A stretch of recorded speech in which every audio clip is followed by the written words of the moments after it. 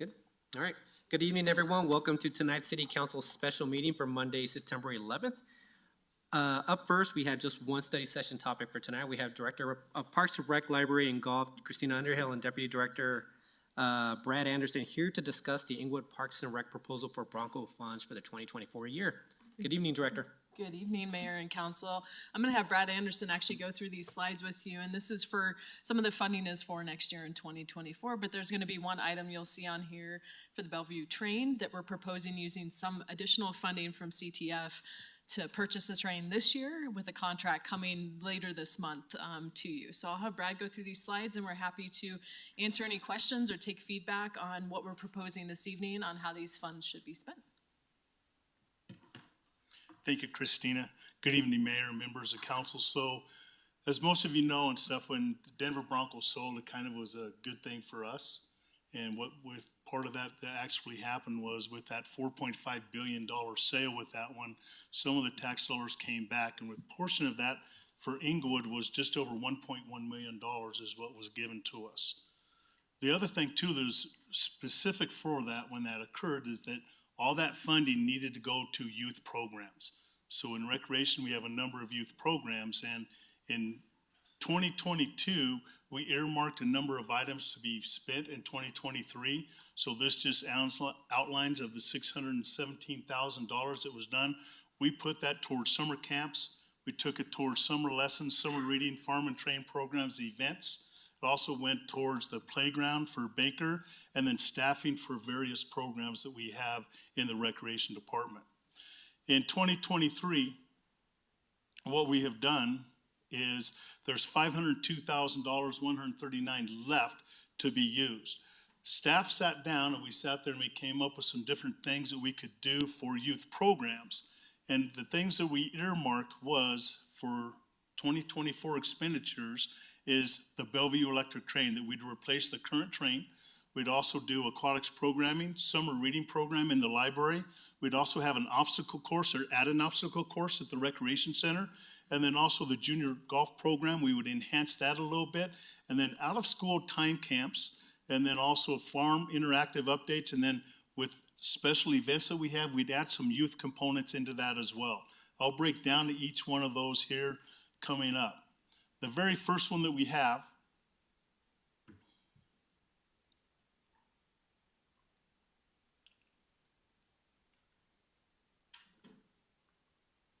there we go, is the Bellevue train. This summer alone, what has happened was there was a number of days that we were unable to operate the train. What happened was there were some mechanical failures along with it that took couple times 2 weeks in order to get those things repaired. The train is over 30 years old. It's seen its better days. With the cost of a new train, and we had changed from a gas-powered train to an electric train, the cost is just over $492,000. With that, with the Bronco funding, we would like to propose that we would take $320,000 of that and purchase the train along with CTF funds. We have funding in there which accounts to just over $172,000. With that, there's some different things we do as far as a deposit and everything, but the most important thing that we have is it takes about 8 months to manufacture a train. So it starts off, it'll take 8 months to have it, then they bring it in. The other thing with it is it'd still be the same size. There'd be 2 coaches with the electric train portion of it. And then also the nice thing about it is it's ADA accessible. There would be a ramp so that we could have ADA accessibility onto the train. We were excited about that as well. Other things too is aquatics programming. The thing about aquatics programming, you sit there and I don't know if you know the statistic or not, but drowning is the second leading cause of death amongst children between the ages of 1 to 14.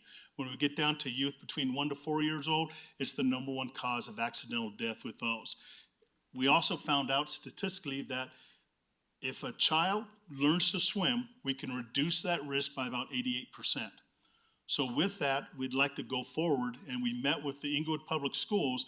We would like to provide swimming lessons for the 3rd graders and also for the 4th graders. Wanted to expand that just a little bit more, and we would actually offer swimming lessons to the All Souls, 3rd and 4th graders. We'd also offer it to the homeschool kids. And then it would be actually a voucher program so that we'd be able to offer those swimming lessons for the children all the way, all summer long, or not all summer long, but all year long. It'd be during the school year, and also we could carry that over into the vouchers so we would meet the needs so they'd be able to make it to the recreation center or to Pirates Cove for the lessons. The other programs we're looking at is the summer reading program. The library has got a very good summer reading program. We're very proud of it. But we'd like to also enhance that a little bit, and by enhancing that, we would actually bring in some more performers to have the summer readings come up and be performed, have a performer give special days for them.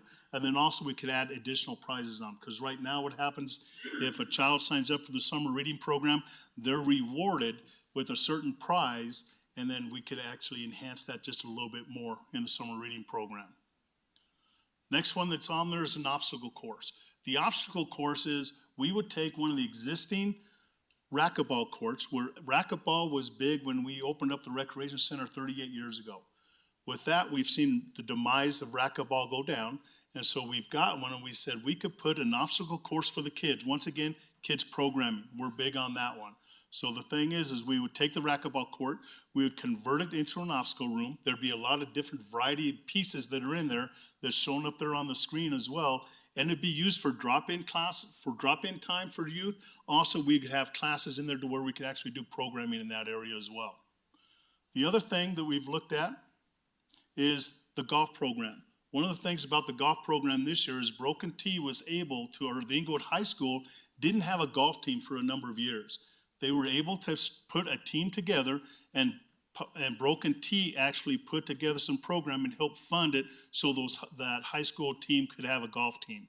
The thing about it is we'd also like to put a STEM golf program in there to teach the kids about what it's like to grow turf, how to maintain turf. So it's an educational component that a lot of players don't understand, or they don't even take a second thought about it. The other thing too is we'd allow the Englewood golf team to use green fees and then also to use the driving range. The other thing too is the first tee we'd be presenting to the Englewood schools is what we'd do with that money. Then the out of school time camps. So we know the kids are out of school during the summer times, but there's also a lot of downtime that the kids have throughout the year. Spring break, fall break, different days off and everything. What we would do is enhance those on-site days we'd have. We would have educational guests. We'd have the Mad Science do a special program with it. We'd have animal shows, art instruction. So those are some of the things we could do with that too. We'd purchase specialized equipment for both those on-site days during the season, then also during the summer camp program. And then we could also expand the field trips. One of the big draws that we have for the kids coming in the summer program are the different field trips that they get to do throughout the summer. Then the Bellevue Farm, we could add an interactive component to that one and have educational times for those. We'd take small groups of children and we could actually teach them about certain animals that we have at the farm during the summertime. The alpacas were a big hit this year. We have pigs up there. We have turkeys. So we could actually teach kids educational about different various animals that we have there. We'd have painting parties to where we actually would take a animal out of the farm, sit it outside of the farm, and they could actually draw that actually. This money would help pay for the supplies for those kids to do those drawings. And then also excited about, we came up with something different, had a tween volunteer program. Tween volunteer program, we're excited to give a kid something to do that's not yet of age to work at the farm. And then that's one of the things we could also sit there and hopefully bring in kids, and they could be our future employees as well. And then the events. I mentioned a little bit when we started off a little bit is our special events are very special here in Englewood. And the thing we'd like to do is grow that just a little bit more by adding more youth events as too. So various events, we'd add that youth component to that one. We could have free crafts that they could do with a lot of the different special events. And then we'd have youth-related performers going on is what we'd like to do with those too. The spending breakdown that we have of that just over $502,000 is for the Bellevue electric train. It'd be just over $320,000. The aquatics program to do those learn to swim lessons would be about $30,000. Swimmer reading program, that would be a total of $15,000. The obstacle course at the recreation center to convert that racquetball court, $36,000. The junior golf program to do the high school program and everything, that would be about $10,000. Out of school time camps, $25,000. The farm interactive update, $20,000, $25,000 for the youth activities that are at the special events. We also realized that the cost of goods, the cost of programming, everything else kind of goes up and stuff. So what we kind of did was put down there, we put a little over $20,000 in there as a contingency fund, so we could actually make sure that we're not short on a certain part of the activities that we would put into there. So that's kind of what the Recreation Department had. We would love to hear your feedback, any guidance that you have, and with that, I'll turn it over to you guys. Deputy Director, thank you very much for that. Member Woodward, you have the first question. Okay, I have a couple questions here. Do you know what what gross and net income for the train is per season? Yeah, I believe it's right around $200,000 is what it's running at. So in less than 3 years, we'd have a payback. Yes, we would. Okay, and the color that you keep showing on these over the time has been this green color. Do we have a choice with that? Yes, there are other colors that we could select from the vendor. I mean, if we went back to the red. The red and the green that's in there too? Sure. Well, the red that it currently is. And then just one other item. In the summertime, you would remember that we used to have events, or not events, but something for the middle school kids at the rec center. Number of rec centers had them. South Suburban had them going on, and we had ours, where parents would do a drop-off and the kids would all be playing. We don't do that anymore, do we? Yeah, we did the Kids Night Out is what that program was, where we established. Part of the thing that happened is once we get into those teen programs, it's very hard to program. They died down, but that is part of the package stuff that we're looking at doing is to try to revitalize that one. I know staff right now are looking into that as far as having something going. Great. That type of programming. Yes. Good. Thank you. Thank you. Member Noonenkamp? Thank you, Mayor. Excuse me. Thank you for the presentation. It's clear that we are doing a lot. There are a lot of existing programs for us to amplify, which is really exciting to see. But when we get a source of funds like this where it's one lump sum, I am interested about the decision process between putting it towards a couple larger expenditures versus the decision to kind of spread it out across lots of smaller expenditures. Can you explain your strategy, and were there other opportunities like the train or the obstacle course where there are bigger projects to put something towards this? Yeah, one of the biggest thing when staff sat down is we wanted to see if we could distribute that amongst all the different activities that we have. The biggest thing that came up was the train. And that was a large expenditure that we had, and we knew that that was something that we needed to definitely go after in order to keep running that piece of equipment. And also it is part of the big thing for our Holiday Express in the wintertime. We didn't really earmark anything, to be honest with you. I think this is one of the things that we looked at. You know, you're aware that we were looking for a bond initiative this year. And we had some bigger things earmarked for that one. But we sat there and looked at it, and we didn't want to take away from a lot of the different programs. It's something we could have something for everyone, for all the youth and stuff, instead of just singling out on two different things. I appreciate that, and I really appreciate the explanation. And there's definitely, I think, an opportunity to kind of spread the wealth. From my perspective, because we come into large sums like this semi-rarely, quite rarely, I would say, it's much more challenging for us to find a larger amount to fund a bigger project all at once than it is to, plus up a budget by $10,000 or $20,000 here or there.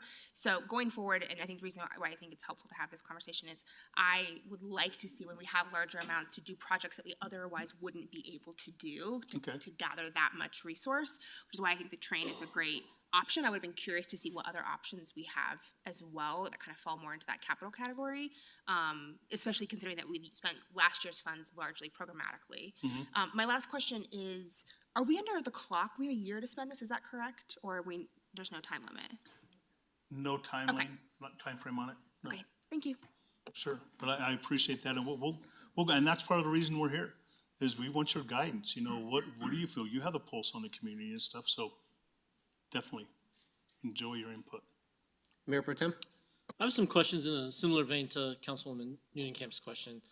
In regards to youth programs like the summertime activities, from time to time I hear from constituents about years past, and I can recall even as recently as, 2012 or 2013, the cancellation of some of our youth programs like day camps and other similar things due to either lack of funding or lack of staffing. So my first question is, how do we know that we will be able to staff these program enhancements? And my second question is, how do we intend to sustain them into the future when we're dealing with one-time funds? Yeah, I think one of the things is, great question, to where, what's our guarantee? We don't have a guarantee. I don't have a crystal ball. I wished I did. It'd be a heck of a lot easier to program those things. But as far as reaching out and having a program to where we have a lot of different excursions, we're bringing special speakers, to make it exciting so that we can be competitive. It used to be back in the day with Englewood, with the summer camps, that the demographics were just a little bit different, and now they've changed a little bit to where there's more opportunities for the campers to go somewhere else. So I think it's one of the things we need to make something attractive to have the people come in. One of the things is a great question too, is how are we going to sustain that? We have this funding, and then all of a sudden in 2025, this funding is gone. I think as a department, we sit down and we come up with ways to do it. Maybe we take a little bit from the CTF funds. We earmark that more towards those types of programs and stuff. So it's something that I don't want these items to, once we have them up and going, to where now all of a sudden we run it for 1 year and that's it. I've already challenged the aquatic staff to sit there and say, okay, now we have these youth learn to swim programs for the Englewood Public Schools. I said, I want you also to come up with a way, how can we continue that throughout the years, look for grants and other opportunities like that. Thank you. Member Anderson and then Member Plonick. I was just thinking about the train. I may have missed this. Did you say how much it would cost to do necessary repairs on the current train, or is it not possible? Well, right now, for this year alone, for the train, we're looking right about $30,000 is what we're having to spend to keep the train running, and then also for the track as well. Is that an annual thing, or is that just It seems to be going more and more higher each year is what it is. I think we're spending a little bit more this year than what we did last year. I don't have that exact figure in front of me, but I know it's going to be right around $30,000 this year. And what is that $30,000? Is that for all maintenance and gas and everything it needs, or is that? No, that's just for repairs to keep it running. repairs. So when it breaks down, the cost that we're having to do to put that on, it's the cost to get the train back on the track. It's the cost to make sure that the track is within the proper gauge all the way around. It's replacing the ties.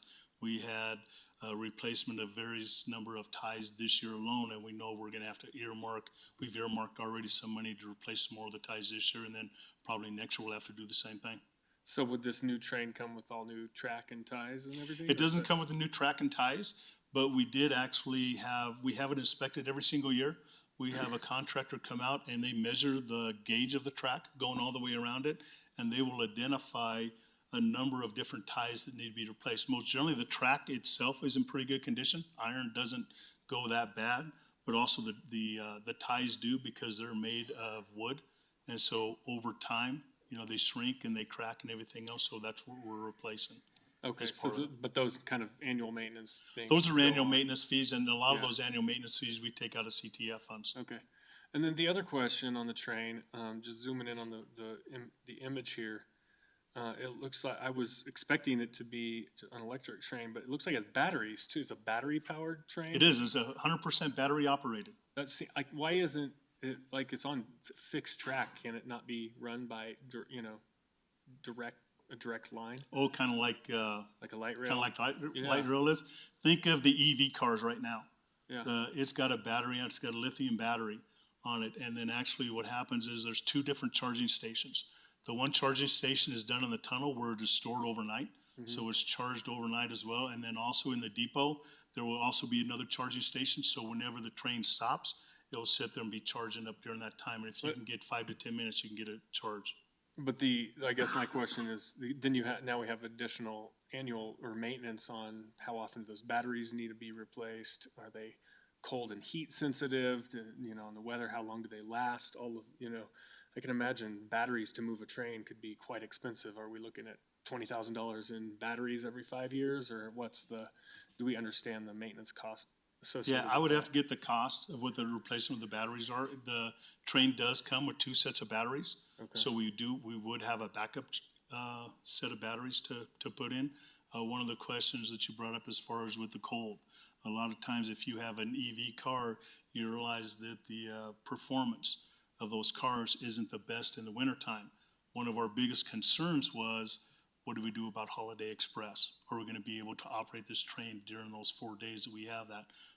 The manufacturer assured us that we can. It'll just take a little bit more charging and stuff, and so we make sure that in between each one of the runs that the train sits there for about 10 minutes, and that's usually about the time it is by the time we unload and load the train back up. Okay, yeah, I guess on the electric, I was just wondering if they make a train that's, connected directly to electricity rather than having that extra battery expense. So. Yes, I'm not sure, but the 2 companies that we looked at for this type of model and everything, I didn't see any of those things when we were researching them. Thank you. Member Kolnick?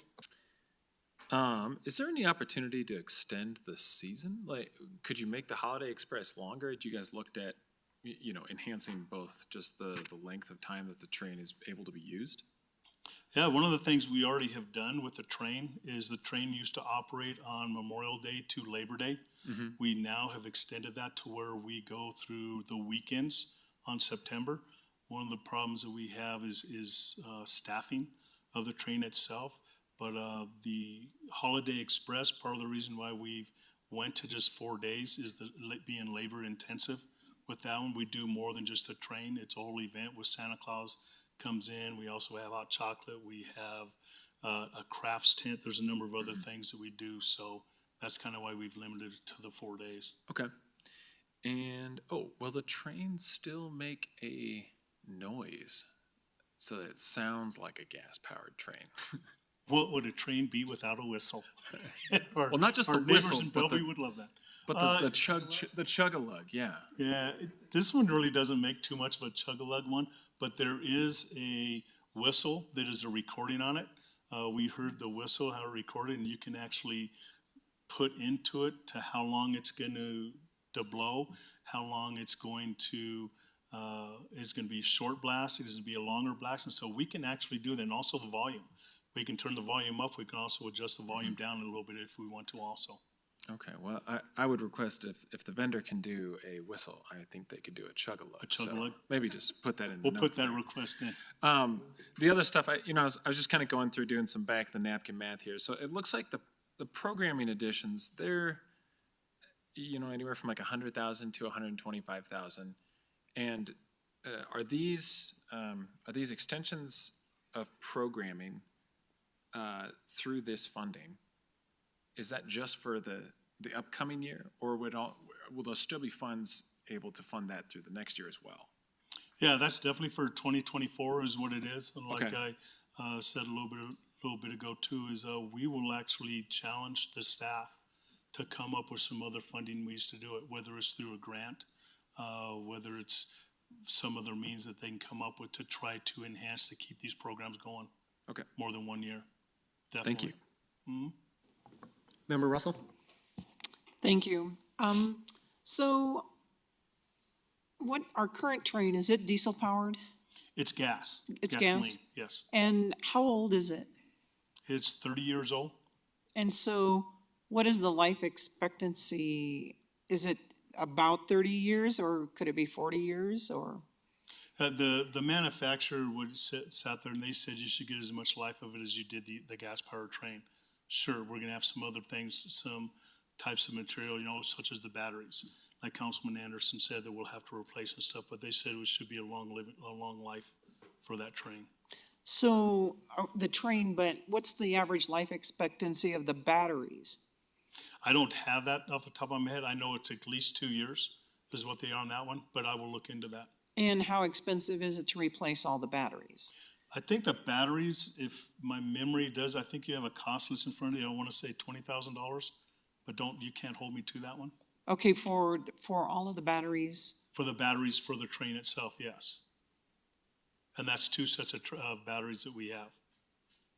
okay, so did we do cost comparisons to, I mean, 20,000, that, if, let's say it is 20,000, every 2 years, we could be spending 20,000 just to replace the batteries. We're going to have, the tracks are gonna have to be replaced either way. So that'll be normal maintenance, but, so if every 2 years you're spending 20,000 on the batteries, over a period of 10 years, that's $100,000. So I'd just like to make sure. So the expected life expectancy of the battery is 10 years. I apologize for that. Okay, so 10 years, is that running the train every day or the same use as we have now? It's for the seasonal one, but also the manufacturer operates a number of trains across the United States that run year-round, that they have a better climate than what we have. Okay, all right, thank you very much. Thank you, Deputy Director. I too will want just additional information on the batteries themselves.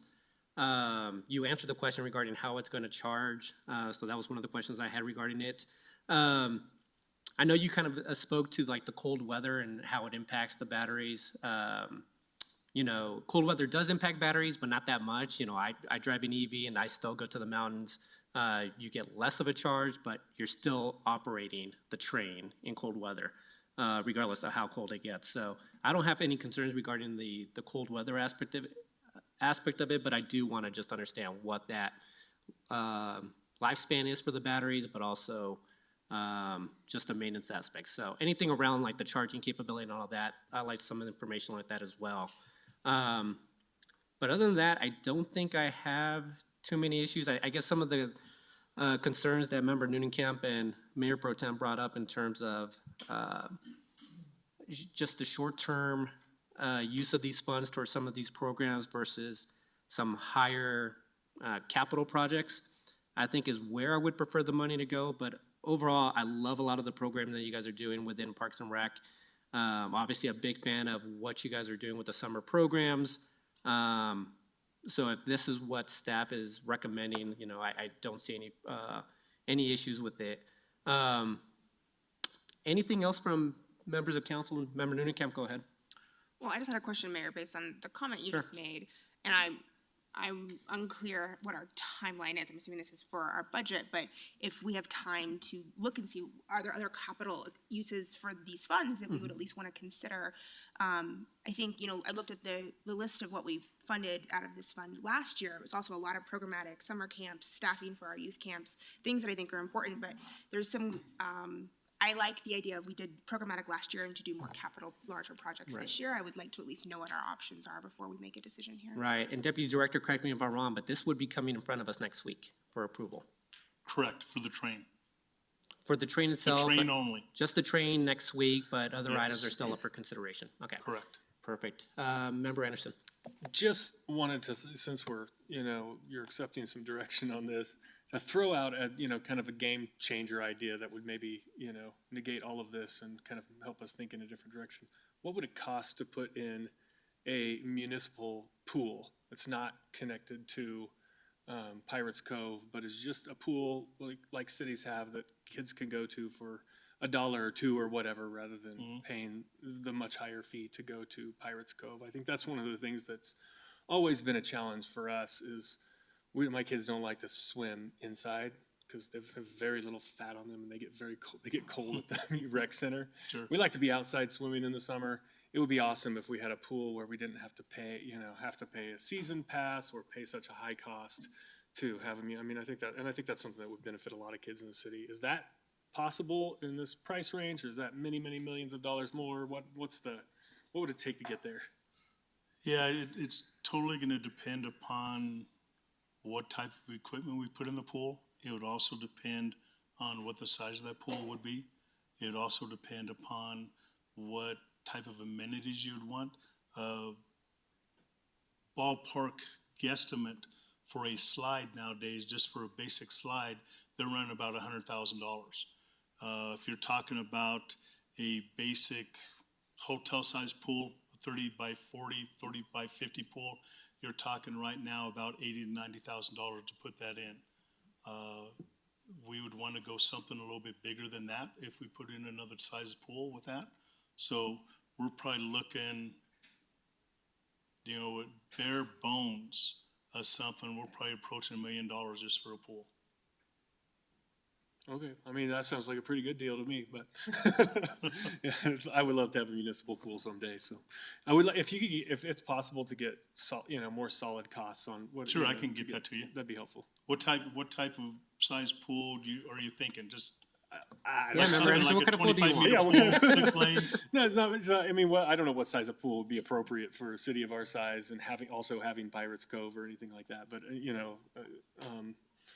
something, whatever size Okay. pool we think would be appropriate is, I guess, the right way to Like cost that. something the size of the competitive pool right now, Yeah, yeah, yeah, but just probably so. different depths and everything. Yeah, or yeah, whatever. exactly. Mhm. Okay, 25 meter, 6-lane pool, we can get that. Yep, We can okay, get to thank it. you. Thank you, Member Anderson. I'll just chime in. We visit Harvard Gulch swimming pool quite often during the summer, and so that to me, there's no slide. It's just, we pay $1 for my son, and then I think it's like $4 for me. But I enjoy that pool. So for that reason, being outside and just provides exercise. So, Member Woodward.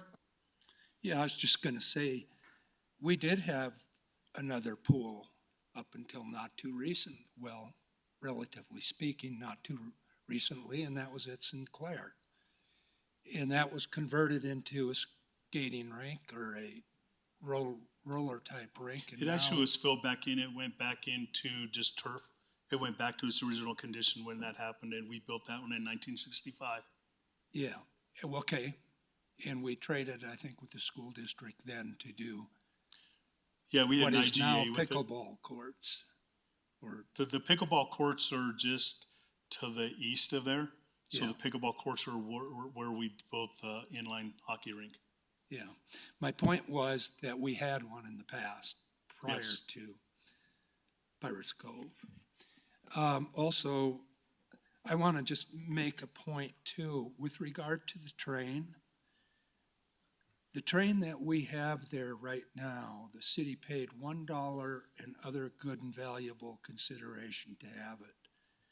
The City of Englewood has had a train going back to, or I should say trains, City Park, which is kind of where we're sitting right now, many, many, many years. And there's at least 3 trains, I believe, that were here, that were provided by the Englewood Lions Club, including a swimming pool, a big municipal swimming pool, and the train that's down at Bellevue Park now. But I believe it was 2010 or 2011 when the Lions Club donated that basically to the city. Thank you. Thank you, Member Woodward. Mayor Pro Tem.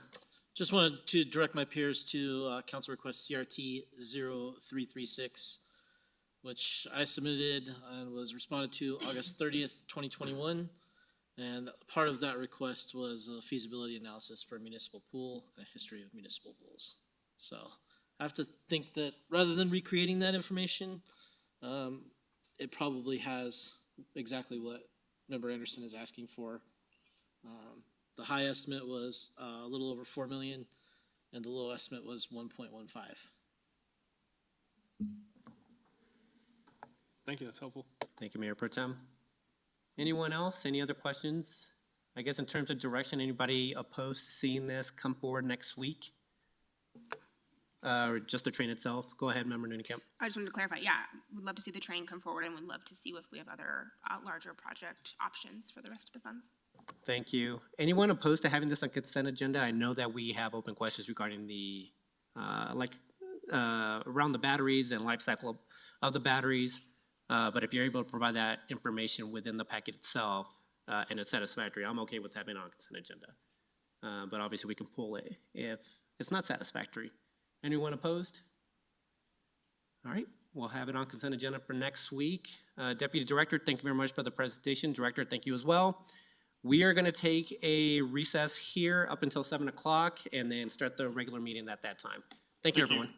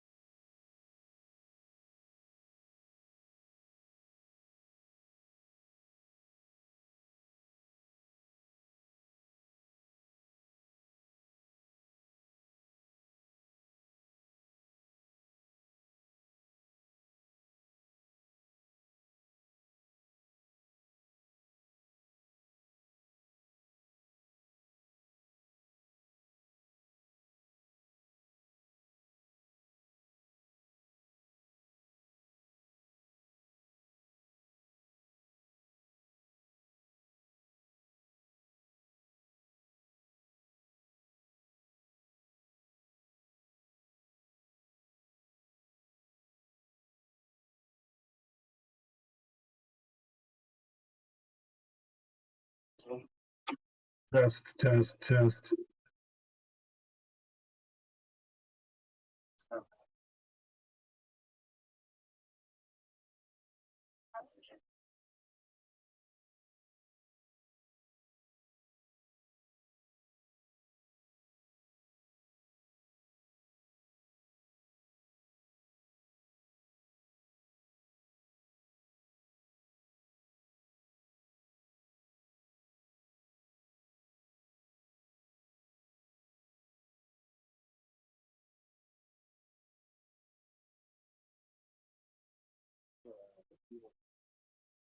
Test, test, test. Test, test, test. Test, test, test. Test, test, test. Test, test, test. Test, test, test. Test, test, test. Test, test, test. Test, test, test. Test, test, test.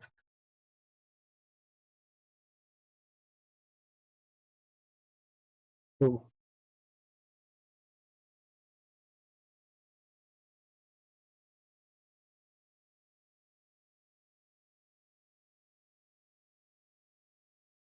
Test, test, test.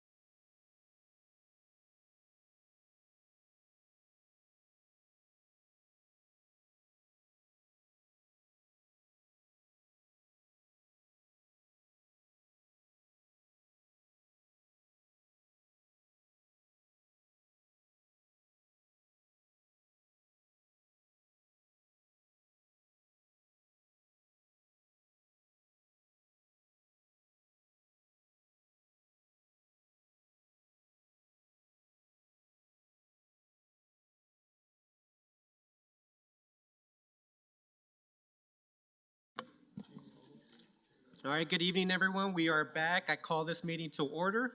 If you're able to do so, please stand for the Pledge of Allegiance.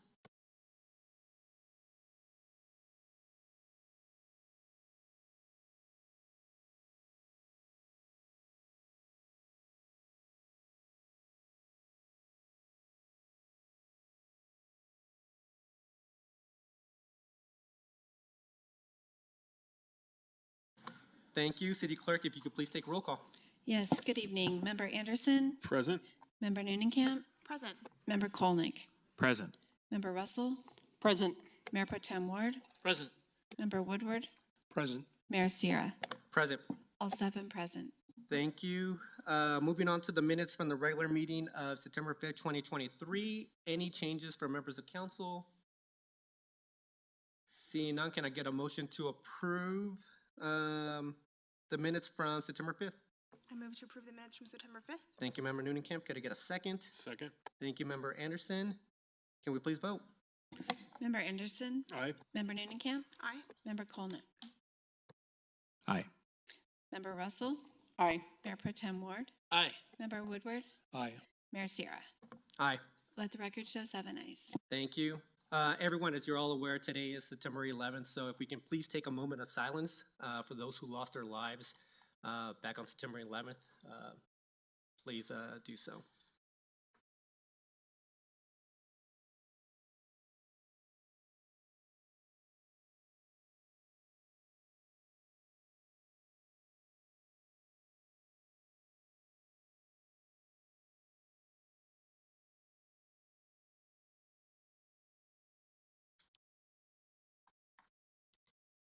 Thank you, everyone.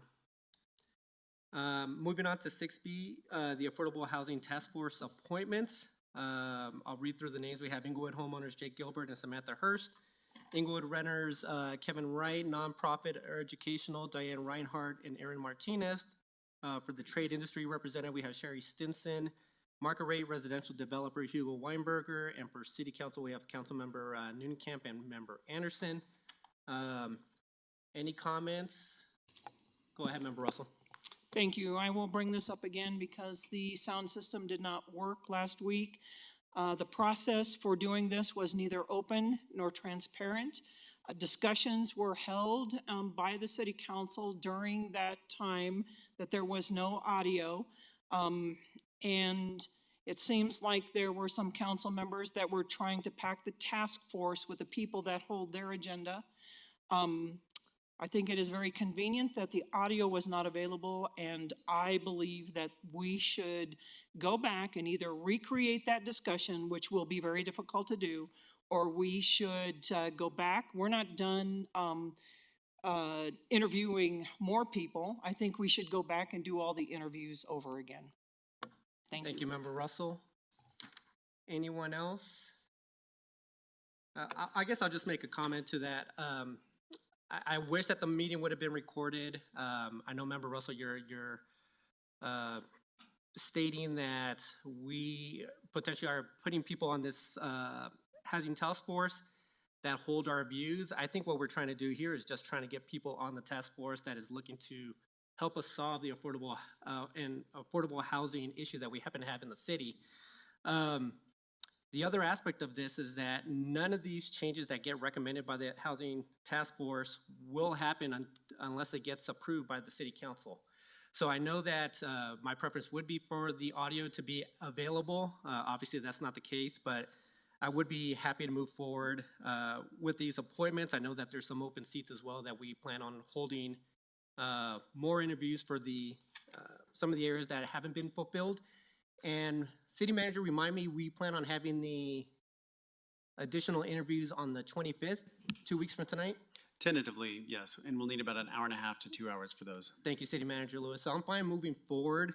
I guess the one change that I may potentially want to make, and I know that I was in favor the other evening on this, but I would like to just reopen all the renters for the Affordable Housing Task Force. Obviously, what I'm looking to do is just I want people to come into this looking for solutions to the problem, and not necessarily just thinking that what we're doing today, status quo, is enough. So I'll be happy to just open this up again for the renters as well. Go ahead, Member Nunekamp. Thank you, Mayor. As the council may recall, we did not have as many renters apply initially as we had spots, but I do believe that because we reopened it, we do have several more applicants. So I would be in favor of looking at all of the pool of applicants together on the 25th. Thank you, Member Nunekamp. Anyone else? So go ahead, Member Russell. I see you're leaning. So were you suggesting that we look at all of them or just the renters? I would be interested in looking at the three categories where we didn't have a full pool to choose from. So I believe that's renter, business owner, and affordable housing developer. And not doing any appointments in those areas until we look at all the applicants together.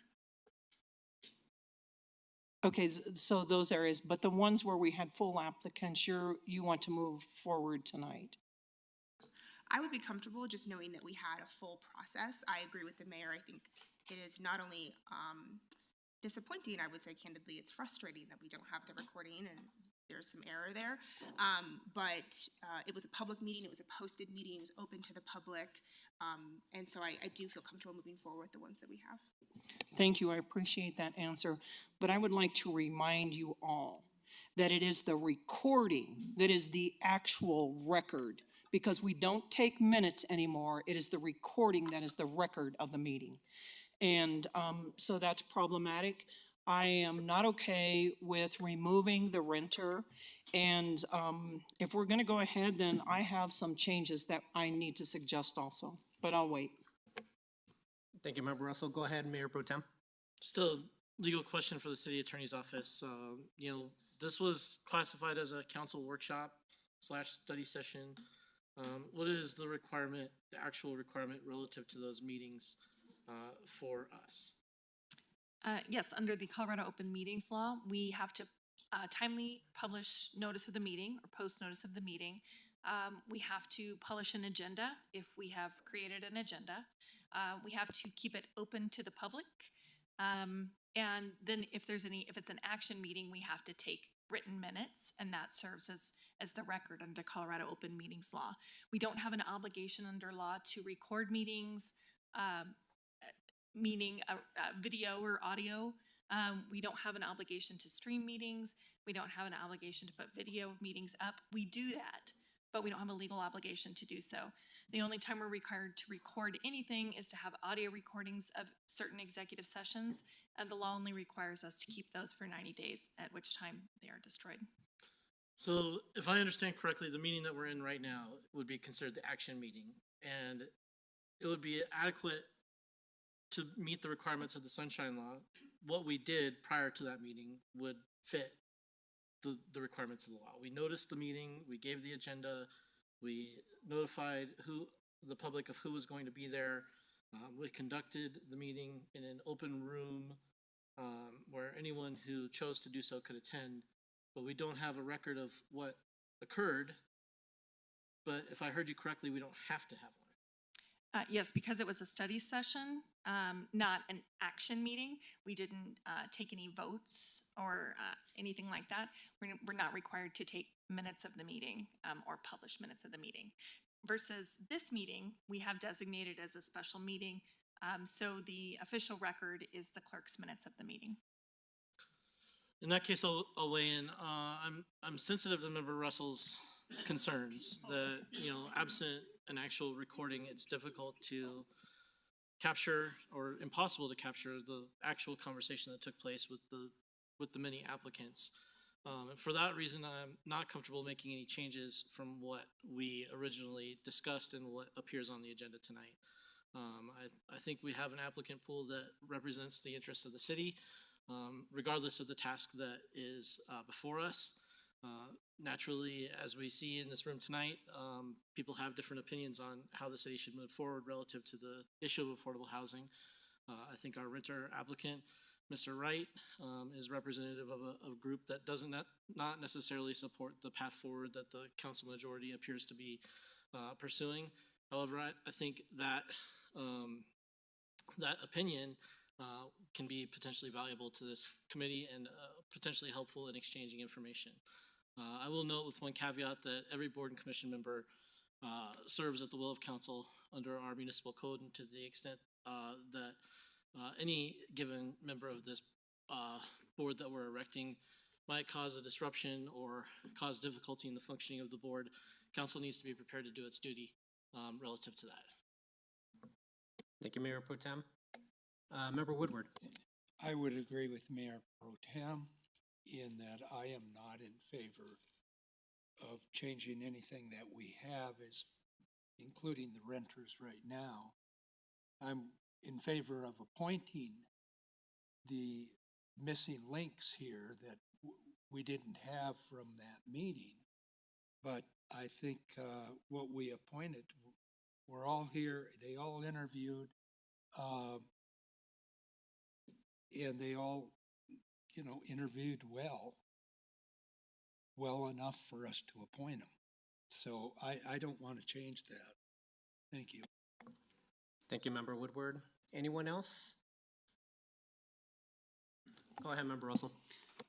Actually, there are two people that I think that we need to consider, because I was doing some research on Proposition 123 grant money, and some of the things that were discussed in my research on that was land trusts and some other things. There were two applicants that were homeowners that had the ability to address those issues, and I believe that two of the applicants that were homeowners came prepared to actually address things that this committee will be signed to move forward with, and I would like to make two changes on the homeowners.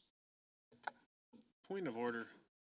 It seems we've kind of floated into discussion without having a motion on the table, and now we're adjusting appointments. I feel like the appropriate approach here, according to Bob's Rules of Order, is for somebody to make a motion for appointments, and then we make amendments after that.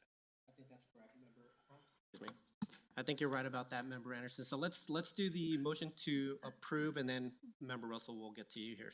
I move to approve this slate of appointments for the Affordable Housing Task Force as written in the agenda. Thank you, Member Anderson. Could I get a second? I'll second that. Thank you, Member Woodward. Back to you, Member Russell.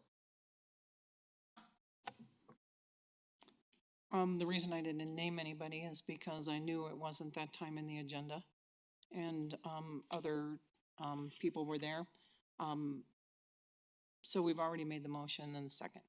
I would like to change the two resident homeowners to be Stephanie Brooks and Rick Emmelheinz, because I believe that they were far more prepared in their interview than the other two.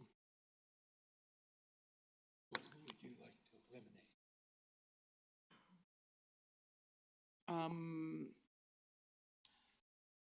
I'm not, Member Russell, you're just saying. I have would those like as to a- replace both, one with Stephanie Brooks and one with Rick Emmelheinz. Thank you, Member Russell. All right. Is that a So that's a motion? motion to amend, correct, Member Russell? Motion to amend. Thank you, Member Russell. Could I get a second? I'll second it for, I'll go ahead and second. Any comment?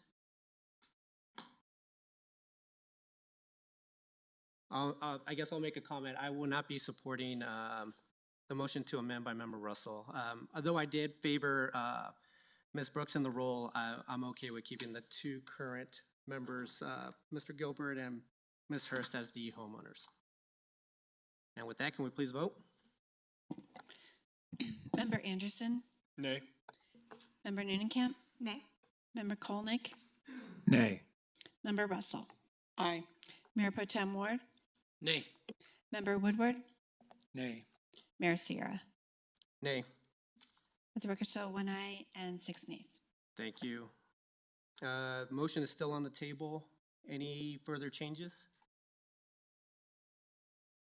I'll make the motion. I do make the motion to amend to remove Mr. Wright from the renter, and then just reopen it up after the interviews on the 25th. Could I get a second?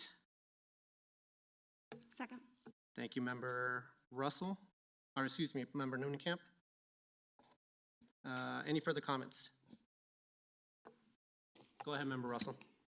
I will not be supporting that. Thank you, Member Russell. Member Anderson. I'll be supporting this, and the main reason is because I had asked to appoint Steve Yates for the business owner, even though he was kind of slotted in under the homeowner's spot. And the response was, we'll reconsider, if no council supported that, they wanted to consider him along with the others. I think it only makes sense to consider for opening something back up to, be consistent and consider all of the applicants at the same time. So for me, this is not a no on Mr. Wright. It's just a process thing that he should be considered along with the slate of renters. Member Noonan-Camp. I concur with Member Anderson on just the process. I would like to see all the renters together because I think that's how we saw the homeowners, that's how we saw some of the other applicants all against each other within their pools. And I would just underscore, we need very strong diversity on this task force, both in demographics and lived experience and in ideological diversity and philosophical diversity on how we solve these issues. So by no means do I think that we should appoint all people with the same perspective of how we solve these issues, but I would like to look at each pool together. Member Woodward. Yes, I would agree with Member Noonan-Camp on we need somebody that's looking at a lot of different issues, and Mr. Wright was looking at a lot of different issues. He talked about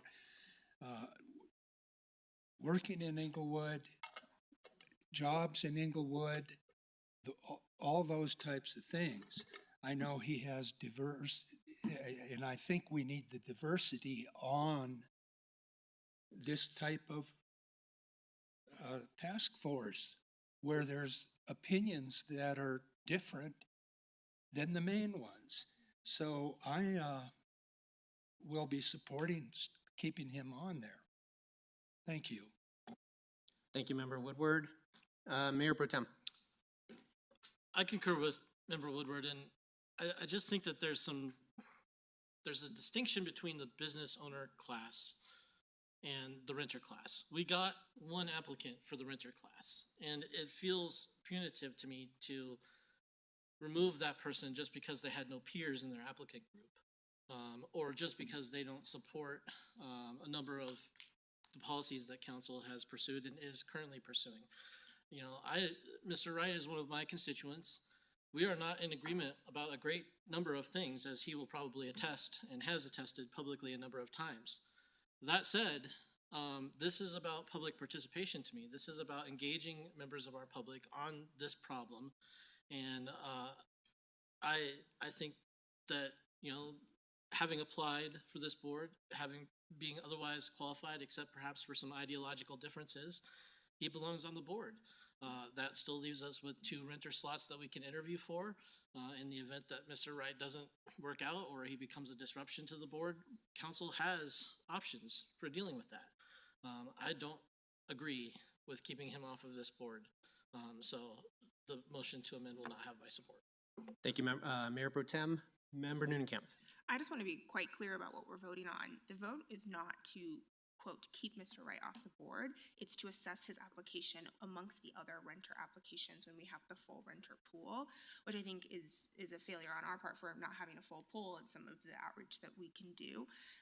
So at the end of the day, he very may well end up on the task force, but I would like us to assess all of them together versus making a decision on one and then not having the others. So that is what we're voting on, just to be very, very clear. By no means is he out of the process.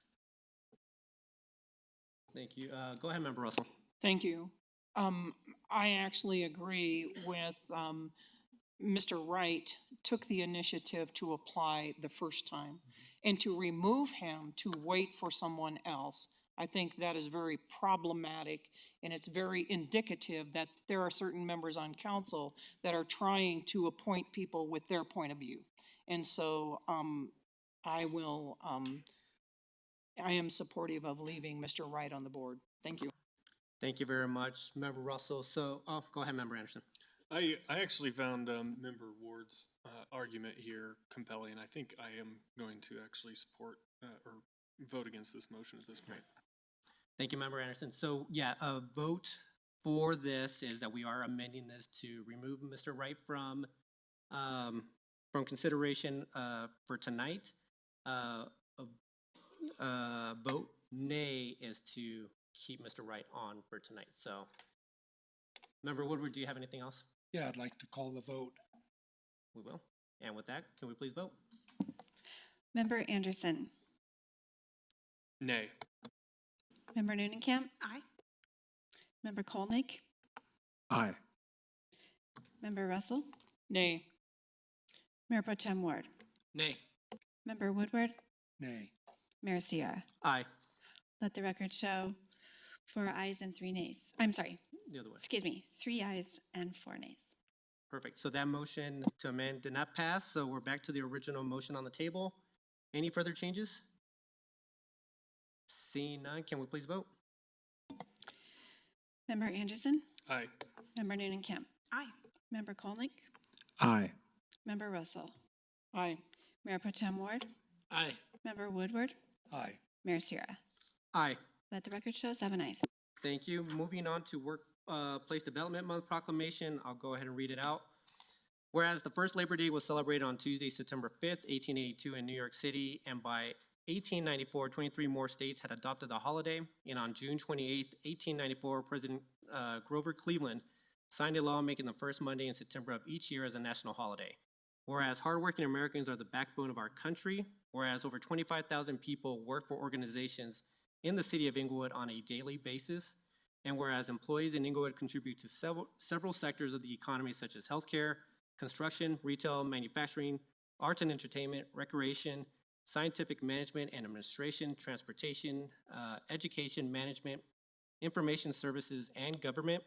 Whereas the city of Englewood has invested in programs to improve and increase workforce development and training programs in the city, such as investments in Bridge House Ready to Work and Cross Purpose, and established goals in the city's strategic plan related to workforce development and job training. And now therefore be it proclaimed that I, Othaniel Sierra, Mayor of the City of Englewood, and the City Council hereby proclaim September 2023 as Workforce Development Month in the City of Englewood, and urge all citizens to recognize and celebrate the contributions of members of our workforce to keep our economy moving and making our city, region, state, and country strong. Thank you very much, everyone, and we're now moving on to recognition of scheduled public comment. Mayor? I'm sorry, go ahead, Member Woodward. From last week, we had 2 more proclamations that weren't on the agenda, that weren't included in this one. C, D, and E, was what was on your agendas? So the reason why we pushed those is just because of the length of the meeting tonight. Those weren't time urgent, so we were gonna bring them back forward next week during our regular meeting. Okay, So that's we, an explanation that we didn't have. yeah, so that's the purpose for leaving them off for tonight. This one was a little bit more urgent just because of the date, I believe, so. Great, thank you. Thank you, Member Woodward. Anyone else before we move on to scheduled public comments?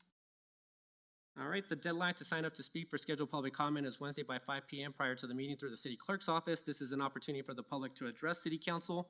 There is an expectation that the presentation will be conducted in a respectful manner and council may ask questions for clarification, but there will not be any dialogue, and please limit your presentations to 5 minutes.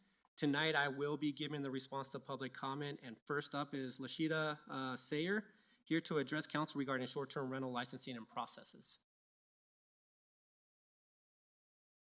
Is Ms. Sayer here tonight? I don't see her name. And City Clerk, could you just remind me, is this just a copy of the people that signed up last week? And So the agreement was that since we had to cancel last week's meeting, we would just bring all of those over to this meeting. And then we also did open it up for additional calls to be on this. And then same for the unscheduled public comment. Perfect. Okay, so we may have some names that may not be in Correct, attendance yes. tonight. Okay, appreciate that. Up next is C.N. Dickerson, an Englewood resident, here to address council.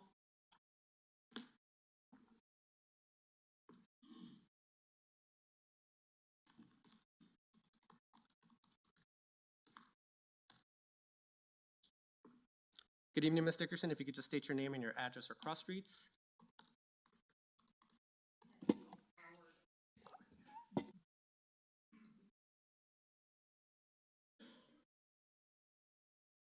I don't think it's working. Hello. Oh, you're there. Okay. Cian Dickerson, Bates Logan. For the past 2 years or so, council decisions have been made by a voting bloc, core of 4 joined at the hip. Individually and collectively, the council majority appears to have as their only constituents city staff, citizens that agree with them without question, the homeless, and unknown future residents. You are willing to violate and override the property rights of your existing constituency to accommodate what you think are the needs, or perhaps the wants, of homeless, or those you claim can't afford to live where they work, even though few people want to, or can, or will live where they work. As a body, you are not transparent, open, or honest, and you seemingly rubber stamp whatever staff and third-party consultants come up with, no matter how illogical or unconstitutional. There are many examples of your individual missteps and inconsistencies.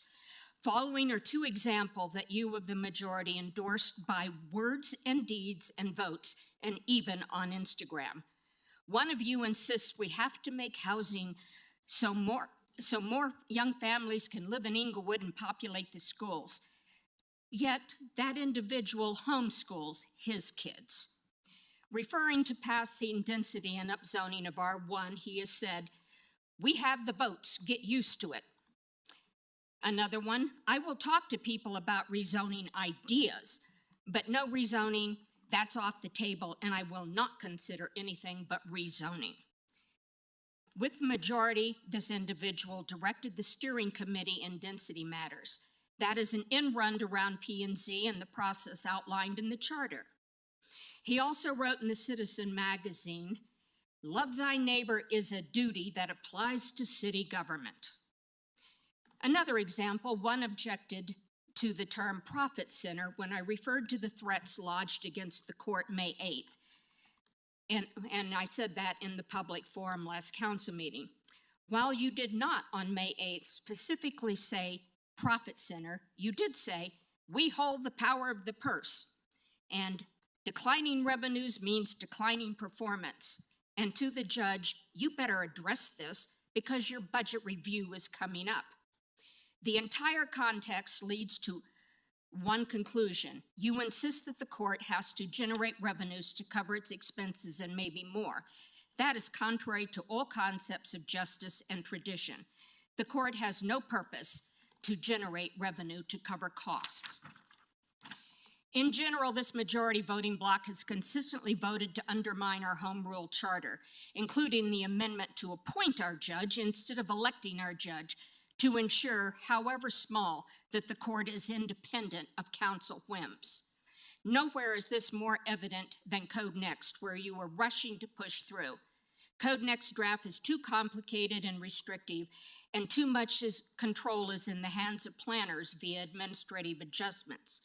The corner lot configurations are not suitable to or compatible with our established neighborhoods and look like businesses or apartments with parking in front instead of yards and trees. The so-called well-established grid system of roads and alleys are not well-established, nor are they consistent. Code Next should be scrapped, not passed, and no affordability committee should be established or appointed at this point. The process has not been transparent or open, and the concept unclear. Why do we need it? What has the voting bloc and/or staff done to warrant it?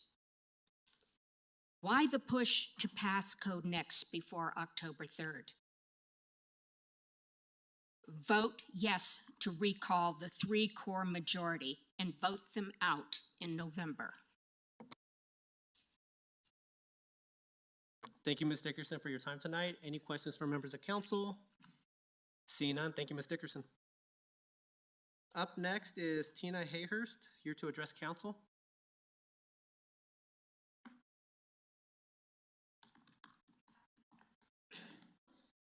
Good evening, Ms. Hurst. If you could just state your name and your address across reach. Yes, my name is Tina Hurst. I'm Executive Director and Founder of Movement 5280.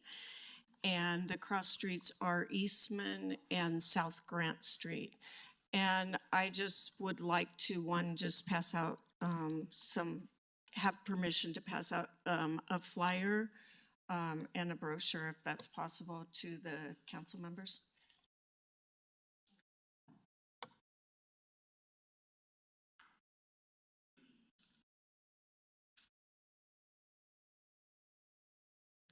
Thank you. I will really be short. I just wanted to share that what Movement 5280 does, and I've been watching the council meetings online when I can, and it just seems to be there's some just misunderstanding and of what we do and who we serve. And so I was asked by several staff members if I would come and just share what we do and who we work with. And so I will be short on that. Our mission, I'm going to read it from the brochure just because this is nervous. Movement 5280 has a mission to provide a family of support to homeless youth and young adults who have aged out of foster care and other at-risk younger and older adults as they transition to adulthood and recover from trauma and life on the streets. And so just to clear up some confusion, we purchased the Englewood Bible Church on 3190 South Grant. We were able to purchase that with a grant that we received for $1.5 million from Arapahoe County and ARPA funds. And I just wanted to share, we've always had a focus of all ages. So we have a special focus of youth and young adults in that we do a job readiness program, and we also have a youth group setting that we do for youth who have been on the streets. But the truth is, because we realized short into what we did that when we work with people, it often means a lifetime of support. And that, you know, I think about it as some could argue that we enable people, but to be honest, all of us probably in this room have a support system. And last week I lost my keys and I was stressed, and who did I call? I called my husband and my mom. All of us have a support system.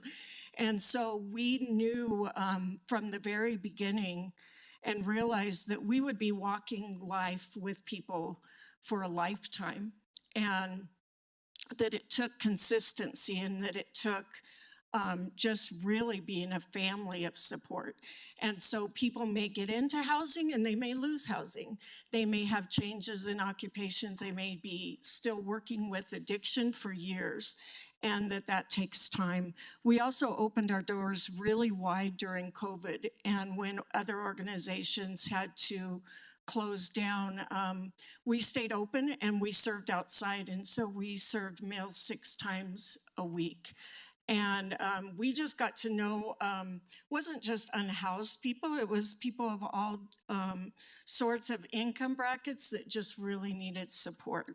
So on the brochure, I just wanted to share that we have 3 programs, and I'll be quick. We do a place that is a day shelter. We do showers, we do clothing bank, we have a food bank, we have assistance with birth certificates and IDs. And we consider that like our Survive program. The Thrive program, we do a job readiness program. So we have about 20 of our young people right now that everything we do, we make into jobs. So our youth actually are the ones that serve the meals and cook the food and do all of those things, set up and tear down. We have mental health services on site because one of our young people got murdered, and we just felt like we really wanted to provide mental health services. The other thing is that we have addiction recovery classes, and we've been able to, in the last 9 months, get over 40 people into housing. And so I share that just to share that if there's any confusion, we also just have many things on site with us. We do a mobile DMV, Arapahoe County Housing Navigators. Dentists come once a month.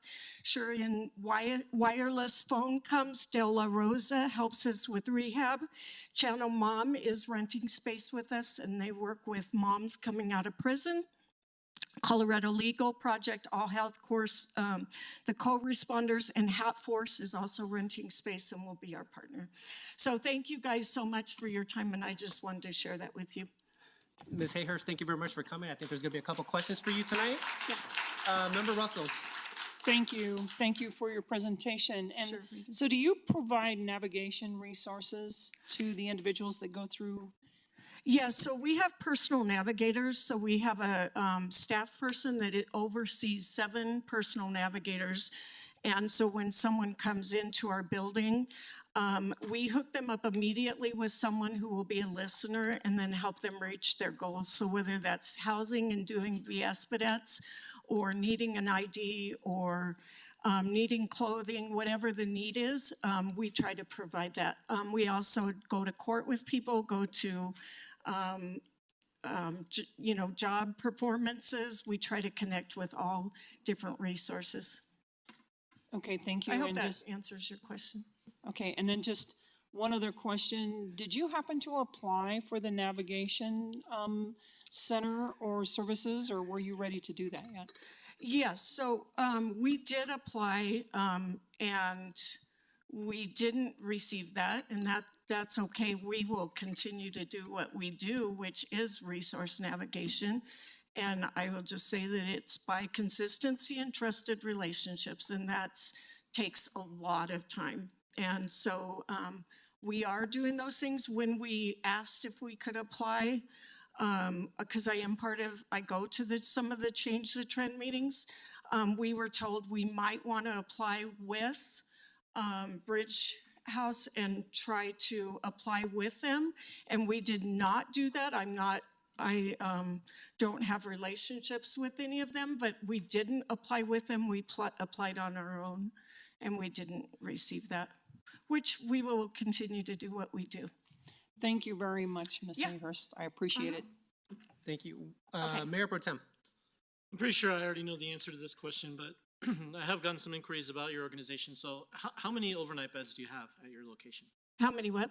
Overnight beds. So we don't have overnight beds right now, but we are doing Corey's House transitional housing. That was one of our requirements of the grant that we received through ARPA funds, is that we provide housing. We will do a single family home model, and our goal is to do men's housing age 21 to 29, and then women's, and then continue there. And our goal is really that we have housing for all ages, because we feel like that is a hard thing. It'd be a supervised housing that is much like a sober living concept, so. But just to clarify, all housing that you provide is off-site from your location? Yes. Thank you. Absolutely, right now. Thank you. For right now, yes. Ms. Hayhurst, one final question. I may have missed this. Do you provide services daily, or are there specific days that you provide services? So yes, we do daily, and it's different programs. 3 days a week we open for all ages anytime. So our Mondays, I'm sorry, let me clarify that. Our Tuesdays and Wednesdays and Fridays are for all ages. So it really is a day center. And that could be unhoused or housed that needs support that we could be of service to. We also have a food bank. We are also open 6 days a week, and we have, meaning that we have Celebrate Recovery, we have a young adult night, we have a food bank for the community, and so we are open 6 days a week. We also have about 40 to 50 volunteers a week, so every day of the week we are working with clients, whether it's at court or it could be any of those things. So, yeah. Ms. Hayhurst, thank you very much. I hope you stay until the end. I do want to say a few words after we get through public comment, but thank you very much for your comments tonight. Absolutely. Thank you. Thanks Thanks for all you guys do. I know this is hard work, so thank you. Thank you, Ms. Hayhurst. Up next is Kathy Naughton, an Englewood resident, here to address council regarding the recall.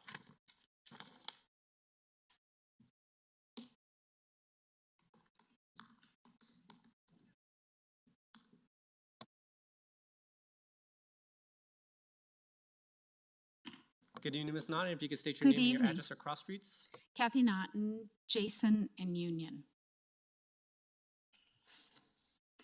Is a mission of truth a lie? I've encountered many people who did not know Joe Anderson was in favor of Code Next and the implications it would place on the city. They did know he loves Englewood, but not enough to protect it from the developers who will be building million-dollar residences, not affordable housing. I spoke at the last council meeting about the people who you lied to, Joe. Their words, not mine. I know one resident to whom you insisted you did not know me. They asked you about your stance on Code Next, which I had explained to them. You did not acknowledge your support of high-density housing, including 3 ADUs on each property. I know you invited me to have coffee, but I would decline because it would probably be the coffee that a number of residents mentioned that you sell door to door with your daughter. This made them very uncomfortable since you are their representative in District 3, and this came from an assortment of sources. Another couple relayed to me that you told them the recall was due to the fact that we did not want people in the city to rent out their basements. You picked a choice location on Lincoln to make this statement, where there are many older upstairs, downstairs rentals in the R2 area. I was trying to recall basement duplexes that currently exist as an issue with anyone who spoke at council meetings. I remember more clearly that objections were about new development of high-density housing, 4 or more unrelated individuals living on the property, 3 ADUs, and the scope of the Code Next proposal, which is current city council's gift to the developers. You forgot to mention those things. I'm pretty sure I live in the city of Englewood since my taxes went up astronomically. I, along with 2 other Englewood citizens and several other people, gathered almost 4,000 signatures for the recall. So you can imagine my surprise when 2 residents told me that Joe said the people who gathered the signatures were hired and were not residents of Englewood. I know there was not one person hired to get the recall petition signed. I guess we can put this on the lie list. I discovered a street of houses with Keep Joe signs. They belonged to people who signed the recall petition and did not want high-density housing. When I spoke to them, I found out that Joe had been campaigning and listening to their objections about being ticketed for weeds and snow. He brought in Sean Lewis, who absolved the street from taking care of the weeds and snow in an area where their houses back up against a very busy street, and rightfully so. This street has been calling the city about the difficult requirement for a considerable amount of time. Suddenly, a council member solves the problem. As one person said, and I quote, "Joe scratched my back, so I will scratch his." Is that called buying a vote? Joe, I talked to some people whom you told you are a Republican. There are others you told you were a libertarian, when in fact you were listed as unaffiliated. With that libertarian status, you said to them you believe that you should be able to do whatever you wish with your property. I have not encountered the extent of deception in any district like I have in 3. I ask you, council members, do you really know the character of your colleague, Joe Anderson, much less his party affiliation? Lastly, one resident listened as you told 3 households that city council would not be voting on anything significant before the election. Is that true? I will quote Nathan Hoag's statement, which opposes the recall of his good friend Joe Anderson in the September 7th Englewood Herald article. Additionally, we are trying to call out and confront any and all lies attached to this recall attempt, Hoag said. There is a tremendous amount of misinformation circulating, and people do not fact check what they hear often enough. I would say I am the one accumulating lies that justify the recall. I've learned so much walking through our city, and I've met so many lovely, intelligent people. The recall is not about the dollars spent, but rather the message to those of you who have not listened to any concerns the citizens have been saying. I hope their intelligence is reflected in a yes vote on October 3rd. Thank you, Ms. Naughton. Members of the public, if you could please hold your applause. I do want this to be a functioning meeting tonight. If we continue to hear applause, I will ask for a short recess from members of council. I will be asking the police to come in as well and just escort those that are offending the ability for all members of the public to speak tonight. So that's the last warning. If I see it again, then I will be calling out names and asking for a short recess. Ms. Naughton, thank you for your time tonight. Any questions from members of council? Seeing none, sorry, go ahead, Member Anderson. I don't have a question, but I would like to ask council for a point of personal privilege. I believe think this is that non- he would have to wait A non- until comment. This is a non-privileged motion, so if council votes and approves me to respond to attacks on my character, then I have the right to do that if council approves of that. I'll reference personal privilege in the rules of decorum in the policy manual. The right of a member to address city council on a question of personal privilege shall be limited to cases in which their integrity, character, or motives are assailed, questioned, or impugned. So I would like to make a motion to allow me to respond to under personal privilege. Thank you, Member Anderson. I'll go ahead and second that motion. Thank you for that. Member Russell, any comments? My comment is, I believe it is okay for a council member to take moment of personal privilege, but I don't believe that in the past we've taken it during public comment itself. We've done it after response to public comment. Right. Thank you. Thank you, I'm Member asking Russell. for an exception to our normal rules because of the nature of the accusations. Members of the public. So with that, I'll make a comment. I will actually vote yes on this. I think just based on the length and the directness of what was said tonight, I think to have that conversation, or at least to provide a reply here in this moment, I think is enough. I don't think we got into this level in the past, maybe once or twice, but based on this, I will vote in favor. Anyone else? Seeing none, can we please vote? Member Anderson, Aye. Member Neunenkamp, Nay. Member Kolnick, Aye. Member Russell, Nay. Mayor Pro Tem Ward, Nay. Member Woodward, Aye. Mayor Sierra. Aye. Let the record show 4 Thank you, ayes Mayor. and 3 nays. Go ahead, Thank you, Member Mayor, and thank you, council. I do appreciate this opportunity to respond to this. These are very serious accusations, and I deny them. They're not true. I don't know who Ms. Naughton talked to. I don't tell people I'm a Republican. I tell them I'm a conservative, and I do tell people I have libertarian leanings. I don't remember all of the accusations, but that's not what I do. I will tell you this though, when I'm going door to door talking to people, I can often tell if someone has been there before me because they are expecting a different Joe Anderson. And they kind of want me to pull off my hat to see if there are devil horns under there because the guy that they're expecting is a really bad dude.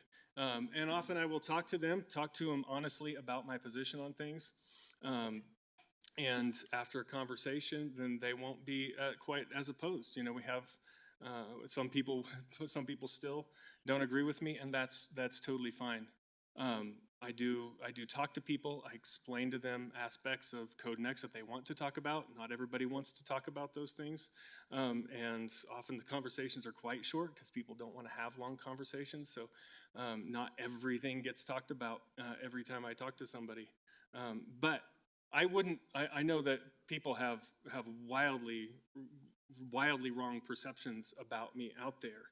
And as I am going door to door, I find that out. And I would just say I wouldn't accuse of anybody of lying about me in the district. I suspect there's some other Joe Anderson out there that they have heard about. And I'm telling you what, if you meet that guy in a dark alley, stay away from him because he has trouble. He might be driving a bulldozer because apparently he wants to tear down all the single family homes and put up apartments. And that is not me. And that's just the way I want to respond to that is I deny these accusations. Thank you. Thank you, Member Anderson. Member Woodward. If we're done with all that, dang it, sorry. If, I just want to bring up that No, actually, right now, we're just asking now questions of Ms. Naughton. We're still going through public comment. we're out of public comment. No, not yet. We still have more public comment. We're out of order on public comment. Sheila Singer was after. No, sorry, Ms. Singer and Mr. Wright, both chose not to speak tonight. Okay, I So- didn't hear that. Apologies, Member Woodward, I should have made reference, but Ms. Singer and Mr. Wright did ask to not be part of public comment tonight. Okay, thank you. Thank you, Member Woodward. All right, and with that, Ms. Nod, thank you very much for your time tonight. Up next is Bob Stevenson, an Englewood resident, here to address council regarding Code Next.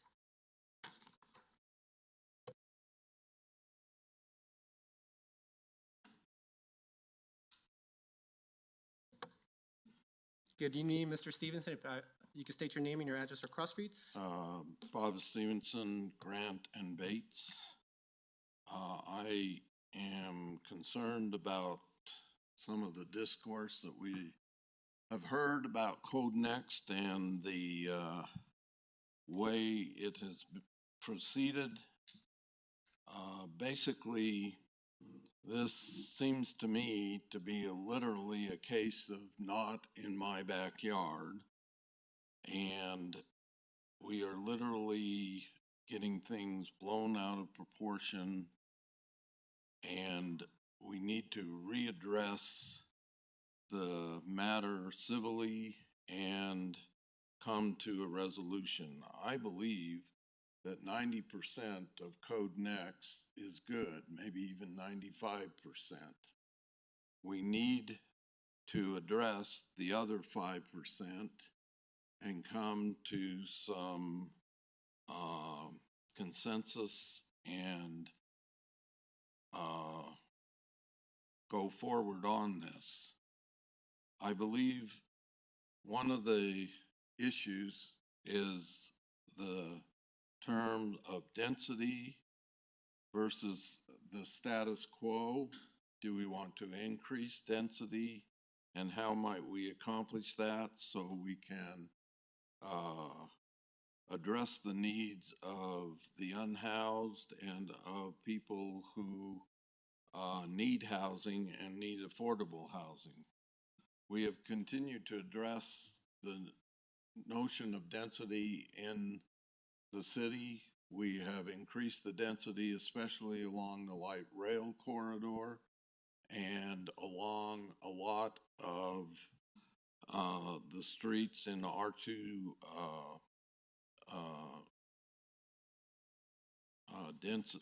R2 zoning. We do not want to approach the density of, say, Capitol Hill or other areas where we can no longer hardly even drive down the street anymore. But we also cannot continue to have the Englewood that we have had for the last 50 years, where we had the neighborhoods of single-family dwellings and nothing else. We need to look at the issue of parking for any ADUs. And I think if we would look at that and make the zoning so that an ADU would require a parking space for those units, that would may help to address the density problem by not allowing as many ADUs in the zoning. We can move forward on this and address the problems if we will just tone it down and talk civilly and try to reach a consensus. Thank you very much. Thank you, Mr. Stevenson, for your time tonight. Any questions for Mr. Stevenson?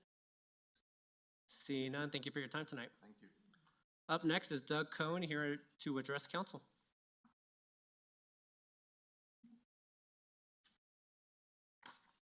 Good evening, Mr. Cohn. If you could just state your name and your address or cross streets. Good evening. Doug Cohn, Marion, and Dartmouth.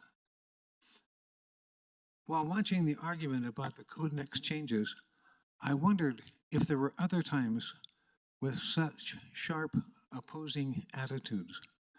I found 3 other times in our history where the fundamental disagreements about the direction that the city should take.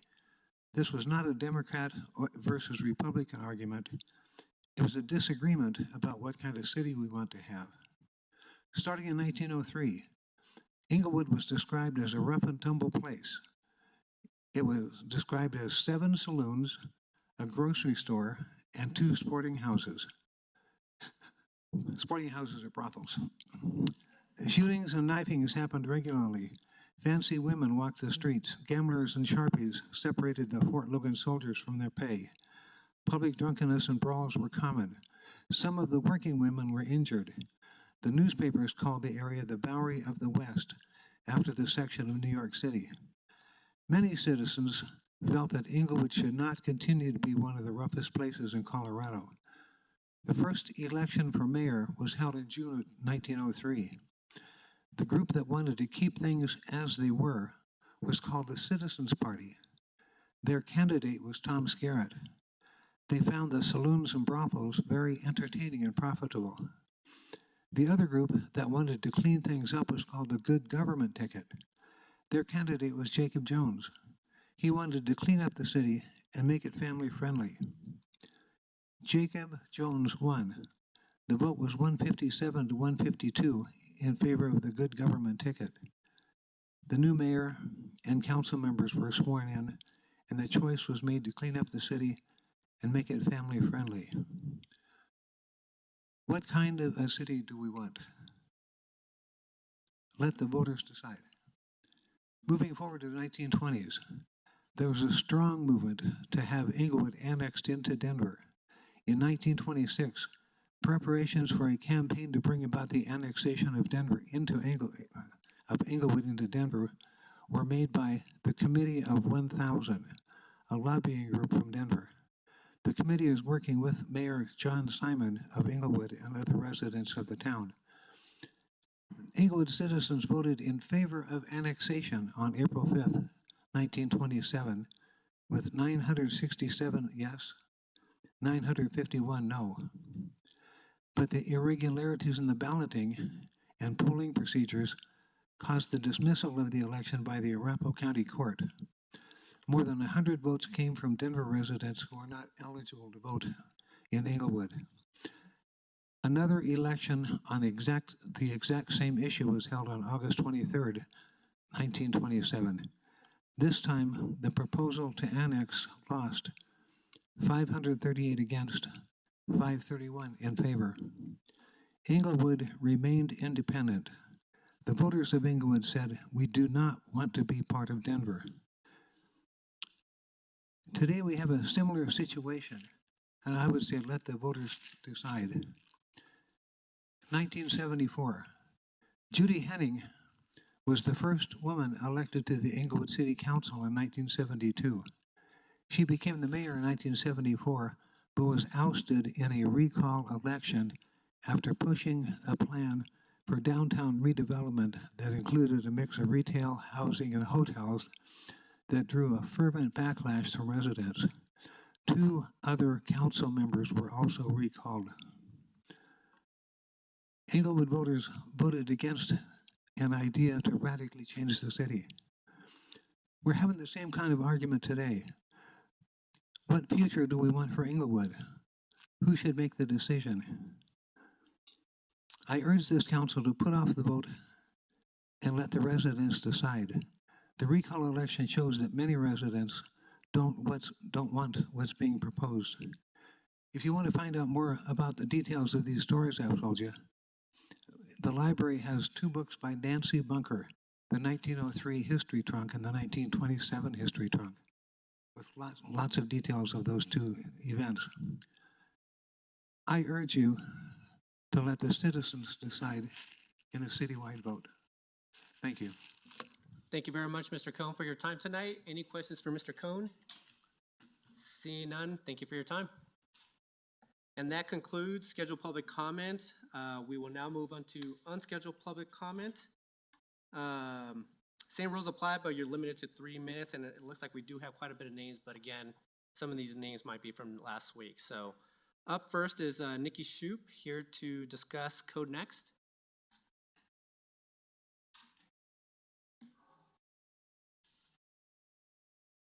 Good evening, Ms. Shoup. If you could just state your name and your address or cross streets. Nikki Shoup, Lincoln and Tufts.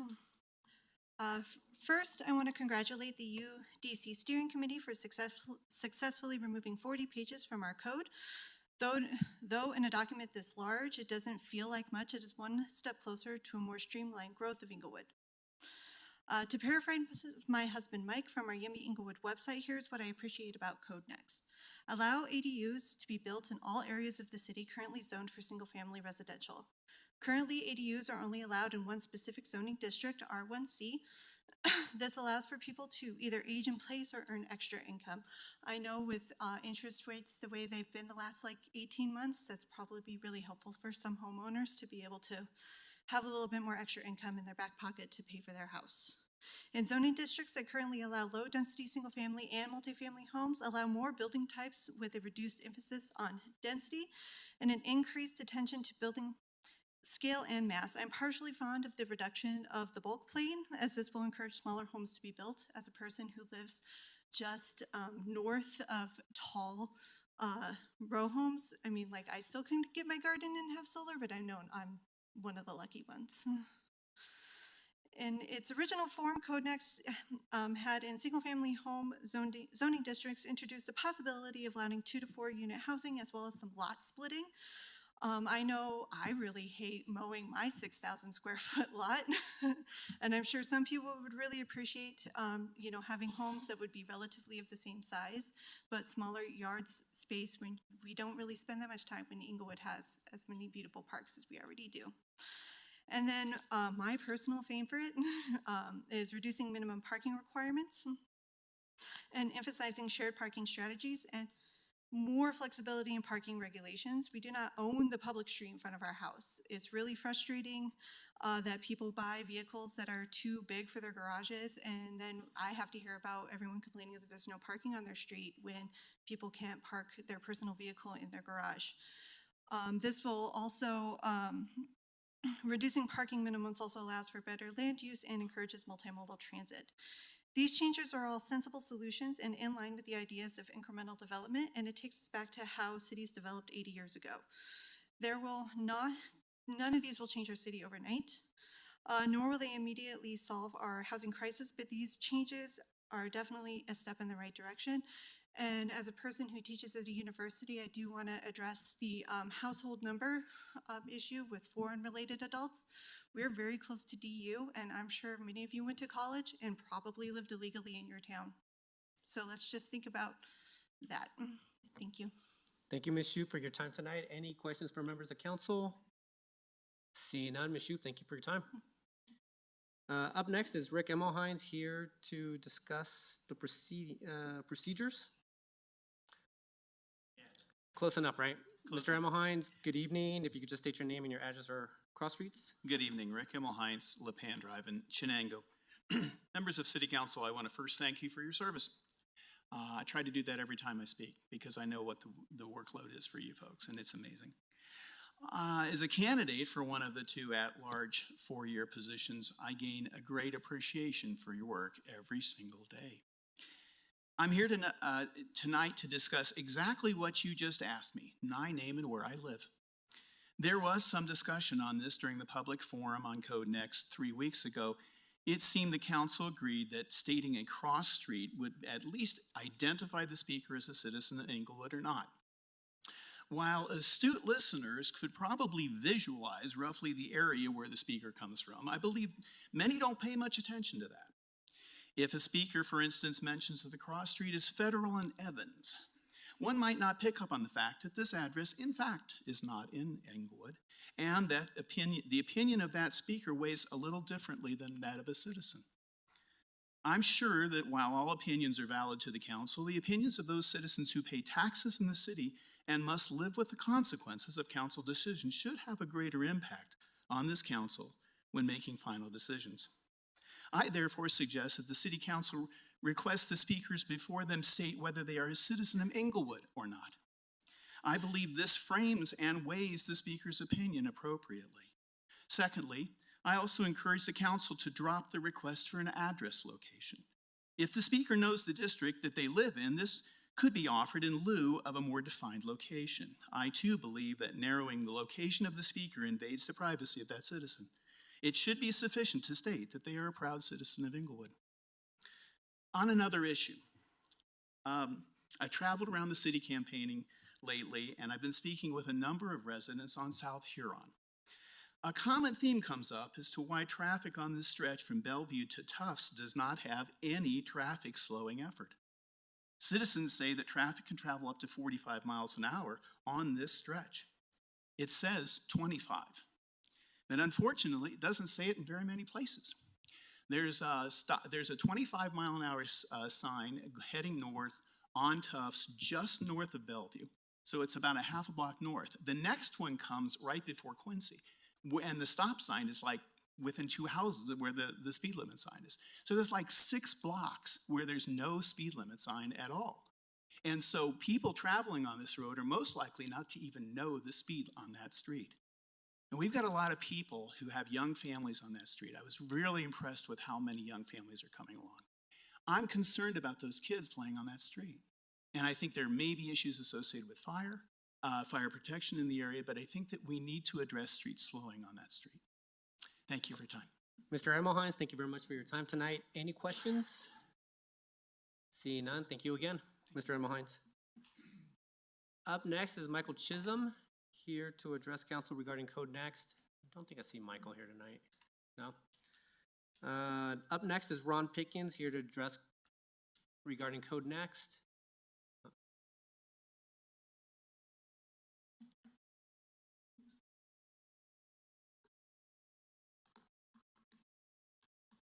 Good evening, Mr. Pickens. If you could just state your name and your address or cross streets. Before I do that, Mr. Mayor, I have some handouts for Yeah, the please, council. if you can just- Can I address the clerk and she Yeah, can of hand course. those out to you? Of course.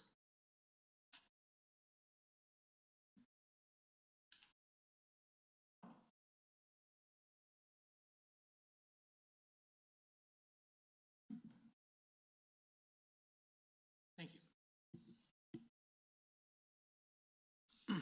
Greeting, council members.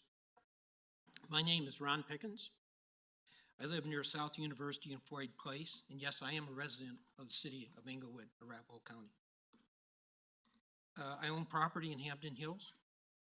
I would like to go on record that I am providing you the covenants of Hampton Hills, declaration of building and use restriction dated May 15, 1952, blocks 1 through 7, and also an updated copy dated March 1, 1954, including blocks 8 through 10. This was drafted by and executed by T.W. Anderson, notarized and filed with the Arapahoe County. This filing was legally verified and is still in effect. The covenant I provide you states clearly in number 2, no structure shall be erected, altered, placed, or permitted to remain on any lot in Hampton Hills other than one detached, single-family dwelling, not to exceed 1 story in height. In my opinion, as a property owner, the covenant runs with the land, applies to lot specific, and applies to the grounds. The same land as the homeowner's property. Covenants are private property and appended to the homeowner's property and also to all properties connected. People have the right to live in the environment of a covenant. The agreement runs with the land and it is property under English common law. It is clearly expressed in the covenant and is part of a bundle. I am asking that you uphold the Hampton Hills covenant and exclude Hampton Hills from the Code Next projects and all future projects. Please note that in your record. In my opinion, the city does not have the authority to change contracts nor private agreements. As a matter of fact, on July 5, 2015, Linda Olson, City Council Mayor, stated in writing, and I quote, "The city has no say over covenants in Hampton Hills," end of quote.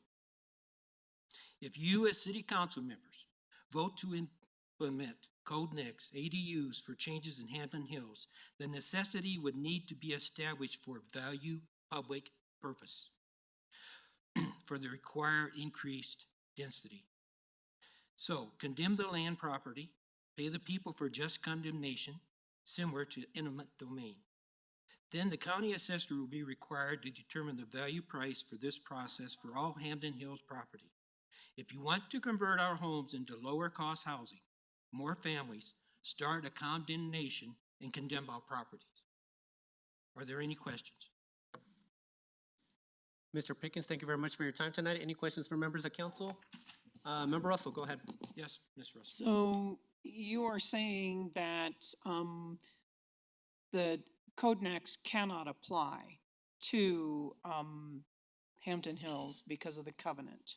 The covenant is still in effect. It's automatically renewed every 10 years. T.W. Anderson wrote that in, and it was verified legally. It is on record at Arapahoe County. That's why I provided to each of you with the original covenant and the new covenant. But yes, that's what I'm saying. If you provide any type of Code Next in Hampton Hills, blocks 1 through 10, you are trying to violate the covenant. Therefore, the neighbors, homeowners, have the right to challenge your decision. Okay, thank you very much. Any other questions? Mr. Pickens, you just state that these are two different covenants, or this is the original on the first page, and then second, moving forward, is the updated, correct? Yes, it's just basically what had happened when T.W. Anderson developed blocks 1 through 8, or 1 through 7.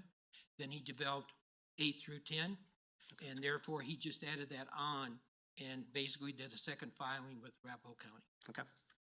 Mr. Pickens, thank you very much for that answer and Any other clarification. Any further questions? Seeing none, Mr. Pickens, thanks for your time tonight. Thank you. Let me see, where am I at here? Up next is Ms. Jan Weipert here with no topic given.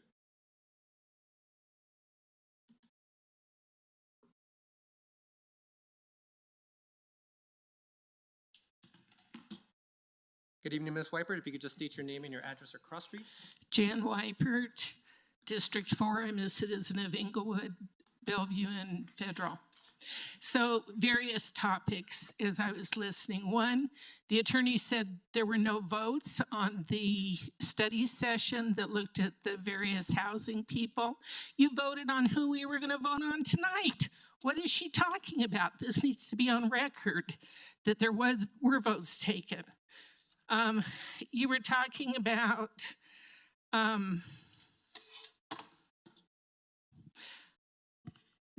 somebody was talking about the weeds along Bellevue. I have a problem with my weeds also. I would like help from the city. However, I don't usually request it because I don't think it's up to the city. I hire somebody if I need somebody to help me with the weeds. That's no different than the people along Bellevue that have that property. I think that's a poor precedent for the city to set. You talked about applause tonight. Nobody said that was wrong when there was applause for 5280. They're wonderful people. So let people say they're wonderful. But then let us say that we agree with people that you don't agree with. It's a little backwards. I also wanted to talk about something quickly that I saw on Nextdoor. 3 days ago, there was a post that epitomized what I think many in favor of Nextdoor zoning and building changes are advocating for. The quote was, "I want to make Colorado more like the Netherlands, actually. Climate communism from the Netherlands includes a plan to seize thousands of family farms. The Netherlands was involved in the transport of adrenochrome. If you don't know what it is, look it up. It is one of the largest satanic countries in the world. It is known for sex trafficking. Not what I want here. Please stop. Look at what you're thinking about. There are reportedly people running for council in addition to people who currently sit on council that are advocating for this silence, which I just talked about. against we the citizens, silencing of interviews, favoritism in selection process for new housing task force almost appeared to be studied. Only one council member spoke against that. Rita, I appreciate your speaking up. When people are being silenced, it is often due to fear of the truth coming out. Evil thrives when good people do nothing and say nothing. And so I do appreciate you allowing Kevin Wright to remain on that task force, because it's when we can all speak up that we have things to say. I also want to say R1 single family should have no ADUs. I want to reiterate that. I want to say it over and over and over, and I'm out of time. Thank you. Thank you very much, Ms. Wiper, for your time tonight. Any questions from council? Thank you for your time tonight, Ms. Wiper. Up next is Rebecca Kramer here to talk about Code Next. No, Ms. Kramer. Up next is Gary Kozak with no topic given.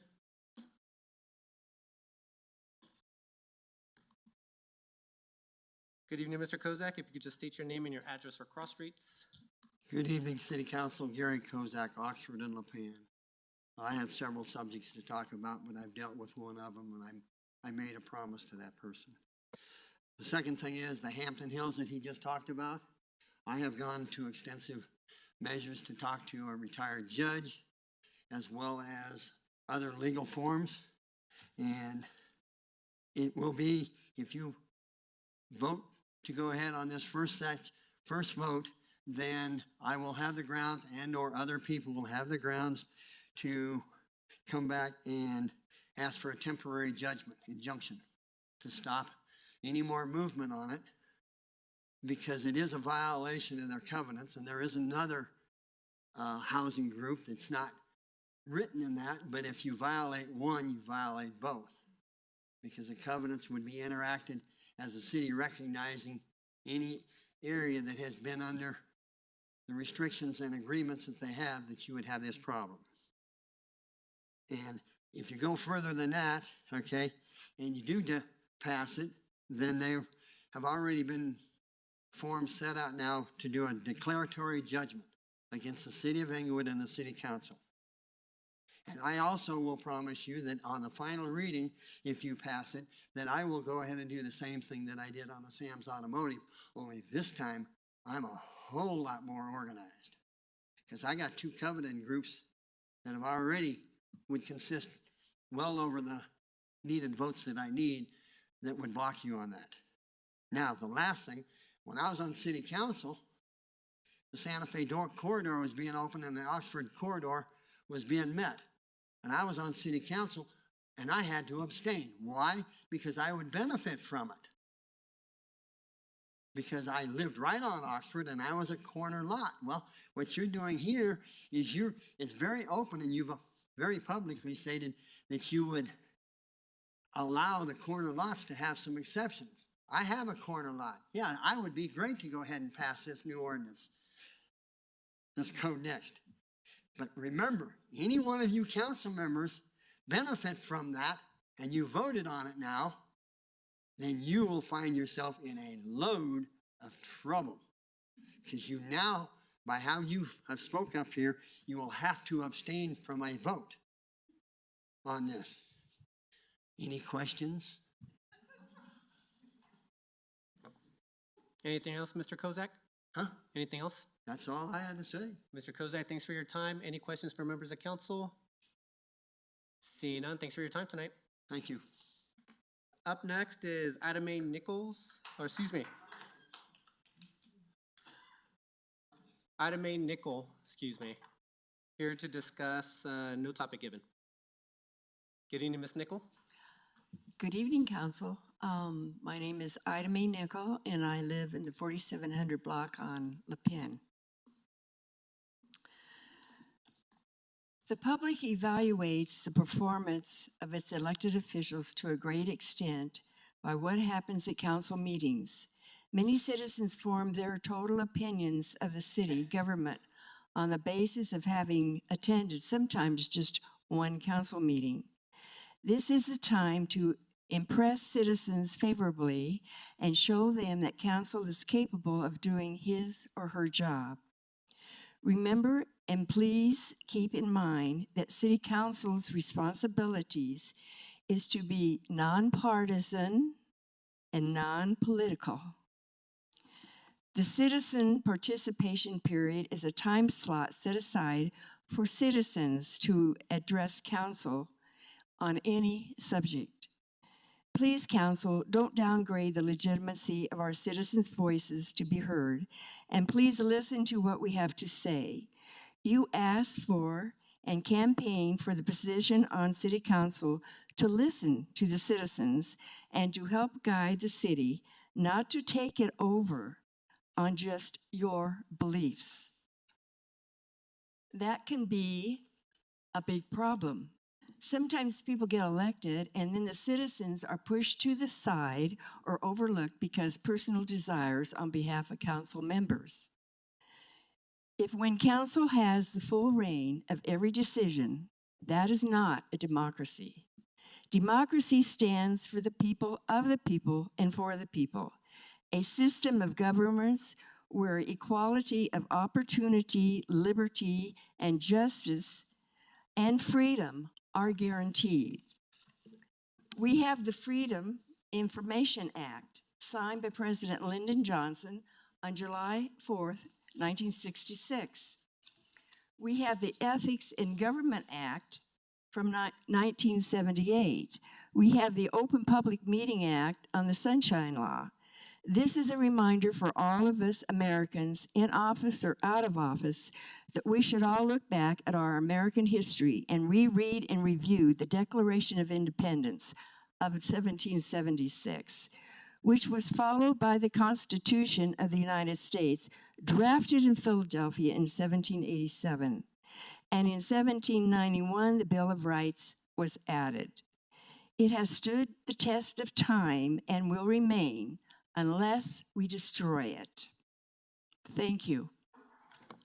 Ms. Nichol, thank you very much for your time tonight. Any questions for Ms. Nichol? Seeing none, thank you again, Ms. Nichol.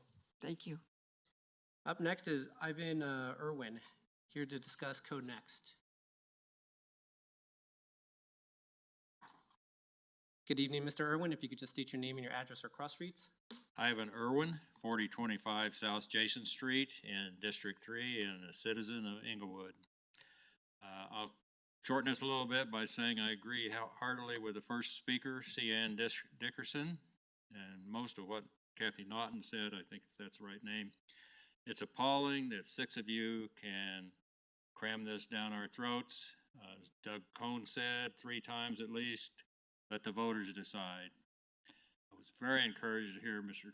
Kovacs, if that's the correct name, saying that it will legally oppose this if it passes or if you vote on the first reading. There's an interesting article in the Denver Post this Sunday about Fort Collins. Fort Collins City Council did exactly the same thing you guys are trying to push. The voters got together and immediately quashed it. So if we do have that legal right to do it, it'll be quashed 3-1 more probably. Thank you. Mr. Irwin, thank you very much for your time. Any questions? Seeing none, thank you for your time tonight, Mr. Irwin. Up next is Pamela Beats with no topic given.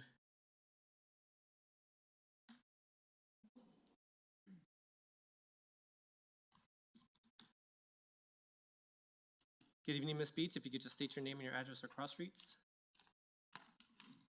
Good evening, Council. Good evening, Council. Pamela Beats, District 1, Delaware and Floyd. The opposition to your high-density rezoning has gone from a few old women, myself included, to a significant and growing number of residents in all districts.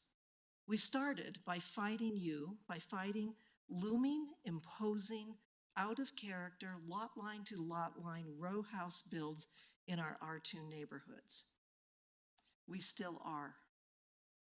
And so are more residents, despite your efforts to keep constituents uninformed. In my opinion, it's a conscious decision on your part to further your agenda.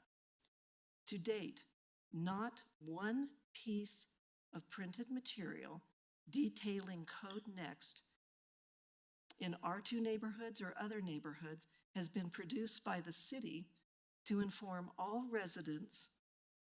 No information to residents on town hall or other meetings, printed material. So why? I have this, I have this, I have this, I can get all these.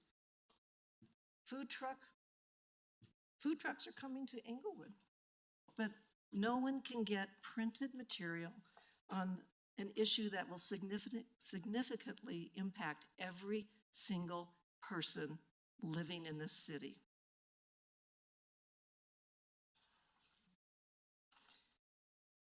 You are not listening. You have not said one word to your shareholders. You call us shareholders and stakeholders, all nice names for us, with no actual respect for us or what we want in our neighborhoods. And there are reasons I believe that you're disqualified from voting on Code Next. The first is the voters should decide. And I would like to take a moment to say the city of Littleton did bulldoze a whole neighborhood just like mine, north of Main Street. So do I believe you will do it? Absolutely. The reasons that disqualify you from voting on Code Next rezoning is you've had no effort to reach out to stakeholders with adequate, detailed information. You are facing a recall and a class action lawsuit, and obvious distrust, lack of confidence, and respect from your constituents that you represent our interests. And you are not listening. And I will not sit here or stand here and watch my R2 neighborhood be sacrificed for other R1 neighborhoods just so your agenda can pass. Thank you. Thank you, Ms. Beats, for your time tonight. Any questions from members of council? Seeing none, thank you, Ms. Beats. Up next is Daniel Redd with Mr. Reed with no topic given. Don't see him in attendance. Up next is Aaron Reed.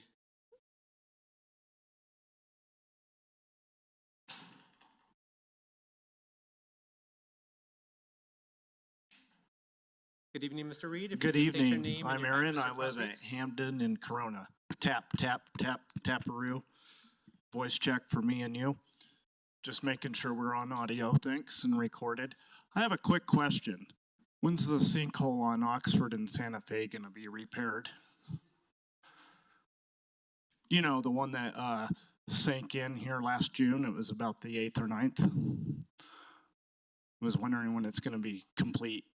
A couple of the news things on the website said, this is probably not the way to get into this, is it? Okay, well, somebody has the website on their computer. It's just not me. It's supposed to be finished on the 8th. Today's the 11th. Any timeline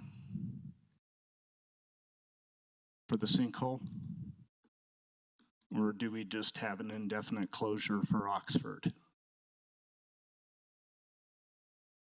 Nobody seems to know. All right, thank you. Taparoo, skip Maloo. Any questions from members of council? Seeing none, thanks for your time. Up next is Matt Crabtree with no topic given.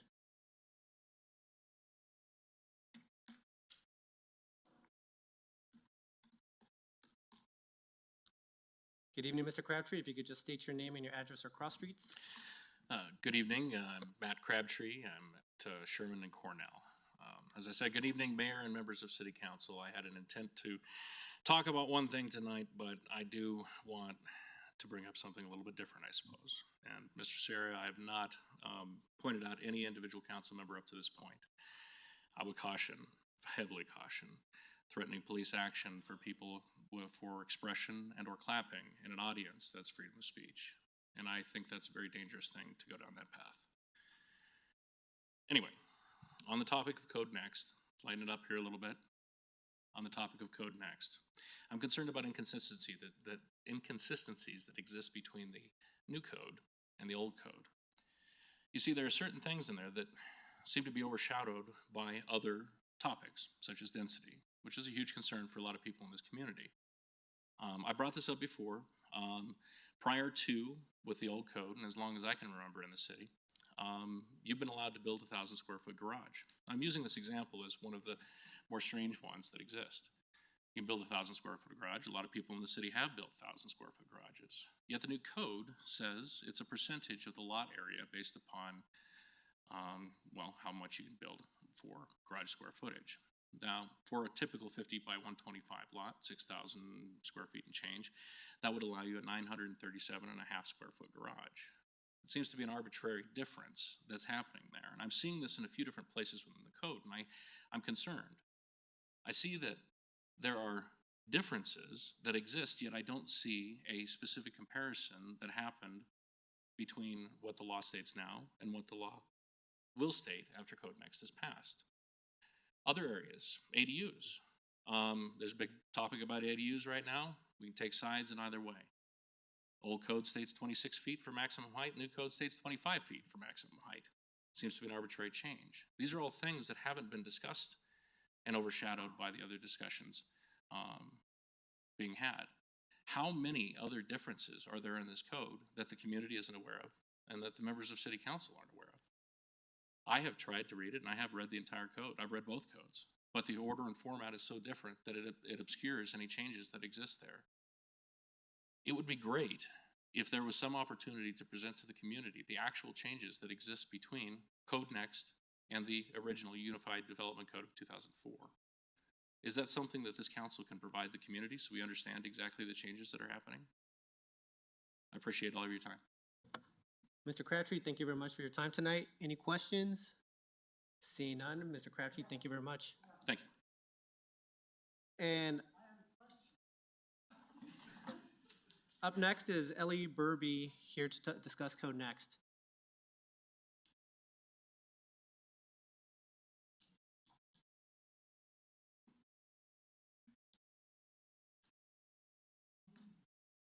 Good evening, Ms. Burby. If you could just state your name and your address or cross streets.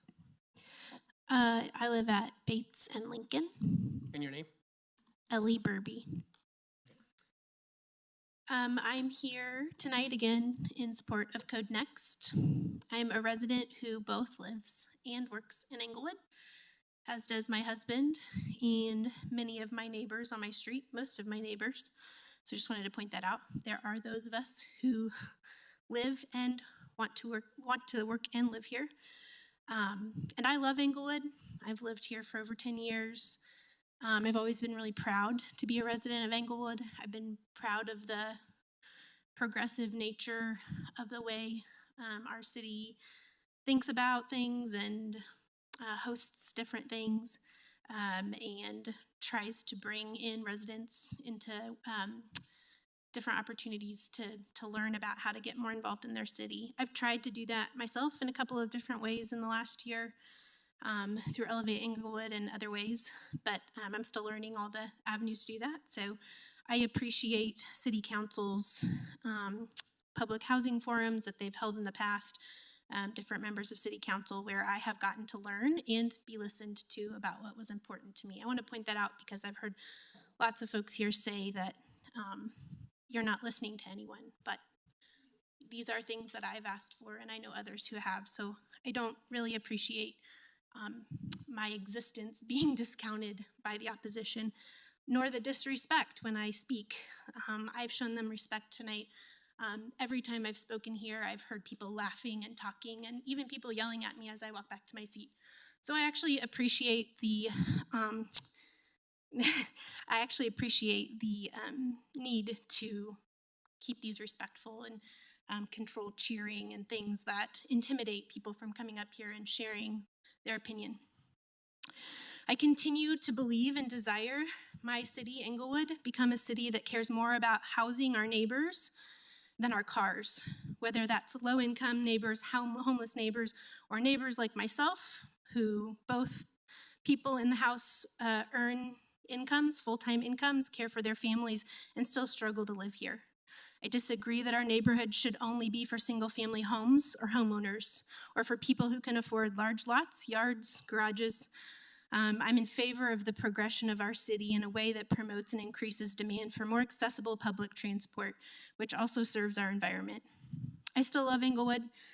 Being a part of these city council meetings has made me sad a little bit the last 6 months to live here, but I continue to encourage city council to work towards ways to bring commonality. I really think we want more in common than most people in this room think. And I appreciate, I think Mr. Stevenson was his name's words, that we really need to come together. There's more that we have in common than different. So thank you. Ms. Burby, thank you very much for your time tonight. Any questions for members of council? Seeing none, thank you for your time. And everyone, that concludes unscheduled public comment unless there's someone online. No one? All right, perfect. I will go ahead and give a response to public comment. I'll go down the list. Ms. Dickerson, thank you very much for your time tonight. Regarding, I guess I'll say a couple of things. Just regarding some of the comments that you alluded to that Mayor Pro Tem made about the courts. If you go back and listen to the entire conversation, it was really around the budgeting and just the fact that City Council does have budget authority over the courts, and we were just trying to learn more. And Mayor Pro Tem did give a response a couple of weeks back or maybe a month back in terms of what he stated during that time. But again, we were just doing our due diligence as we were going through the budget cycle and just understanding whether or not there needed to be some type of shift in terms of dollars, and obviously that did not occur during this budget cycle. But the questions was more just understanding their processes and just the change in the numbers. In terms of the comments around rubber stamping and just the fact that Member Anderson potentially homeschools his kids, up here on council, we don't have the, we have to think about the city at large and all families. And so what we're doing here is just trying to understand if there is a missing housing that is keeping families from going or from living here, then that also means that they're not able to send their kids here. So we're looking at all aspects. We're not looking just at our individual needs. We're looking at the needs of the entire city. Ms. Hurst, you are still here tonight. Thank you very much for coming and speaking to me, speaking to us. And I really appreciate you and what you're doing at 5280. I know that when you first moved in, some of the citizens actually did request additional information in terms of what was going to happen with movement 5280 now going very close to their lot. And I do want to thank you and your staff for reaching out to members of the community and providing them some guidance in terms of what it is that you're able to provide, because they were hearing things that there were just rumors and also just seeing some development. They really just wanted to understand what was going on, and I'm happy that you provided the open houses and just opening them in and providing satisfactory answers. They wrote me an email and just told me after the open house you answered all the questions, and they were very happy to have you in the neighborhood. So thank you very much, Ms. Hurst, for that. And just thank you very much for everything that you're doing at 5280. Ms. Naughton, thank you very much for coming tonight. I think Member Anderson kind of just spoke to a lot of the things that you brought up tonight. Obviously, we're going to be talking a little bit about Code Next later on tonight, so I'll leave some of the comments for later. Mr. Stevenson, thank you very much for talking about discourse. Again, since you're discussing some of the items in terms of what we'll be discussing for Code Next, I'll just not talk about the particulars of Code Next. Mr. Cohn, thank you very much for coming and giving us the history on this. Actually, one of the ones that you may have left out was just the city center redevelopment in 1963. I had the opportunity to go to the library, and there were two librarians there that helped me go through the microfiche and just understand some of the disagreements that they had around just losing the city pool and just the redeveloping of the R1. That was very contentious. I had a print of something that I took a picture of, but it's too hard to see. But there were many, the mayor had to stop the meeting because of the cheering, clapping, and all of that. So I guess we can relate in a sense in terms of what occurred back in 1963. But obviously there's always been some, some issues in terms of just redeveloping the city back, throughout our history. So I appreciate you bringing up 3 examples as well. Ms. Shoup, thank you very much for coming tonight and speaking about some of the work around Code Next. I'll leave the specifics alone, but I do appreciate you coming and just providing your viewpoint. Mr. Emil Hines, thank you very much as well for speaking about some of the issues. Regarding the residential streets, and we probably do have to talk about signage, but City Council passed residential speeding limits a couple years back, and it's 25 miles per hour across those streets. We don't have the signage to show that, but it's all residential streets, but not the major streets like Broadway, Dartmouth, and those type of things. But for citizens that don't live in the city, how do they know it's 25 miles per hour? So we may have to have a discussion about just residential speeds being 25 and actually having signage that shows it. But from the issue that you're showing as 45 miles per hour going down that street, maybe we do have to have more visuals so people are aware. But thank you for bringing that up. Mr. Pickens, thank you very much for speaking about covenants. Actually, at the end of is Mr. Pickens here? The way that I understand it, I think covenants actually still override whatever zoning changes we may make. So that's the way that I understood it. I don't think the covenants would change. They actually are, they supersede any decision city council makes. But obviously I'll have our city attorney kind of speak to that once I get through all of this. But thank you very much for providing paperwork on the matter, Mr. Pickens. Ms. Wiper, thank you very much for speaking as well tonight. You spoke on a number of things. In terms of the study session, we actually didn't vote last 2 weeks ago or 3 weeks ago when we had the interviews. We actually just made recommendations. The actual vote was tonight. Weeds along Bellevue, I can understand setting that precedence. Obviously, it's an issue that I kind of spoke up about as well in terms of just other types of issues that may happen, but just based on the safety issues that we may have there, I do understand some of the concerns that you have in terms of just us providing that service. Regarding the applause, I should have stopped the applause for 5280 as well. There should be no applause or anything like that in terms of the matter, so that was my mistake. I'm not sure about the next door issue in terms of the Netherlands. I'll leave that one alone because I know that they're making a lot of changes in the Netherlands to be more family friendly. And actually, there's quite a bit of things that they're doing there in terms of changing their perception, or at least what people understand about Amsterdam. Mr. Kozak, I think we kind of just talked to some of the items around the covenant, so I'll leave that there. Ms. Ida Mae Nickel, thank you very much for your time tonight. I think this is one of the issues that we happen to have where people believe that we may not be listening. We're always listening, but we have to take in all comments from all citizens. And I don't want people to believe that we're not listening, because that's not what's happening. We just may not agree. And I think that there is a difference between the two. And as you can see, I'm always writing down notes based off what you guys are saying. Every week I do this. And so I do want to understand what your perspective is, but I do have to understand the perspective of everyone in Englewood. I feel that that is my job as a city council person. Mr. Irwin, thank you very much for speaking tonight. I think everything that you stated, I think is, in terms of the Denver Post, I read that same article about Fort Collins, and also you kind of alluded to Hampton Hills. So I think covenants do stay in place based off of what I said earlier. Ms. Beats, yeah, you've been pretty prominent in terms of your just opposition to any of the duplexes that exist in R2s. Obviously, we'll be talking a little bit more about Code Next later on tonight, so I'll leave that until that time. Mr. Reed, thanks for coming tonight. The sinkhole, I know it was delayed from the 8th.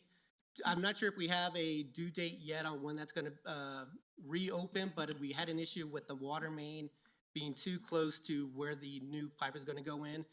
Real quick, City Manager, do you have an updated schedule on that? I do.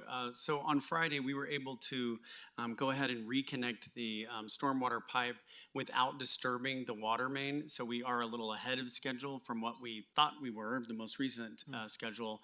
So we are looking at, putting the concrete down to seal everything up. We have one dirt hole that's already covered with concrete underneath that up on the apartment complex to fill. And then we should be starting to do paving first part of next week, if not luckily, hopefully on Friday. Thank you very much, City Manager, for that update. Mr. Crabtree, thank you very much for coming and speaking tonight.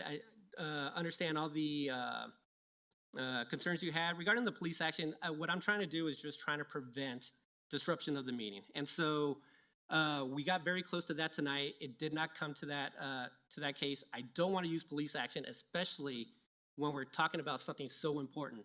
But if we get to a point where we are disrupting the meeting and preventing people from speaking, and they feel confident from speaking, then I will be asking that action in the future. And Ms. Burpee, thank you very much for coming and speaking tonight. I appreciate the words regarding just housing our neighbors, because I think that is something that we're looking to do in terms of just making sure that we're able to provide attainable housing for many in the city. So obviously we'll be talking about that later tonight. City Attorney Niles, do you have anything on the covenants? I know I kind of just started speaking there, but I'll let you kind of chime in as well. Yes, Code Next is not intended to supplant covenants. Covenants are generally private contracts between property owners where they all agree to certain restricted uses on their properties. There are some laws that do overcome covenants. For example, there was a statewide initiative that may have overridden some covenants on properties regarding affordable housing, which did not pass. Historically, there have been laws that overcome private covenants, such as those that discriminate against a protected class, for example. Our Code Next project does not purport to do that. So generally, if your covenants say no ADUs, Code Next project would not overwrite that. It would not then allow ADUs if your property covenants say they are not allowed. Thank you very much, City Attorney Niles. Any further discussion on this topic? Can we wait until we actually talk about it during Code Next? Because I'm wondering, I think that's the better space for it. So I'd like to have that discussion regarding covenants during that section, but go ahead, Member Russell. Thank you. I just have one question for the city manager, because I've heard this from other people than from Miss Naughton. The people that live along Bellevue between Logan and Broadway or Lincoln, whatever it is, they have an understanding that they were promised snow removal as well. And could you just address that, please? Thanks for the question, Member Russell. You may remember this is the at least second and possibly third time that during my time as city manager that I brought this issue to City Council. This is an area along a state highway with fast-moving traffic. Staff has consistently said we do not have any ability to help you with snow removal, with weed removal, etc. And we have taken the tack that we will issue citations, and that was happening this year. And we were in the process of doing that. They did reach out to my office regarding an injury that someone suffered while a truck came by on state highway. That state highway and blew them over reportedly. They did appeal their administrative, the notice of violation to our municipal court and had a hearing on that. And as we looked at this more closely from a liability standpoint, you may know that City Attorney Niles has recently taken over the risk function of the city. So we looked at it from that lens. We looked at it from a fairness and equity and a safety lens. We did call a meeting with the residents along that area. They knew me, many of them, because I've corresponded with them over the last 4 years about their concerns and issues. We did not make any promises. And in fact, we told them that it would have to come back to City Council in the form of a resolution. That resolution has been drafted, and we have that on an upcoming agenda. I apologize, I don't know. It's one of the next couple of agendas that we'll have that before you. We did come to you before we started drafting that resolution, and a majority of council said, yes, we think this is the right thing to do. We think this is the very kind of special exception that we are authorized to direct staff to change. With regard to snow and ice, we did not say that we would be performing snow and ice, but in fact closing that sidewalk and then making where it did not have to be cleared. That sidewalk actually is not ADA accessible. That's the other extenuating circumstance. So it would be difficult for us to get a contractor in there, much less them. Luckily, it is a north face. It is on the north side of the street. It's got good sunlight. It clears off pretty quick on its own, and we don't think that snow and ice is as big a problem there as in some areas of the city. But we are not saying that we will take care of that, but rather the resolution will say that we are exempting them from enforcement at that area. Thank you for sharing that. I appreciate it. Thank you. Actually, there's one thing I forgot to mention. I know the character of Member Anderson was put into question tonight, and I'll say a few words about that. I've obviously, I guess what I'm trying to say here is that I've been working with Joe for 4 years now, just about 4 years, and getting to know someone over working so many Monday nights with somebody, basically it's a lot of what was said is untrue. And so there's been, it's very difficult for me to kind of speak about this, but I guess the only thing that I'll say here is that I've gotten to know Joe for over these Mondays. There's a lot of opinions that he holds that are completely different than mine. He's voiced them here on council, and we have always, there's times that we just disagree on those on those ideas. But the person that he is, I never question, because he always comes in with a principled opinion. He sticks to his opinion. I may disagree with it, but he always allows me the opportunity to have that conversation with them. And so I do appreciate serving with Member Anderson. I know that there's always different opinions about individuals, and there's times where me and him just don't agree on things, but I have it's been a pleasure serving with Joe over these last 4 years, and I just don't like it when people do question the integrity of any members of council, and when that happens, I do want to stand up for that person, regardless of any of the 6 individuals up here tonight. So with that, anyone else have anything else for response to public comment? If not, is it okay if we take I'm sorry, go ahead, Member Anderson. Yeah, I just, I wanted to thank you for saying that, Mayor, and I just wanted to say one other thing, just this regarding Code Next, and we'll of course talk about this when Code Next comes up tonight, but 3 ADUs are not allowed in single-family zones under the current draft of Code Next. This is something I have had to correct with citizens in District 3 as I'm talking to them. They live in a single-family zone, and they believe that 3 ADUs are allowed on their lot. And I just want to make, I know I just want to make that very clear, since the 3 ADU thing has come up a number of times. In multifamily zones, the current draft of Code Next has up to 3 ADUs, which is a very small portion of District 3. So often I'm talking to people, and I talk with them about allowances for ADUs. I say 1 ADU is allowed. What's currently not allowed are basement conversions. We're trying to make that legal. But I do want to make sure that District 3 knows that we are not talking about allowing 3 ADUs in single-family zones. That's not, unless someone was to make a wild amendment tonight, and I don't think that's going to happen, that's not something I'm interested in doing. So I just want to clarify that. Single-family zones, only 1 ADU is allowed. Thank you, Member Anderson. Anyone else? And with that, that concludes public comment. Can we take a 10-minute recess and meet back at the top of the hour, a little bit after the top of the hour, 9:05? Does that go with everyone? All right, thank you, everyone. Thank you so much for saying that. That was brutal. Yes, total slander. Not even a little bit true. Susan here was my friend. I never told anybody I was a Republican.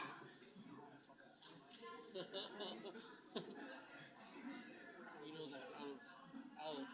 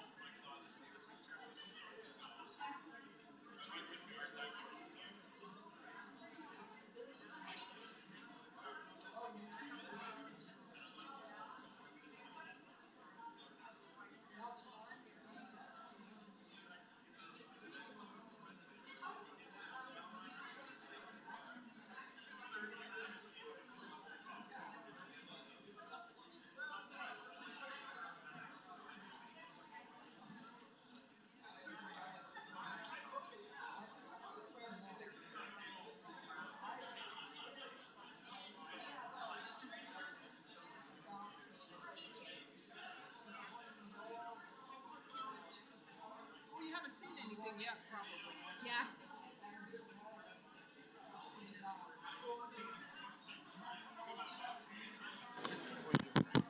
Yeah.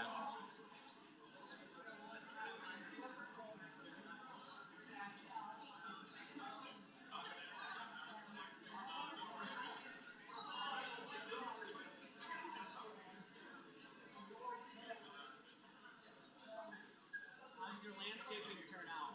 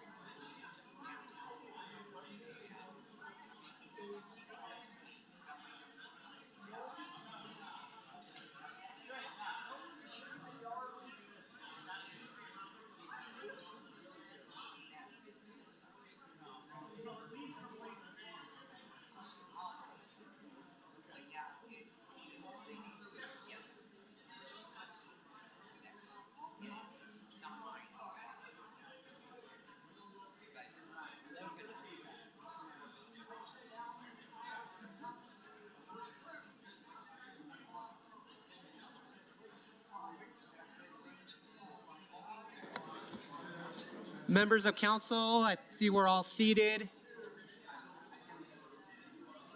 Members of the public, if you could please be seated.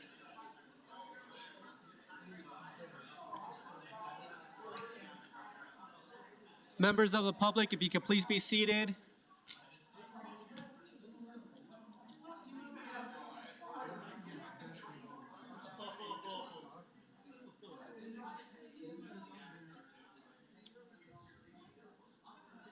All right.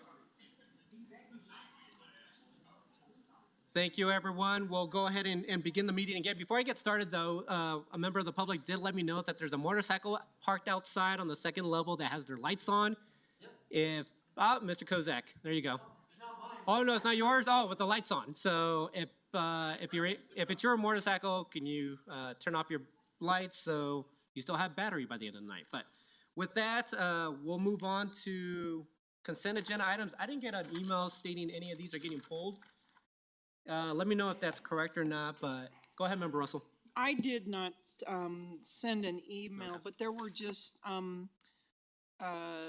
couple of things, a couple of questions that I had on 9C1 and 9C2.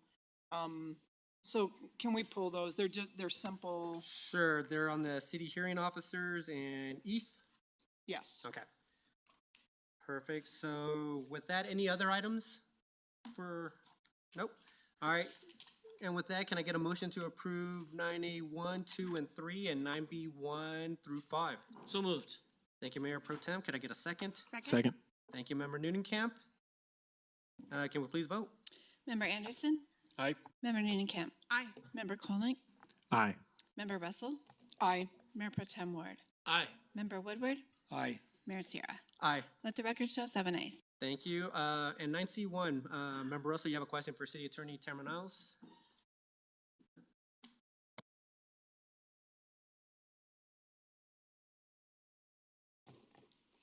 So my question on 9C1 is, were any of these hearing officers, like hearing officers that we used for anything and we were not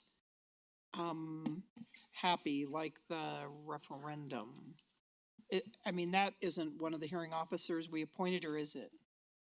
It is. The only hearing officer we've used since I've been the city attorney is Kristen Nordeck-Brown, who's been on our list for quite some time, serves as a hearing officer in other cities, and is designated as general municipal matters. Okay, and so there is no problem with any of the hearing officers that we've appointed that you know of? No, they don't have any conflicts in serving. We did contact each one to determine whether they would be interested in serving again. The people that didn't respond, that had been on our prior lists, aren't included. We wanted confirmation that they would be interested in serving. We also didn't previously designate the areas over which they would consider serving. You'll notice a new person is Karen Goldman, who's considered to be a statewide expert on elections, serves as a hearing officer on elections matters for quite a few cities. So we did reach out to her to see if she would be interested in serving in that capacity. So if, for example, we had another referendum issue that resulted in an administrative hearing, then if the resolution is adopted, Ms. Goldman would be appointed to preside over that hearing. Another new person on here is Jonathan Lucero for General Municipal Matters. Mr. Lucero is also an associate municipal court judge here in Englewood, and he serves in other judicial capacities in the Denver Metro. And we did contact him to see if he would be interested in serving over administrative matters as well. That would mean he couldn't then preside over the same case in municipal court, but otherwise he could preside over administrative hearings because they are very judicial in nature. Okay, thank you very much. Any further questions for members of council? Seeing none, can I get a motion to approve 9C1? I move to approve 9C1. Thank you, Member Russell. Could I get a second? I'll second it. Thank you, Member Woodward. Any further comments? Can we please vote? Member Anderson, Aye. Member Noonan-Camp, Aye. Member Kolnick, Aye. Member Russell, Aye. Mayor Pro Tem Ward, Aye. Member Woodward, Aye. Mayor Sierra. Aye. Let the record show 7 ayes. Thank you. 9C2, Member Russell, you have a question for maybe our Director of Public Works, Mr. Rochelle? It could be, or it's probably more so for the city attorney. Will there be any difference in this? We already dissolved EVE, or we haven't done that yet? So we actually have approved the contract with EVE, whereby we would assume all of their contracts and their properties. EVE just approved the contract this afternoon at 4 o'clock. So it's not dissolved yet, but that contract does authorize us to then assume this contract if it is with EVE. But the next steps will be for EVE and the city to close on the real estate transfer. EVE has given notice of its intent not to serve as the common area maintenance manager any longer. So it's in process, but the final steps for dissolution will be taken by the EVE board. Okay, thank you very much. Just to piggyback off of that, City Attorney, but City Council has done everything in order to start the motion of dissolving EVE, though. Nothing Yes. else is needed from City Council. No, at the staff level, I will make sure that the property transaction is closed properly. We're using a title company, but no further actions required by City Council. Sounds great. All right, thank you very much. Any further questions from council? Can I get a motion to approve 9C2? I move to approve 9C2. Thank you, Member Russell. Could I get a second? Second. Thank you, Member Kolnick. Any further comments? Seeing none, can we please vote? Member Anderson, Aye. Member Nunnenkamp. Aye. Member Kolnick, Aye. Member Russell, Aye. Mayor Pro Tem Ward, Aye. Member Woodward, Aye. Mayor Sierra. Aye. Let the record show 7 ayes. Thank you. Moving on to agenda item 10, public hearing items. We do have the proposed 2024 budget public hearing tonight. Can I get a motion to open the public hearing? So moved. Thank you, Mayor Pro Tem. Could I get a second? Second? Thank you, Member Nunnenkamp. Can we please vote? Member Anderson, Aye. Member Nunnenkamp. Aye. Member Kolnick, Aye. Member Russell, Aye. Mayor Pro Tem Ward, Aye. Member Woodward, Aye. Mayor Sierra. Aye. Let the record show 7 ayes. Thank you very much. I'm not sure how many, Ms. Nolan, are you the only one speaking tonight on the public hearing? I guess we probably want to get anyone that's going to be speaking on the matter Yeah. to get sworn in. So anyone else from staff potentially that may speak tonight, can you please stand and raise your right hand? City Clerk, I took your preamble there. Go ahead and do your thing. Yep. Do you swear or affirm to tell the truth, the whole truth, and nothing but the truth in this matter now being heard by the Englewood City Council? I do. Great, thank you. When you do come up to the podium, if you could just state your name and title for the record. Good evening, Ms. Nolan. Go Good ahead and- evening. when you're Thank ready. Presentation. We need a presentation.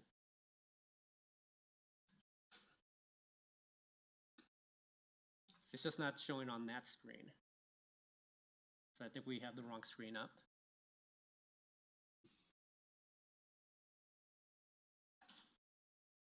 Ms. Nolan, we're gonna make you look at the smallest screen out here. So we're just gonna. No worries, no worries.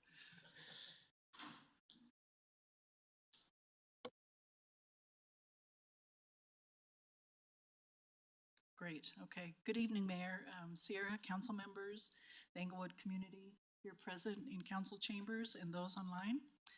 I am here on behalf of Director Jackie Lowe, who's not able to attend this evening. I would like to enter into the record as provided by City Clerk Stephanie Carlisle, the proof of publication of the public hearing notice for the 2024 proposed budget, which was published on the official City Englewood website from August 9th through today, September 11th. The notice was also published in the Herald on August 24th, August 31st, and September 7th. All right, tonight's presentation will review the 2024 budget calendar. We should move the agenda forward. The city's fund structure, provide a recap of the changes since August 14th study session, and the general fund overview in terms of revenues, expenditures, and fund balance. We'll highlight the department enhancements included in the budget and conclude with the impact of the Tier 1 capital requests in the government type related departments to the capital projects funds.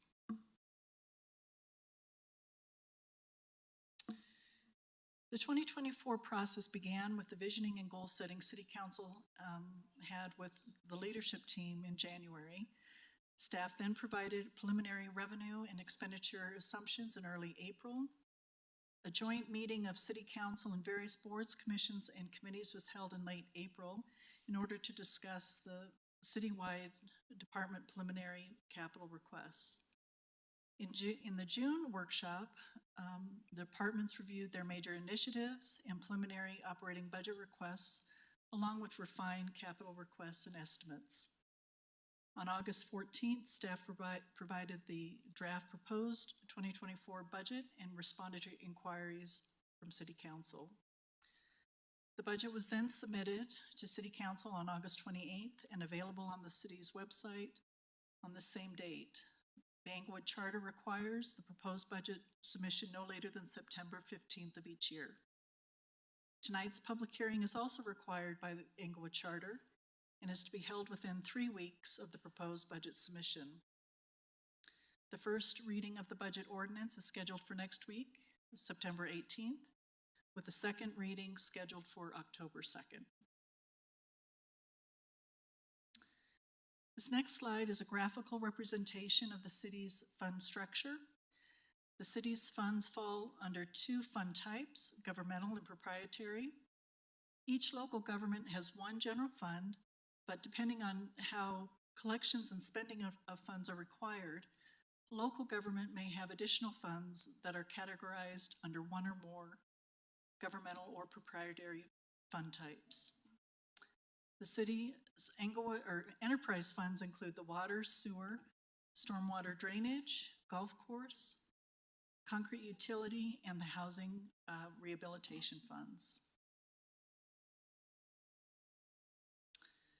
The 2024 budget sources of funds for all citywide funds are approximately $176 million. The general fund totals 42% of the city's fund sources. The enterprise funds represent approximately 40% of the city's total 2024 revenues. The budgeted uses of funds for all citywide funds is estimated at $216 million. The general fund makes up approximately 35% of the planned spending, and the enterprise funds represent approximately 50% of the expenditures for the city.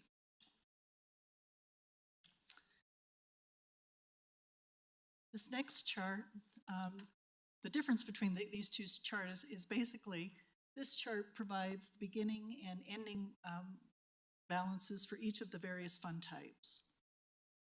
You'll notice that the total beginning fund balances is approximately $94.7 million, and we plan on ending the year approximately $45.4 million, indicating a planned drawdown of the beginning fund balance of approximately $49.3 million.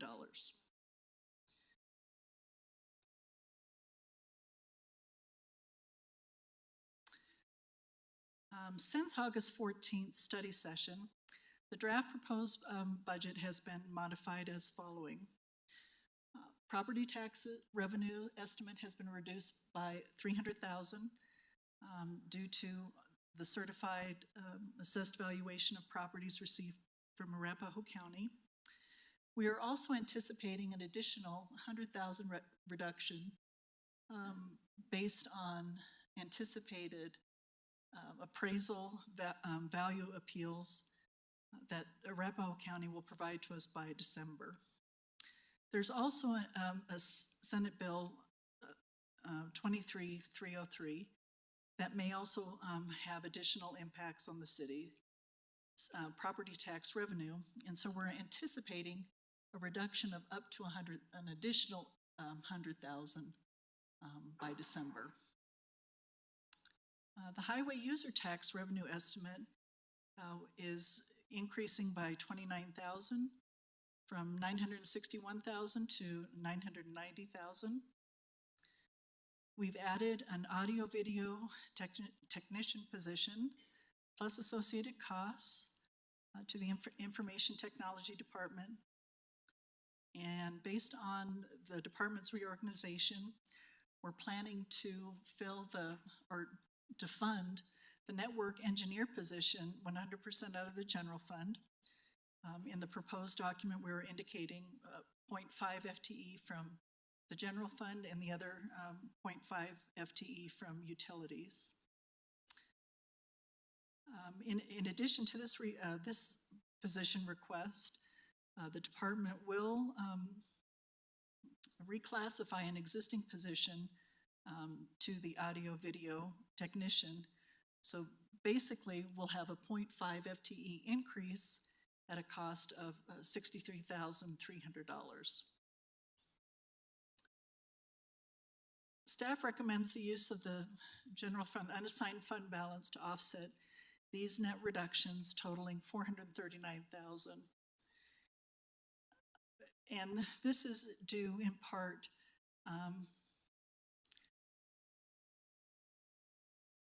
that we do not know the timing of when we're going to be receiving some sales tax revenue, development property or development plan review fees. And there was a recommendation from City Council to possibly fund the administrative study fees for those departments that weren't able to pay their full, or those funds, I should say, that were not able to pay their full amount from the unassigned fund balance. Other changes to the 2024 budget estimates for which that are not finalized include the impact of the CAM charges due to the EAF dissolution, and we hope to know that estimate by December. Before the end of September, we hope to know the cost that it will take for the city to take over the residential sidewalk snow removal and weed mitigation on the north side of Bellevue, east of Broadway to approximately Penwood Circle. And due to further analysis, we've identified some potential personnel and non-personnel savings of approximately $277,000 that we could also use to offset some of this operational shortfall.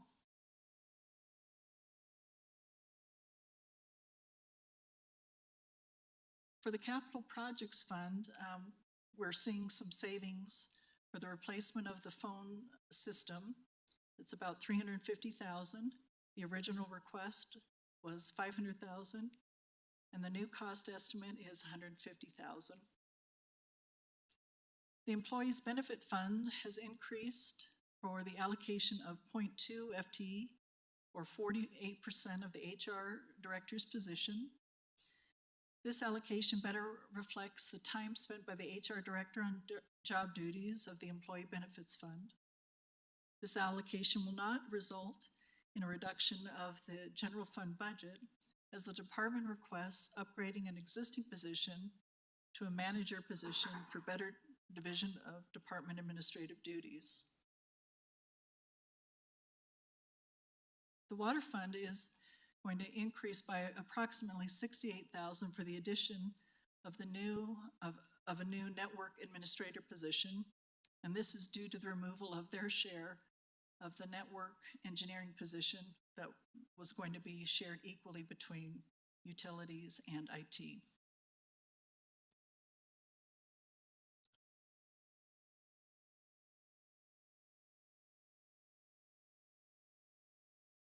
This next slide provides 2024 general fund assumptions.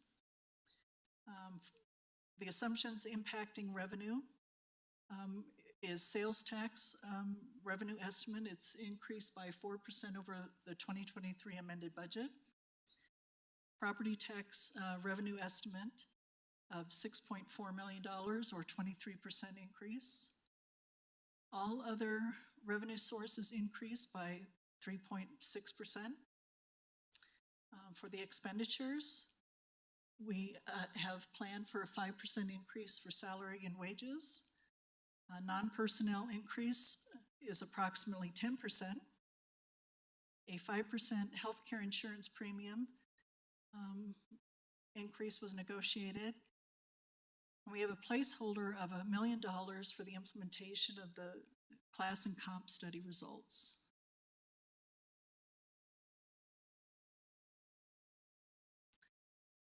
The general fund revenue slide by major sources and major revenue sources is presented here. You'll notice that sales tax is approximately 65% of total sources of funds, and property tax is approximately 9%. On the expenditure side, the police department, including fire suppression and emergency management, consists of 37% of the budget. Public Works is 16%. Parks, Rec, and Library is 14%. And these two direct services departments total about 67%.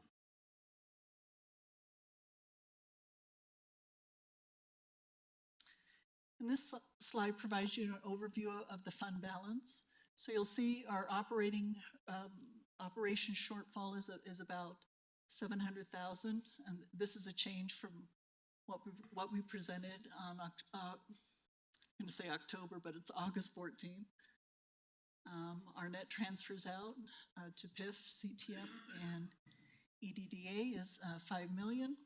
The change in fund balance is approximately 5.7 million. And this reduces our fund balance from 23.3 million to 17.6. And the fund balance composition is 2.1 million for Tabor emergency reserves. Unrestricted reserve is around 11.6 million for a total designated fund balance of approximately 13.8 million. And the unassigned fund balance is 3.8.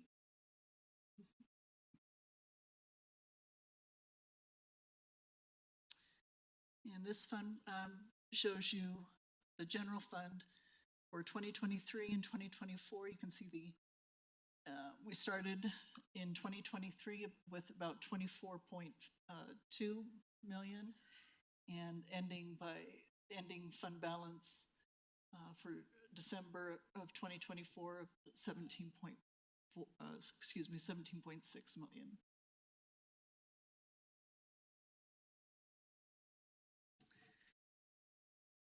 So an enhancement that we've included in this year's budget is basically anything new that we haven't added or had in our previous year's budget. So it could be a new or repurposed FTE, an expanding or existing or addition of consulting or contractual services, new or increased operating expenditures such as office supplies, materials, other supplies, or new or additional office furniture, vehicles, and or equipment.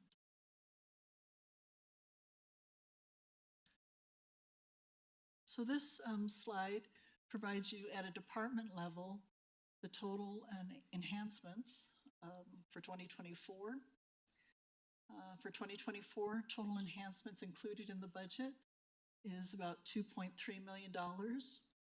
Of that $2.3 million, $1.7 million is ongoing in nature versus 600,000 of one-time enhancement requests.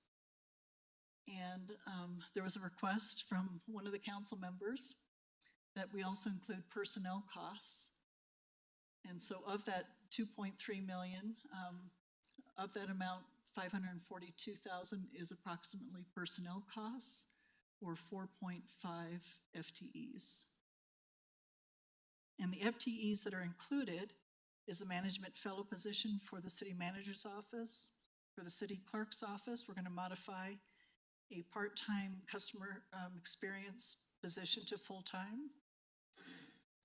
An IT network engineer position, as I mentioned earlier. A traffic engineer, program manager position for the Public Works Department, and a graphics designer and copywriter position for communications.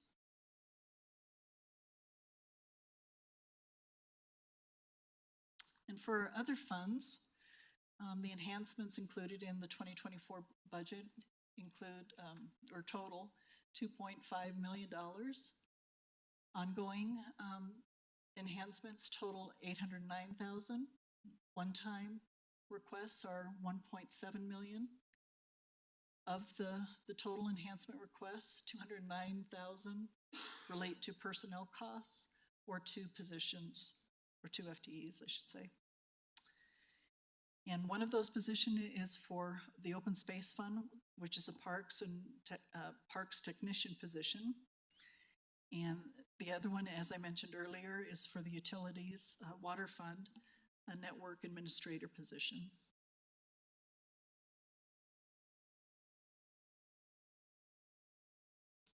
Our capital projects funds consist predominantly of our Public Improvement Fund and our Capital Projects Fund. And we have a request totaling approximately $9 million for 2024.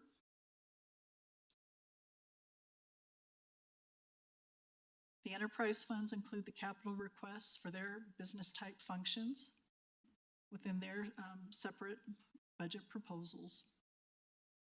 The main Public Improvement Fund funding sources are from the vehicle use tax, building use tax, and the Arapahoe County Road and Bridge tax. Since the Capital Projects Funds does not have a dedicated fund source, these capital requests rely on fund transfers from either the general fund or the public improvement fund.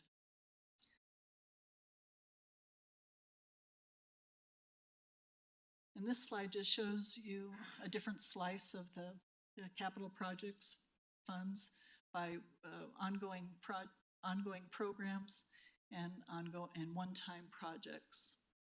So you can see our one-time projects total about 57%, and our ongoing programs are approximately 43% of the request.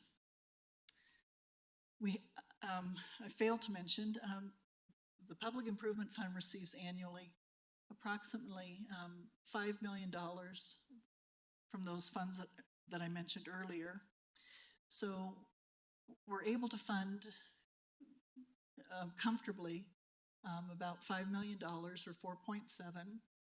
And then staff is requesting a transfer from the general fund unassigned fund balance of approximately $4.2 million.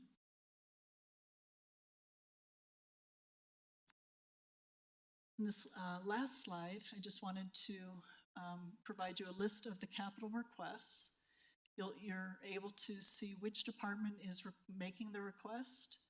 These are all Tier 1 priority capital items. And you're also able to see which ones are one-time and ongoing. And as I mentioned, out of the $5 million, we have listed the $4.7 million that we'd like to fund from those ongoing funds of the Public Improvement Fund. And then from the from the general fund, we would like to fund some one-time projects totaling $4.2 million. So that concludes my presentation. And directors are here to answer any questions you might have regarding the 2027 or 2024 budget. Ms. Nolan, thank you very much for your time today and for the You're presentation. Any questions from members of council? Go ahead, Member Nooncamp.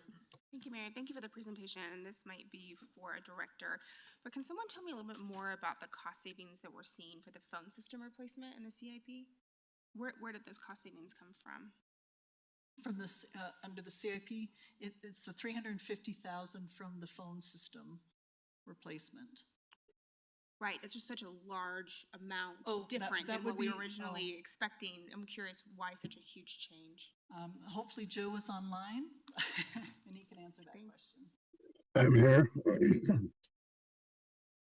Thank you for your question. Yeah, we were able to take a deeper dive into what the city wants for a phone system. We're considering a cloud-based soft phone solution. The cost of that solution is significantly lower than what it would be to build out a phone system like we have today. Thank you. That's very helpful. And my next question is also on IT. When I look at this list of capital projects, I'm looking at some of our bigger ticket investments over the next year. One of the largest is actually the badge system. And I know that it's ranked Tier 1. It was something that ranked very high in the staff rankings about priority investments for the city. But I'm just curious, is there any, I guess, wiggle room on that investment, considering how high it is and how we've reduced prices in other places? And can you help us understand what is the risk or cost if we don't make that investment this year? So the badge system is an aging system. It does consist of multiple systems across various facilities, which presents a security risk. We're not able to manage those systems through a single point. We rely on a third party for a lot of the management, the admin portion of that management. So for example, if someone leaves a city, we have to reach out to this third party to disable that person's account. And a lot of times it's not timely to do so. And so that presents a security risk. The system is not as stable as we would like it to be. So A lot of times when we add a badge or remove a badge, um, not all of the panels receive that update. So, for example, if I'm leaving the city and they remove my access that my badge has, and not all panels receive that information, then I may still be able to use my badge at some doors in the Civic Center, for example. So there are a variety of different things going on there. Does the system work right now? Yes, it does. Could we limp it along another year? Perhaps we could, but there are some security risks that are involved in that, and it would not be our recommendation to weigh on that. I appreciate that. That's very helpful. And I believe we've asked this in the past, but I just want to confirm tonight that this badge system, if we make this investment this year and we are no longer in this building in a few years, that we can transfer that system to a new building and location if City Hall were to ever move. Is that correct? Yeah, there are several components that could be transferred. Obviously, the wiring that goes along with that would not be something that we could transfer, but a lot of the various components of that system could be moved over. Okay, thank you very much. Any other questions for members of council? Go ahead, Member Russell.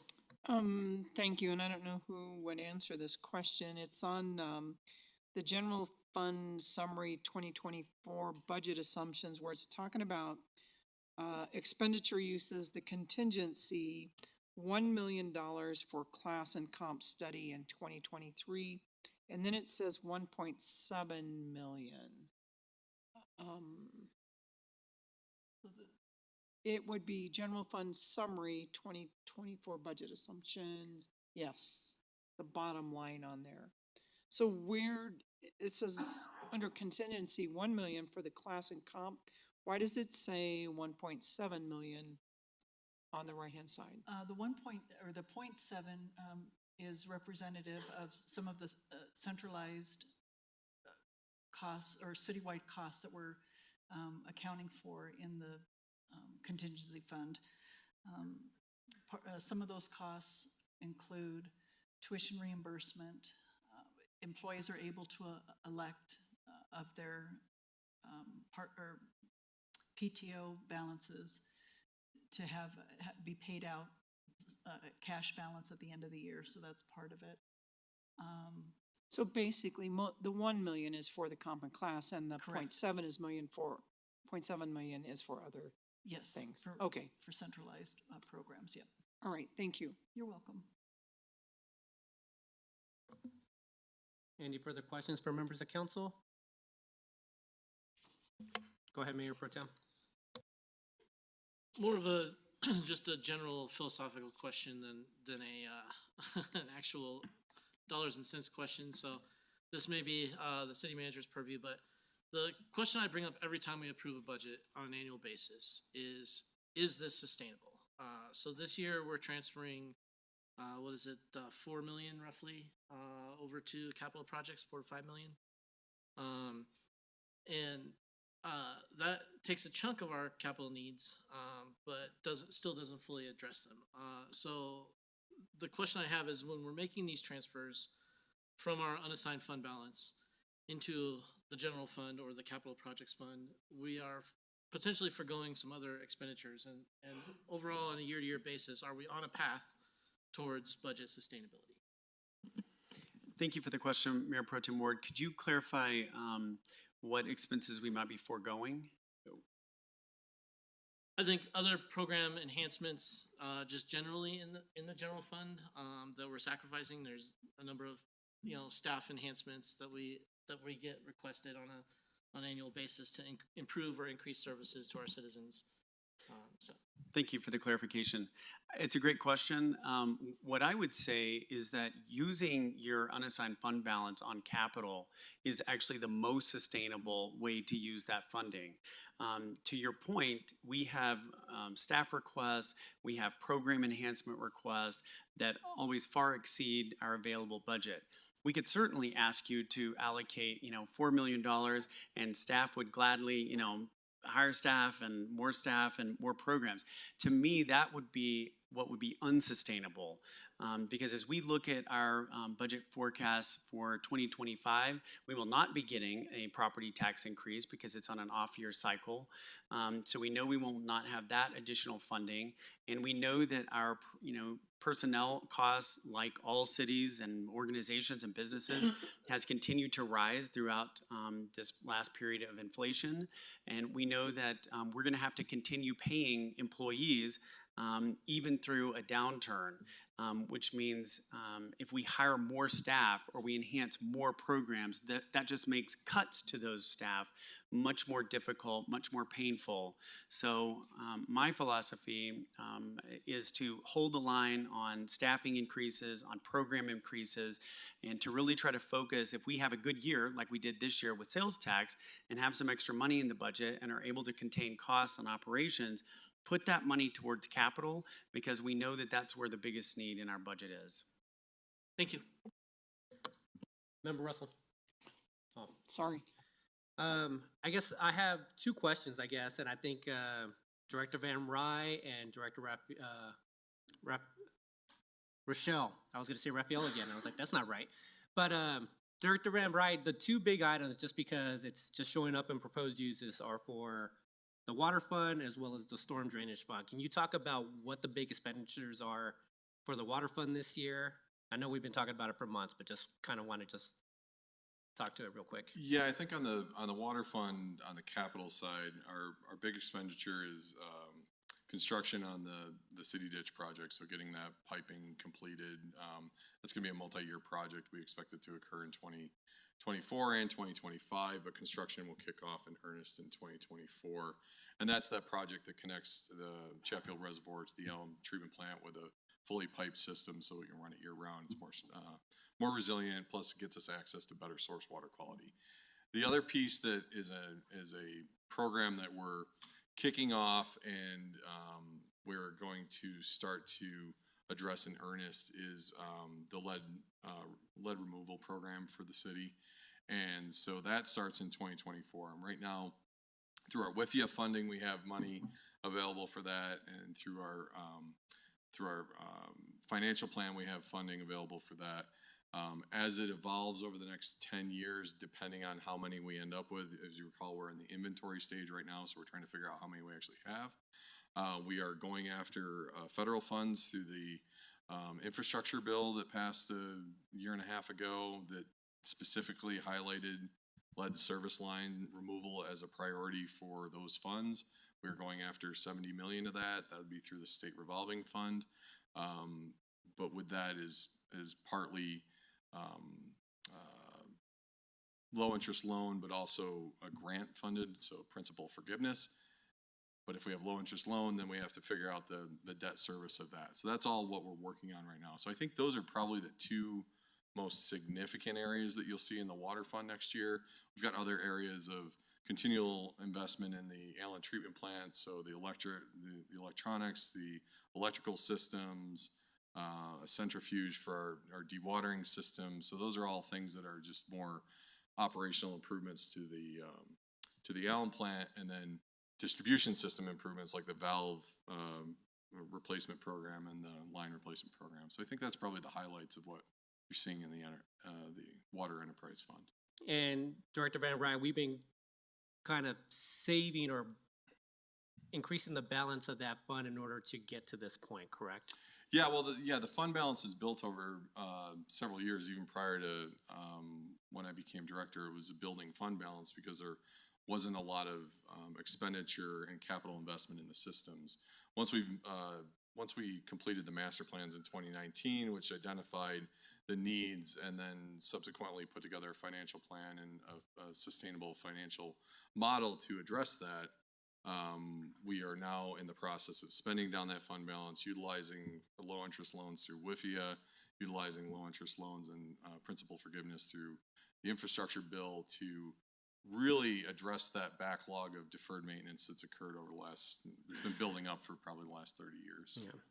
Thank you very much, Director Van Rye. I guess my other questions are for Director Rochelle. Same questions, just the proposed uses are pretty high for storm drainage. Can you kind of talk a little bit about what those are gonna go towards this year? Yeah, thank you, Mayor, for the question. Those are for the South Englewood Drainage Project, flood reduction project there. That's for the pond. We have expended some of those funds already in the purchase of the property.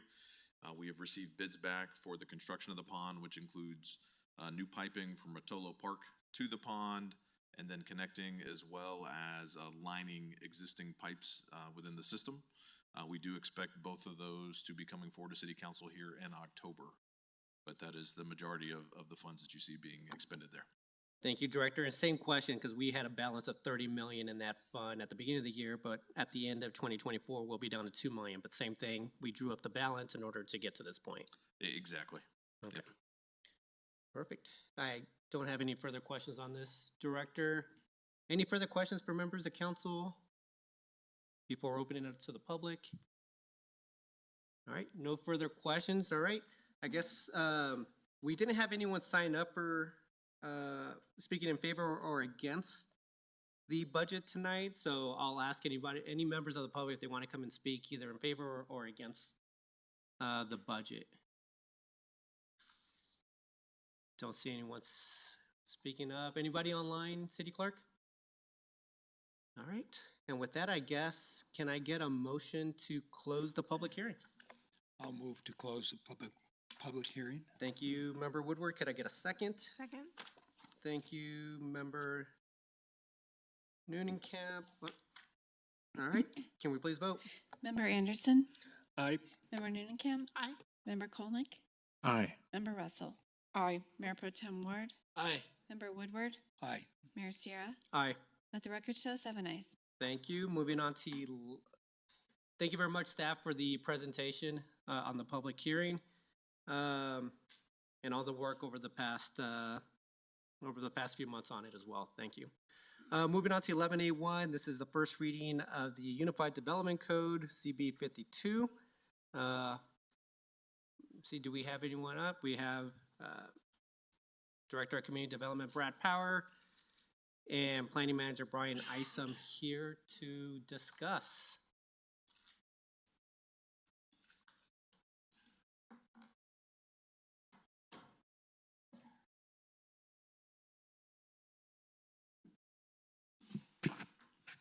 Mayor, we also have a short presentation if y'all like us to go through that. Chris Brewster's online and he can go through that.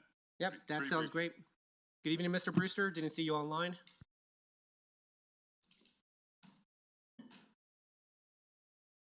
There you are. Good evening, Mayor and Council. Chris Brewster with Multi Studio, project manager for the consultant team. As Brian mentioned, we just have a quick presentation to recap from where we left off from the public hearing a few weeks ago.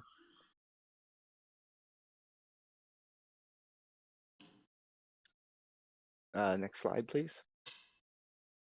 So this will just cover the 5 main residential topics that are before you in the Code Next recommendations from the Planning Commission. As we presented in the public hearing, all of our strategies on the residential side dealt with 3 main objectives. One was to have more expand options for residential units. All of your plans, documents that were feeding into this had those recommendations throughout the city to expand housing options. In doing so, we wanted to do so by actually doing it through smaller scale buildings. So there's strategies in here that actually reduce or at least maintain the scale of buildings you would be getting even if they were expanding options. And then to improve human scale neighborhood design in a lot of cases. So the design standards that come along with a lot of these building types do that. So the first change is with ADUs. Again, the recommendation is to expand it into R1A and B where they currently are not allowed, and there would be 1 unit in those districts as there would be in the R1C. A related change with that is to allow both attached and detached. That has to do with the issue of the basement apartment or the attic apartment, which currently aren't allowed but would be allowed now. So 1 unit could be in either place. Then in R2B and up, that is the one where multiple ADUs would be entertained. The idea there is there are lots already zoned for 1 to 4 units in all cases. And so there's standards that also come along with that to help reduce the scale. So it's an idea that it would preserve or at least add options to some of the existing detached houses in those districts. Only one of them could be detached, and the rest would have to be internal. And then in all of the non-residential districts that have a detached house on them, those things, all of those changes would come along with it. The design standards are an important part of this as well. They're aimed to make sure the unit is incidental and subordinate to the principal unit, so it still is appearing as a single unit house. One of the big ones there is the lot coverage. It's important to note that by adding an accessory dwelling unit, you're not really adding any capacity that wouldn't be there anyway had it not been a unit. It's really causing an owner to choose how they allocate their space. So there isn't necessarily any additional development capacity on lots with returns in terms of lot coverage or accessory buildings. It's just allowing that space that's already allocated to be used as a unit. The big discussion issues are with the reduced impediments, the owner occupancy standard that we discussed, that the Planning and Zoning Commission, the recommendation was a 10-year sunset on that, and then also the recommendation to have no additional parking requirement with the units. Next slide. The second big strategy that also impacts the R1 districts was the idea of smaller lot detached houses. Again, this is something that's in the current code. They're called either small lot or urban lots. And all of the zoning districts allow them anywhere from 3,000 to 4,000 square feet lots. However, there's a footnote that says they're only allowed if they're pre-existing. So it's in a sense a way of grandfathering in these smaller lots wherever they existed. So the strategy here was to be more targeted, but allow them to be created anew. So that's where the corner lot strategy comes in. And essentially the numbers are taking the minimum lot size for that district and creating a front corner and back corner in a 2/3, 1/3 split. And that's reflective of the pattern of where we saw the smaller lots mostly on those alley adjacent or side facing streets. And then there's an addition of a courtyard pattern as well. So a similar strategy, but with the small lots arranged around open court. Again, the design standards would reduce the scale of the building. So it's a smaller height limit that's currently not in there. Next slide, please. Moving up to the R2 districts, this one was a strategy of reducing the minimum lot size per unit, but then capping the total unit size. So in a sense, it's getting more units out of less building or as the same or similar building. And it primarily only affects the R2B district. The R2A district would be retained as a duplex zone district. However, with that, there's also a maximum building size where there currently isn't one. So this is geared at mainly the 2 to 8 unit buildings throughout the district. We think in all cases we're following that strategy of expanding options, reducing or maintaining the building scale that's currently occurring, and then also adding in design standards that focus on human scale design throughout the neighborhood. So things that address the streetscape, improve the frontages of buildings, and break down the masses of larger scale buildings, things that currently aren't required or are required in minimal ways in the current code we've expanded on in the design standards. Next slide. And then this is just a summary of the neighborhood design. I apologize. So again, grouping the building types into 4 main groupings from small all the way up to the larger apartments that we have. And then all of the design standards focus on these 4 key things that can be common across all the building types to tie them better in, particularly in the districts where a mix is allowed, focusing on streetscape, frontages, building design and massing, and then the landscape and open space. Next slide. Similar strategy. This is now shifting to the non-residential districts. We discussed in the public hearing, we've codified 4 different frontage types that are represented throughout your non-residential districts. Everything from the street front building that you see on the main blocks of Broadway, 3,300 to 3,500, and then buildings that are set back a little bit further that might have parking in front and everything in between. Next slide. Sustainability was one of the big topics from the code assessment. We have addressed it in one of 2 ways. Some of the big picture sustainability things with transportation options, reduced automobile reliance, landscape standards, water efficient landscapes. Some of those things are built into the code necessarily.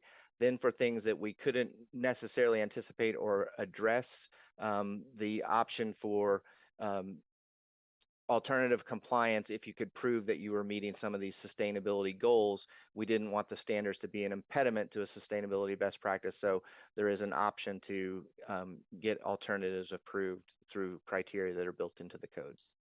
Next slide.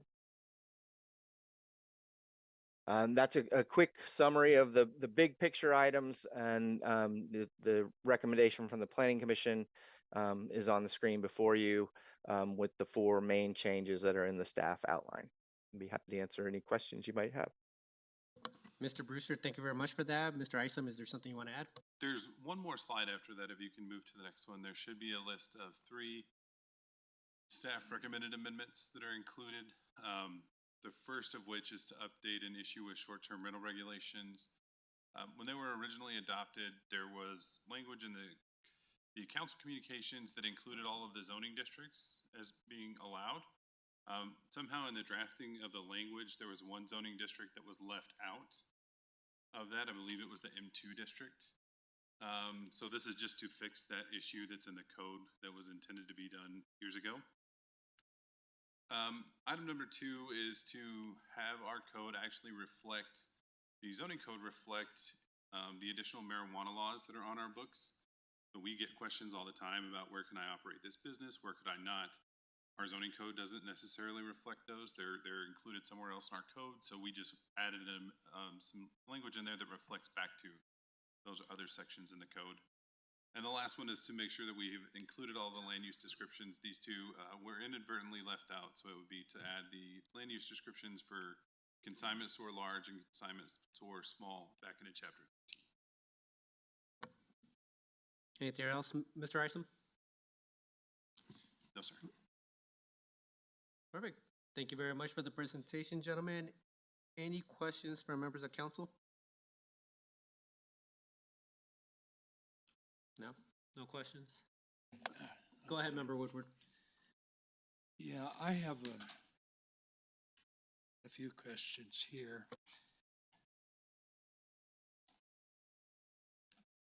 In the staff reports and in the actual writing, you're talking about gentle density. And going into the definitions, I don't find anything that says gentle density. So I finally looked it up and found it under Brookings. But I'm asking, I mean, I see that term. If I didn't know it, I'm sure some people out here didn't know it. And I think it should be in the definitions. So that's one simple one. And Mayor, how do you want me to make make a motion on these things now? Well, I wanted to just see if we had questions first before we made a motion. Okay.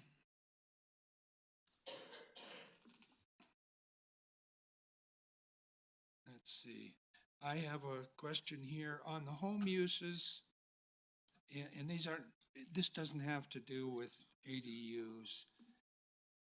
Why are beauticians and barbers eliminated from home uses when we can limit them to 8 cars per day, like I believe it was the other uses, and no more than 2 cars at a time or something like that, to make it a pretty small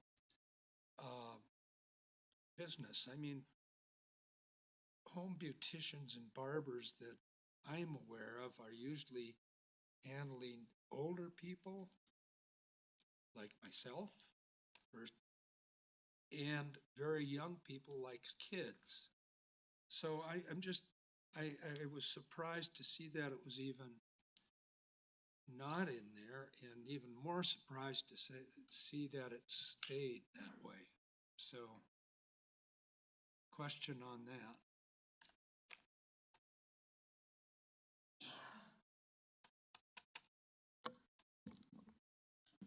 So as far as why they're prohibited, I don't know. It was a portion that was carried over from the existing code, so I don't know if there's been an issue in the city in the past. Some of the cities that I have worked in, they have had allowances for barbers and beauticians to be able to essentially style someone's hair. I obviously don't have that issue unless somebody's trimming my beard, but yes, they have done that in the past, and they do limit it to things like one chair, one sink. But again, that's a council decision. I just can tell you that it was a carryover from the existing code. So I don't know if there was something that happened prior to 2004, why that was included, but I can just tell you that. Okay, so there was no discussion on that. Okay, so I would like to see that going, but how did we get to the zero on-site parking for the first ADU and then additional parking for additional ADUs? That seems backwards to me. It seems like a really bad long-term policy decision. It just seems wrong. Yeah, I can go first with that one. The discussion that came out of the steering committee discussions, there was debate over removing potential barriers to ADUs, and sometimes the requirement of parking is looked at as a barrier, whether that's a physical constraint or an additional expense. And it's one of several that cities can look at to eliminate. And so coming out of the steering committee, there wasn't a recommendation to not have the parking. That came from the planning commission, and they had a long discussion about that on whether to require it or not. And as a group, they voted to recommend not having the parking requirement. I think it's more for the fact of trying to remove potential barriers. It doesn't mean you can't have a parking if you choose. There was a lot of discussion at the steering committee and the planning commission that it would be a market-based decision, that if you had a need for one, if you were in a location where your potential tenant or a family member was going to need a parking space, you would provide it. If you didn't have a need for an extra space, you wouldn't have to. So some of the times people that live in the ADU may not be as car dependent as other occupants of housing. So that's where the conversation evolved from.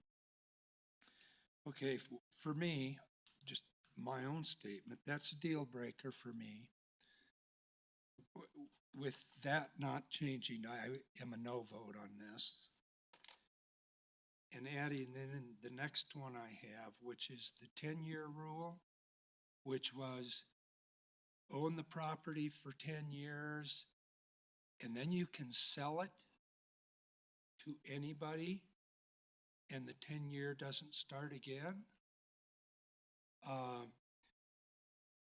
Having a past history personally of buying and investing in, managing and owning properties like this, single-family residences and stuff, this is exactly. Point of order. This is sounding to me like discussion, not questions at this point. We don't even have a motion on the Okay, table yet. where did this come from? Because nobody on this council heard it, at least in one of our open meetings. Did you hear it, Joe? The owner occupancy requirement for 10 years? 10 years, and then it doesn't start over again if they move? That was the recommendation from planning and zoning. That was the recommendation that came in, but was it discussed here? No, it wasn't. There was a discussion at one of the city council sessions to include a 10-year sunset clause when we were having one of the original discussions surrounding owner occupancy. There was mention of some kind of sunset clause, 10 years, whatever it may be. The Planning and Zoning Commission are the ones that initially put that back in the code. It wasn't included. There was no owner occupancy requirement for ADUs when the code was originally drafted for the first public hearing at Planning and Zoning Commission. Okay. The Planning and Zoning Commission is who chose to put that back in the code. When you say originally, Was that over 2 years ago, or was I in the room and didn't hear it, or what? Or The, wasn't the listening? draft, so there were, I think in the draft that went to you all, there was owner occupancy requirements included because and Chris, you might have to correct me. That one, there were some discussions at city council study sessions to remove owner occupancy requirements. The Planning and Zoning Commission, however, chose to put that back in the form of a sunset clause. So their choice was to say, we do want owner occupancy requirements, however, only for the first 10 years of existence of the ADU. Point of information, are we going to, when are we gonna discuss it on the council? I mean, I do agree with Councilmember Woodward that we need to discuss, but that may not be, a question. Yes, Member Russell, once we make a motion, then we'll go item by item Okay, over what potential changes or what we want to keep as part of this. So okay, thank you. go ahead, Member Woodward, you still have the floor. Okay, I'll go next question. Member Since- Woodward, please use your microphone. Since I have been on council, I've been bringing up the point of no ADUs on cul-de-sacs or residential streets without alleys. Haven't gotten the discussion from this council. Point of order. Why, this is discussion, we need a motion on the table if we're gonna continue having discussion on items that you wanna change. That's, Member I'm Woodward, holding, Well, I the wanna rest ask the of, the rest question. of us are withholding our Mem- discussions until we have Member it. Anderson, he's getting to his Getting question. to a question. Go okay. ahead, Member I'm- Woodward. So did P and Z have that discussion? I had brought up the point of going out and literally looking at some of these places. I don't recall, Chris, you can correct me if I'm wrong, I don't recall the Planning and Zoning Commission having any discussion on prohibitions on cul-de-sacs. No, I don't either, nor the steering committee throughout. So it wasn't brought forward, is what I'm hearing, what I'm inferring.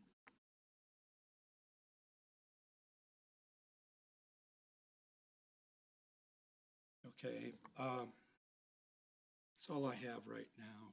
I mean, I guess with these, I'm a no vote, Thank you, Member Woodward. unfortunately, because I Member- really wanted to vote to this.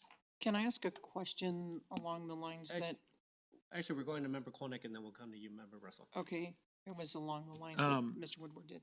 So question I have for you guys, table 5.3, currently it says ADUs. This was a change that I noticed that planning and zoning put in that you guys didn't bring up. I just want to make sure I'm correct in my reading that this is a change. ADUs are limited to 16 feet max if they're not over an operable garage. Am I correct? Yes, that's correct. And that's a current provision, that we incorporated back in once we got to the discussion of where they were coming in. If it's a ground level unit, it's limited to 16 feet in height, and that's the idea of keeping the building, subordinate to the principal unit. And it's only if it's above a garage where it could be on the upper level in a detached building. Thank you. Member Russell? Thank you. So are ADUs allowed on cul-de-sacs in the Code Next project in properties that have no alleys, no alley access? Are they allowed? Yes, Do you have to have side lot access? How are they gonna get to the ADU if you don't have an alley? if they don't have an alley? Yes.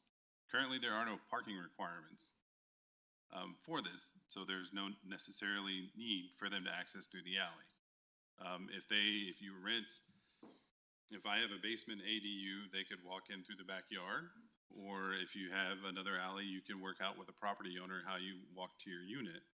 However, if there's no parking requirements currently. Okay, thank you. I have a question about attainable housing. Why is attainable housing in a land use document? And what does attainable mean? So that section is in there as part of this project was coordinated with the route policy study. So the idea was if there was going to be any additional density beyond what was allowed, could the exchange be that there's an affordability requirement or attainability requirement with that? And so that section is a placeholder for when the Attainable Housing Task Force catches up with the code, that could be built in, that certain development bonuses could be given in exchange for attainable housing. So that would be defined by that subsequent process. One of the things that we did learn, the reason we wanted to coordinate with route policy was we wanted to make sure that the current allowances that would be occurring at market rate housing would be coordinated with any eventual policy towards attainability. And their findings were that that some of these types could be built without any financial incentives under the current development standards we were proposing, with a parking reduction and or a height bonus, so an additional story. And so that was one of the reasons of the coordination. We wanted to look at what was being enabled under this code under market rate and how would that relate to potential affordability and attainability policies. And so that the short answer is that section is a placeholder for when that policy catches up. The longer answer is we wanted to make sure that market rate was considering what potential affordable housing developers would do as well. And are these for sale units or for rent units? Could be a combination of both, I believe. I don't recall exactly the route policies analysis, but from what I remember, they were looking at both options. And so what does attainable mean? Can we define attainable? I think that would be defined in that subsequent process. We were working under two numbers. I know I don't want to speak for their report, but it was 80% of AMI if it was ownership and 60% of AMI if it was for rent. And that's reflecting annual or monthly rents based on a average median income for the area. So that number does need to be more specifically defined. Usually it's something that's updated periodically, but I think that we want to defer to that subsequent process before it's defined in the code. Did anybody run out literal figures on those numbers, like 60% of AMI and what the rent would be? I don't want to speak for Root's analysis, but I think that was all included in there. So AMI is currently, area median income is currently around $90,000. Is that correct? I don't know. I don't know myself or what it is. Okay, thank you. That's a little bit problematic. Thank you. Thank you, Member Russell. I guess I'll ask a question just because, did you have a question? I'll get to you next, Member Woodward. So under what's changing and why under sustainability, the EV ready, the base requirement says parking coordination with building codes. So when I read it, it sounded like it was pushing the direction back to the building code. We're not making any recommendations within this document in terms of just having EV ready within garages or such. I think this kind of goes to the parking question that was brought up, or the no parking requirement, since we are moving to like an EV future and charging of the cars are expected to occur at home. Are we thinking about what that long-term impact may be in terms of not having garage parking for an EV future, or for that type of, when that comes? I'm just trying to figure out how homeowners or anyone's going to be charging up their cars when there is no garage or plug in order for them to charge up their vehicles.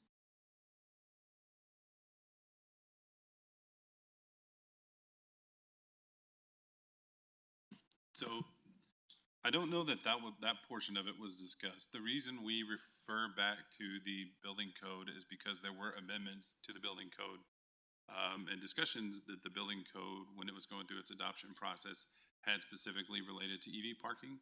We didn't want to circumvent that or create other regulations that were going to say something otherwise to what they had said.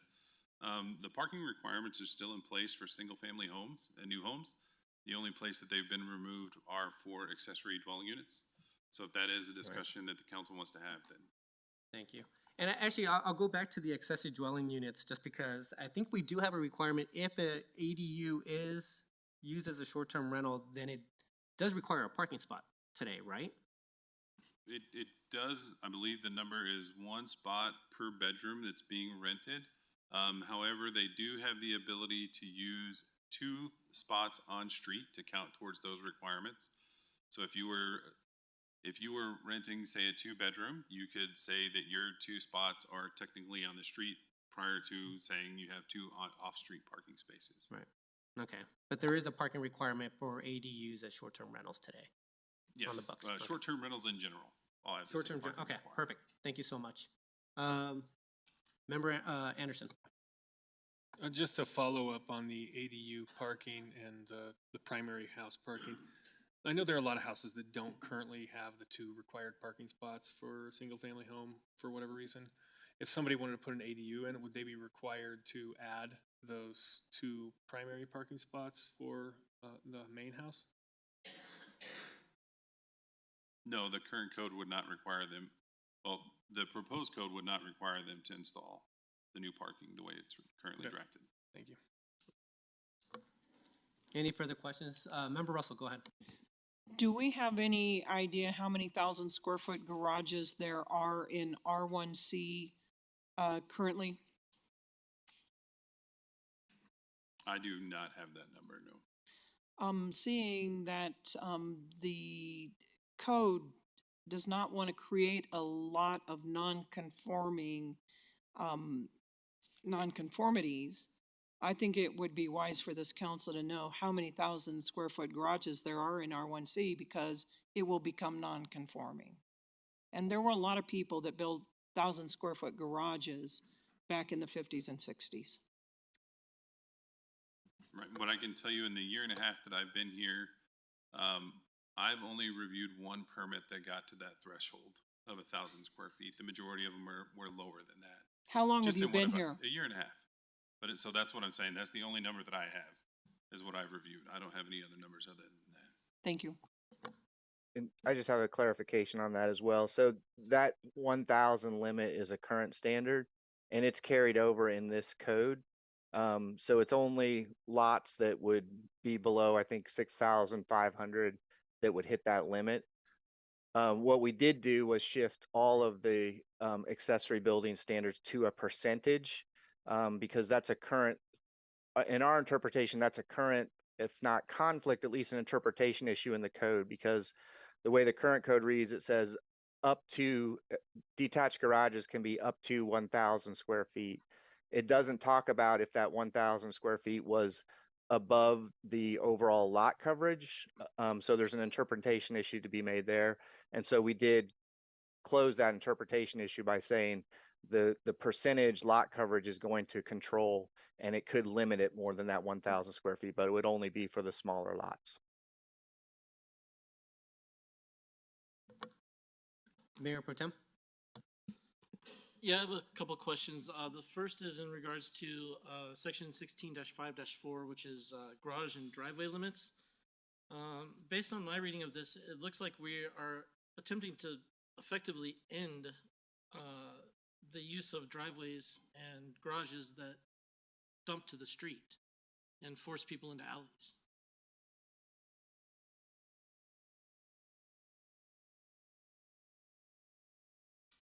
There is there's a 2-tier standard for if you have alley access or non-alley access. This is one of the standards we're trying to reduce the automobile orientation of the lot. So it's one of those human scale neighborhood design features I mentioned that more of the building frontage should be people space, social space, building space rather than garage and driveway space. But there's a balance based on whether you have alley access or not. All of them, unless you get to the very narrower lots, those are the ones would force you to a choice, but all of them do allow front access in a limited sense.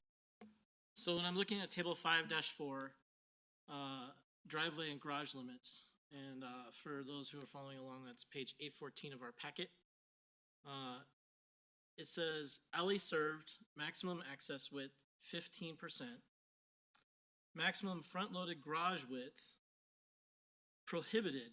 All garage entries shall be to the side or near of lots, or rear of lots, rather.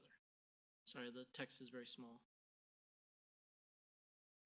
So the way I read that, for future development purposes, if you have alley access, you are prohibited from front-loading your house. You can't have a curb cut to access the street directly. You have to go into our alley.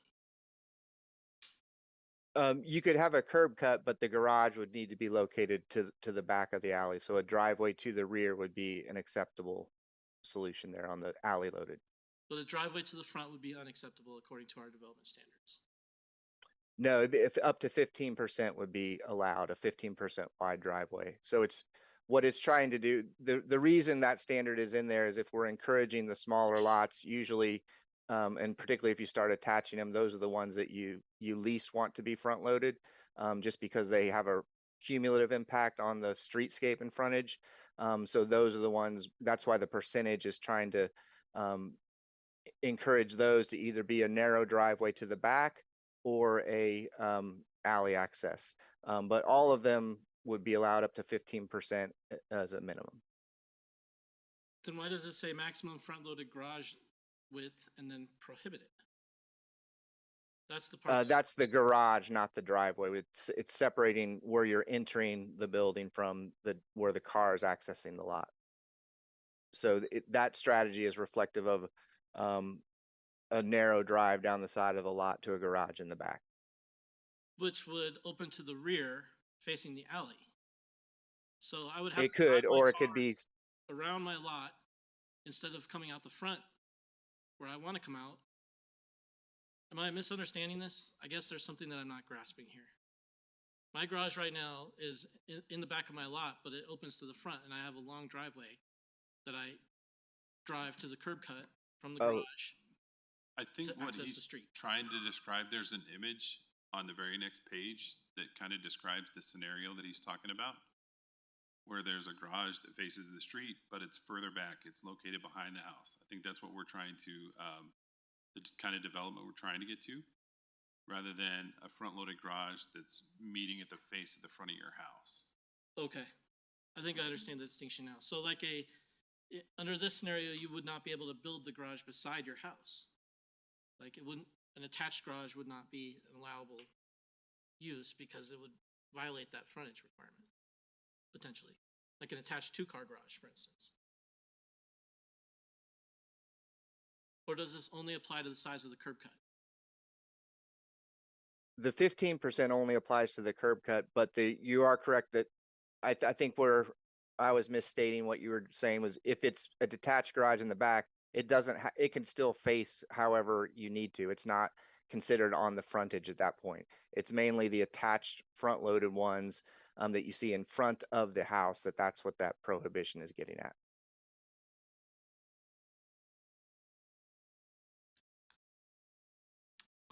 Okay, I think that clears it up for me. My second question is in relation to administrative adjustments. 16-2-11 covers administrative adjustments.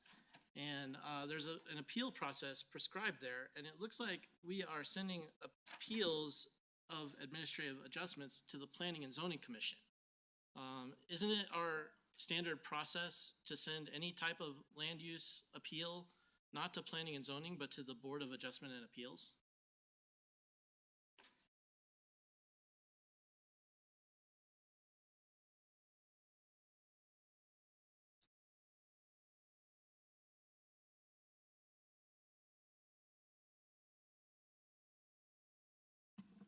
know if he's still on there or not. So typically, if somebody is requesting a variance, yes, it goes to the planning, Board of Adjustment and Appeals. However, this process was designed as an administrative process with, limited capabilities for staff to, adjust portions of the code. And during I can't remember if it was planning and zoning or, likely during the UDC steering committee, the choice was made, and during technical committee meetings, the choice was made. Either there was a discussion between sending it to the Board of Adjustment or the Planning and Zoning Commission, and it was felt that the Planning and Zoning Commission was the more appropriate board because these were more design-oriented and not necessarily things like your setback or your height variance, things like that. Question related to the city attorney. Based on the authority of the Board of Adjustment and Appeals in our charter, I'm concerned that we may be violating actually the charter by sending any appeal to planning and zoning rather than to the Board of Adjustment and Appeals. And it may take you a little time. There's going to be some discussion. You don't have to answer that question right now. Well, I already had Charter Section 60 pulled up on my computer when you asked the question. That charter section delineates the required duties of BOAA, which states they shall hear and determine appeals from refusal of building permits, make special exceptions to the terms of zoning regulations in harmony with their general purpose and intent, authorize variances from the strict application of regulations in such situations and subject to such limitations as may be set by ordinance. And so it was my understanding that that language was the reason staff felt there was some authority for city council to include this in Code Next, because city council can set by ordinance the authority to consider such variances. For the Board of Adjustment and Appeals, but the Planning and Zoning Commission, Charter 58, here's applications for amendments, modifications, or revisions of zoning ordinances. But there's nothing about handling an administrative appeal in that charter section.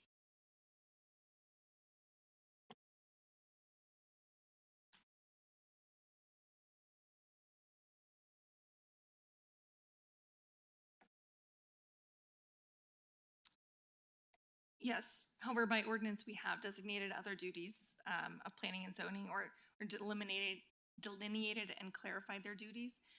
Because something is not specifically listed in Charter Section 58, doesn't mean they can't also do that. These would be the required minimum duties for planning and zoning, but they could be assigned additional duties as well. At the risk of belaboring the point, I'll go back to Charter 60. The board shall have the power to hear and determine appeals from refusal of building permits. In the case that we refuse to allow an administrative adjustment, that results in denial of a building permit. So the question I have is, how are we not usurping what our charter requires of us or violating it outright by giving that authority to a board other than the Board of Adjustment and Appeals?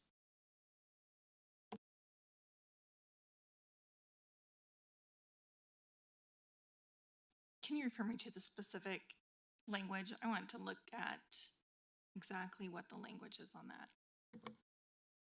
Or what page that is on the agenda. I'm on Page 767 and 768 of the packet cover administrative adjustments, and the appeal process starts at page 767. I was still on page 734 of 1544. We'll move on, and I'll defer that answer to discussion. Thank you, Mayor Pro Tem. Member Woodward. Yeah. Let's see, this is 1654. On the second page in the book here, we're looking at alley entrances. That's number 2B. And garage entrance facing an alley shall be set back 6 feet.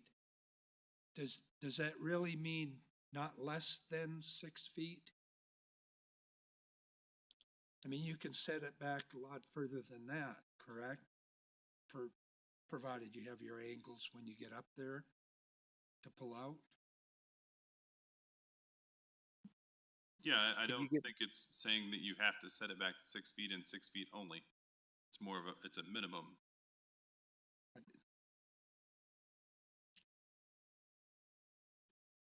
Yeah, I think that should say shall be set back not less than 6 feet then. Could you give this section again? I'm sorry. It's 16.5.4 B 2B. So it's on the second page of that. Yep. If you have the book that I have, and it says alley entrances.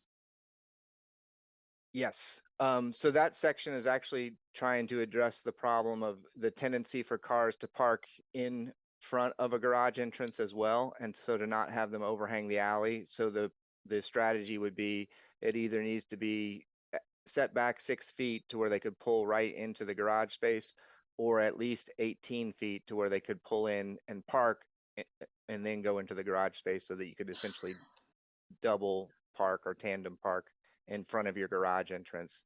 So you wouldn't want it to be between that, because then the tendency would be to park and overhang the alley. Okay.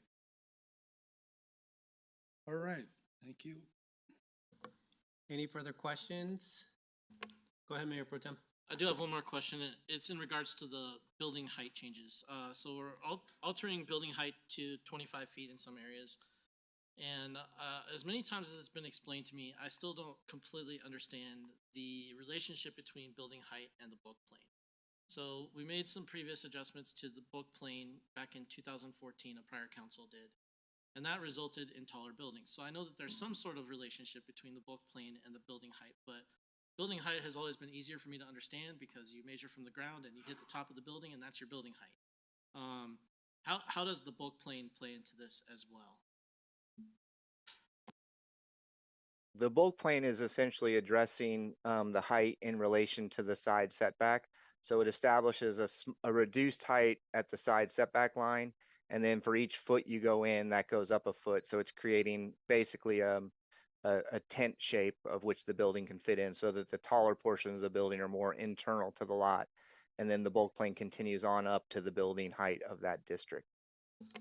Mr. Brister, my compliments, because you have captured the simplest and most understandable explanation of the bulk plane I have ever heard in my entire time in the city. So I appreciate it. Thank you. We'll see. All right, any further questions? If not, can I get a motion to approve CB 52? Move to approve CB 52. Thank you, Member Anderson. Could I get a second? Second. Thank you, Member Kolnick. All right, I know that there's going to be some discussion here. Let's start with discussion and then we'll figure out how best to make amendments to this code. So, Member Kolnick, I see you have your light on. Go ahead. I'd like to start with an amendment to to discuss the owner occupancy requirement. I think we should amend by removing it completely. 16-4-4-B-10. My main reasoning for this is when it comes to owner occupancy, there's challenges with transfer of the property. If anybody has an ADU and they want to be able to sell it, there's all sorts of challenges that can come forward with financing that property. The other thing is just a matter of practicality. We don't require people to owner occupy a house that they build. An investor can come in and they can build a house, and we don't make them owner occupy it. We also don't make developers or investors owner occupy a 40-unit building that they develop. So why would we do it on what's effectively a 2-unit property?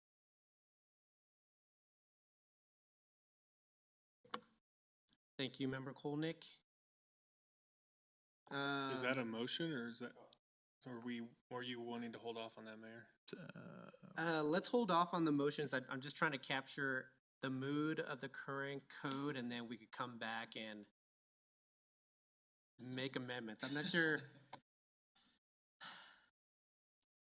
yeah, I think I think this might be, yeah, let's discuss the owner occupancy portion, just see where we're at and then move on to the next potential amendment. So anyone further want to chime in? Member Anderson and then Member Russell.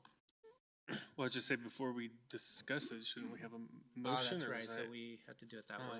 I think that's the preferable way to Yeah, do it. that's Yeah, the best way to do it for Bob I can make it rules. a motion. Yeah. All right, let's make the motion then. I make a motion to amend this section 16-4-4-B-10 by removing it. Just removing owner occupancy. Correct. Okay, thank you, Member Kolnick. Can I get a second? I'll second. Thank you, Member Anderson. Now discussion. Go ahead, Member Woodward. Well, my answer would be is that Englewood has a pretty long history, well over 100 years. And people have lived here a long time.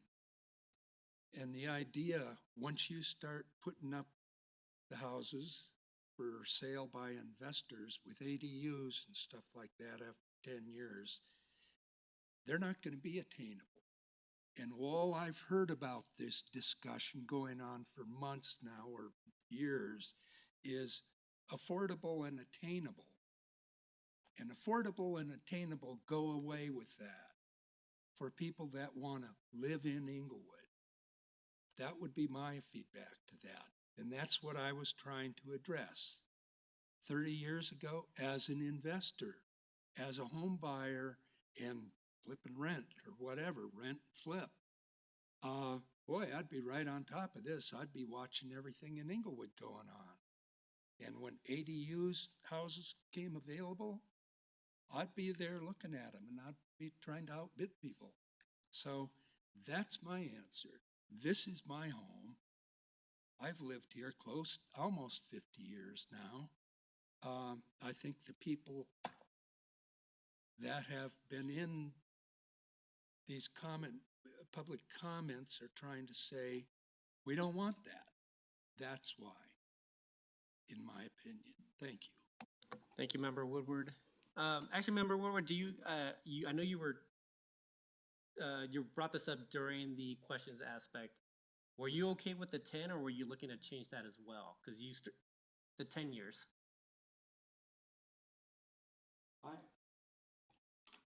The 10-year sunset. So you brought it up earlier. You didn't finish your thought earlier today. I am not okay with a 10-year sunset and then being able to sell it to an investor without that 10-year sunset starting over. I'm okay with a 10-year sunset for the owner, the current owner, and then it starts again when they move. It isn't a sunset that way. But that's the way I'm for it. I'm not for the sunset. Okay. Thank you, Member Woodward. Member Russell? Thank you. I think we need to define the parameters. They're called accessory dwelling units. We're talking about one piece of property that has a house and an accessory dwelling unit. You cannot sell a accessory dwelling unit to another property owner. That is dividing the property, and we can't even address that now. I don't believe that's addressed in the code. I believe what it's set up to do, though, is to eventually divide the properties in half, and I think that's problematic.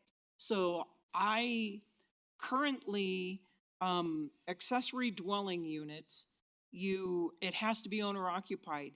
3 years ago, we held public hearings, we held a lot of community meetings.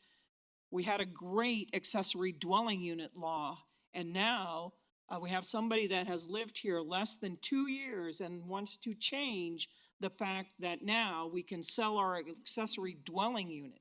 That is very problematic. I don't think that we can do that, and I am also in favor of not removing the owner occupied. The owner that builds it is the owner that owns it. I am not in favor of having non-owner occupied. Thank you, Member Russell. We'll go to Member Nunenkamp and then Member Kolnick.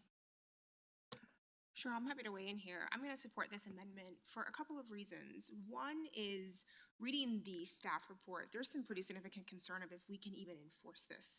How would we track it? How would we enforce it? It's quite complicated. It would probably be a pretty significant investment. And so I would be very hesitant for us to pass something that we're not sure we could actually enforce. That's one logistical concern I have. But the second is, and I understand, there's some hesitancy. There's been a lot of feedback from the community. I would say actually that we don't have a good accessory dwelling unit law right now, the one that we have, because there are so many restrictions within it that it makes it incredibly difficult for homeowners to utilize this option on their private property. So I do think that we need some updates here. But to impose an owner occupancy requirement just strikes me as like extremely anti-renter. And we have a city where we have 52% of our residents are renters. And I think many of them would love to own that property, and they just are not able to in this environment.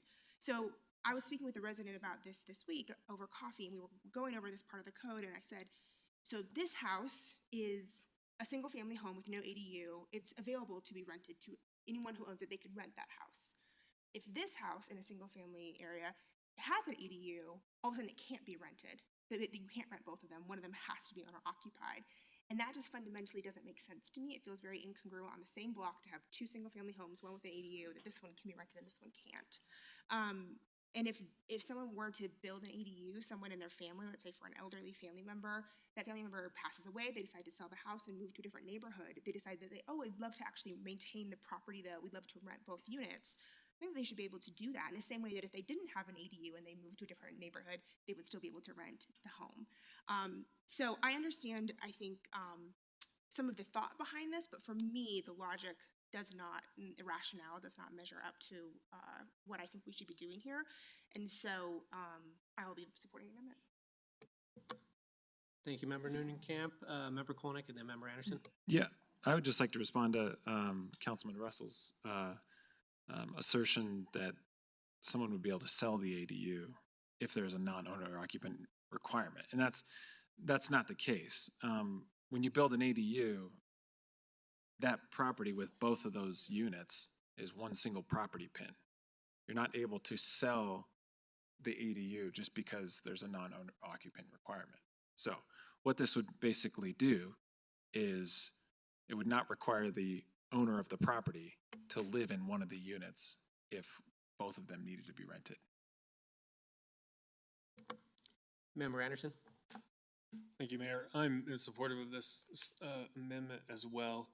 I think the owner occupancy requirement just creates an additional burden to potentially getting some of these naturally occurring properties built. And so putting that in place, I think we've seen over the last 4 years since we've had the ADU law in place, that's one of the barriers. I think that's one of the reasons we haven't seen very many ADUs get built. And so I'm supportive of this. I also am supportive of it just on principled grounds that the government should not be coming up with very specific rules about how to manage a person's property and what they can and can't do with it, especially when it comes to renting it out. That's the owner, it's the property of the owner, and if they want to move to another location and rent it out, then they should be able to do that. Mayor Pro Tem. I think I heard Member Russell's concern differently than Member Kolnick did. And I think the concern is, this is one step, and at any given time further down the road, council could pass another regulation which would allow lots that contain ADUs to be split into separate properties. That's part of our land use code. It would be possible under a future modification of the land use code. And I am sensitive to that concern. I also think that owner occupancy is one of the few things that the Planning and Zoning Commission directed us to do. It's one of the few provisions that they inserted into this code, and it speaks to a lot of the concerns that our residents have. Personally, my concern and the justification I have for the owner occupancy requirement is, the goal here is, well, I think one of the goals here, I should say, is to, as Member Noonan-Camp referenced, provide additional housing for our community. An accessory dwelling unit that is owner occupied on one side allows an owner to derive some income from their property, which they would not otherwise have, and in effect would make the property more affordable for them. If we remove the owner occupancy requirement, what I'm concerned about is that we will have a sizable number of people who have more money in their pockets than any of our residents do, outbidding our residents on properties that they would otherwise be able to purchase, either scraping them or increasing the footprint by building ADUs, and then those become investor-owned properties that are rented. We're not increasing home ownership in the city. We're not increasing accessibility.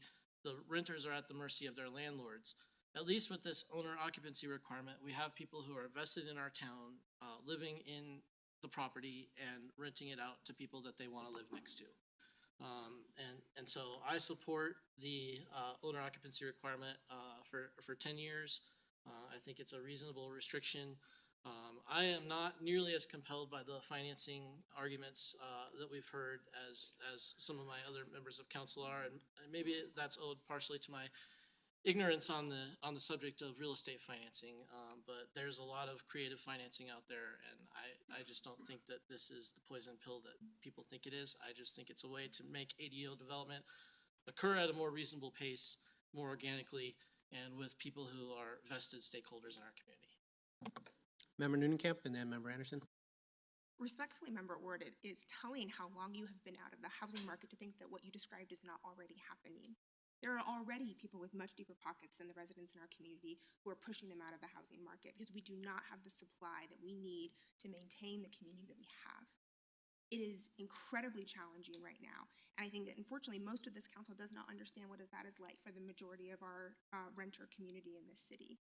What the opportunity for us is that if we allow for this to be open, someone might be able to purchase a home that has a pre-existing ADU that maybe someone else was able to finance and use that to help offset their mortgage going forward. I know a young couple that just closed on a house near Englewood High School that's doing this exact thing. They could not afford that mortgage on their own without the anticipated ADU rental if this were to go through. They're thinking about how we're going to sustain things over the long term because the housing market is so incredibly fierce and exclusionary for most of our residents, and they're two professionals.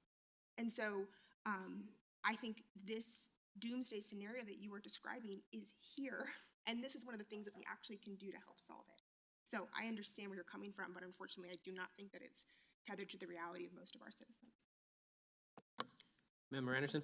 I would just add on this subject that I think the desire to encourage home ownership is good, and I would love to see more home ownership. On the flip side, you can't legislate people into being able to afford homes, and the renters will continue to exist whether there are properties for them or not. So I think this eliminating the homeowner occupancy requirements gets more of these built. And there are people out there who need the places to, ultimately gets more of them built because now the homeowner, I think most of the time it's going to be the homeowners has an opportunity here to build that and then know that they're going to be able to get the market value back out of it. I think that's the biggest poison pill about the owner occupancy requirement is they know if I build $200,000 ADU, the likelihood of being able to go to market and get the $550,000 plus the $200,000 that I've invested in that ADU is not going to work if you're not within the competitive market. So I think allowing these to be encouraging them to get built is the main thing, and in the long run, the market will decide how they get allocated to whether it's renters or homeowners. We can let the market allocate those. We can't allocate them with legislation. Thank you, Member Anderson.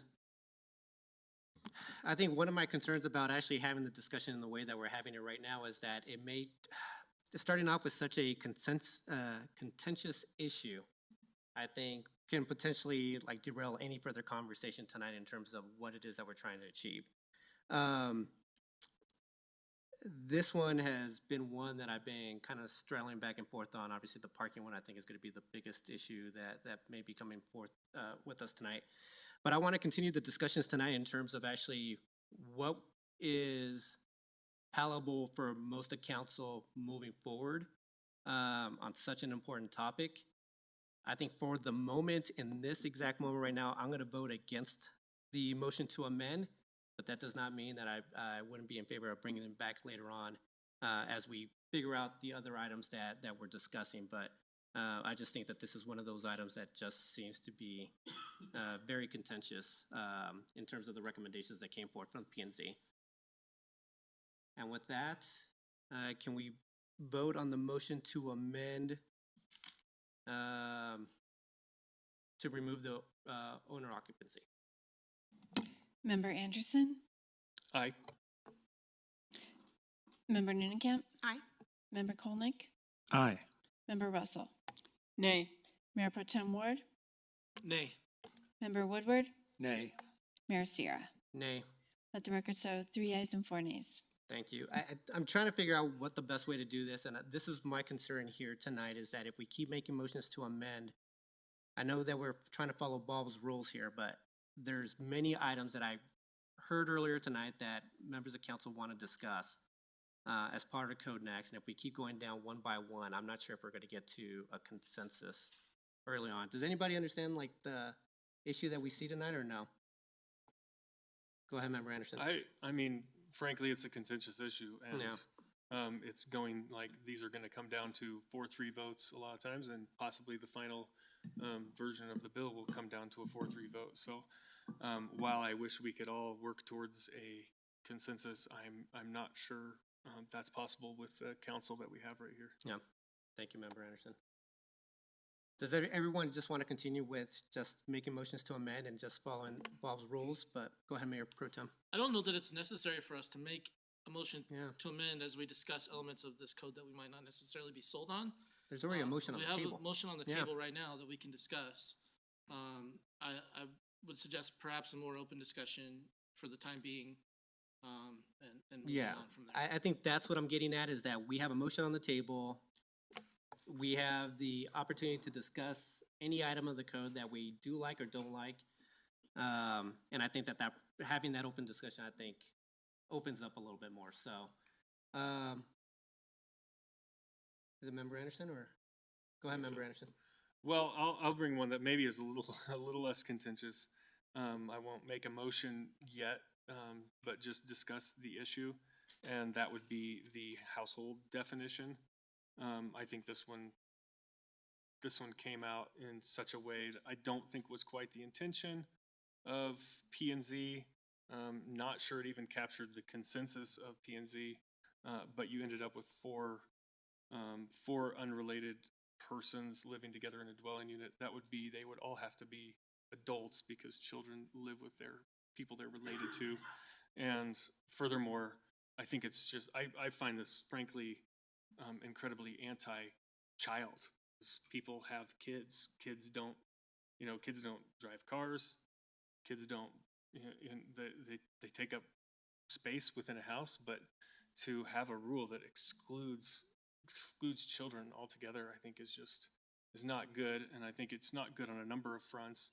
Number one, the McKinney-Vento Act defines homeless families as families that are living with other families.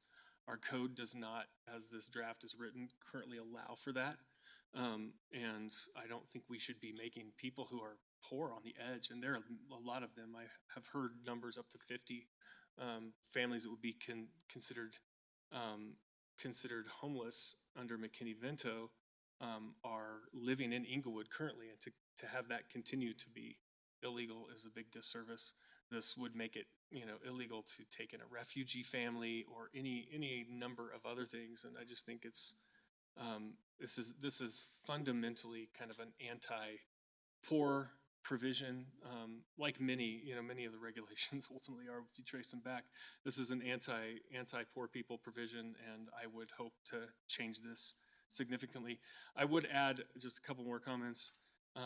Our current property maintenance code actually does have some occupancy rules built around safety, which is, I think, what the way our code should approach this. We shouldn't be deciding within our code how people should orient themselves in the places that they live. It's ultimately a safety issue, and I think this is allowing for some more flexibility. And here's a great way to provide property owners who recently purchased their home at have very high mortgages to rent out some space and make a little more money. Thank you, Member Anderson. Do you have an opinion on how it should be worded? Yeah, I do. Up to 4 adults of any relationship and their minor children or legal dependents living together in a dwelling unit. One more time. Up to 4 adults of any relationship and their minor children or legal dependents living together in a dwelling unit.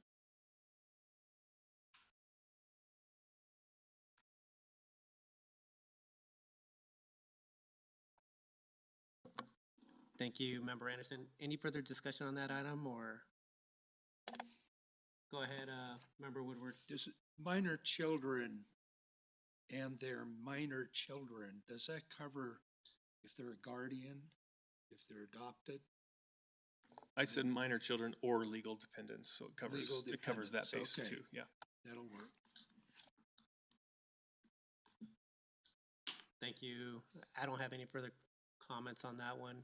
Go ahead, Mayor Pro Tem. Yeah, you'll get no argument from me on that amendment either. I did want to circle back to the city attorney and see if we had a determination on Board of Adjustment and Appeals. I am extremely hesitant to weigh in at this late hour when so many people, citizens, staff, consultants have gone through this entire process, and here I am at the 11th hour weighing in. However, I can't disagree with you that an appeal of an adjustment as written would not go to the Board of Adjustment and Appeals. It would go to the Planning and Zoning Commission, which just even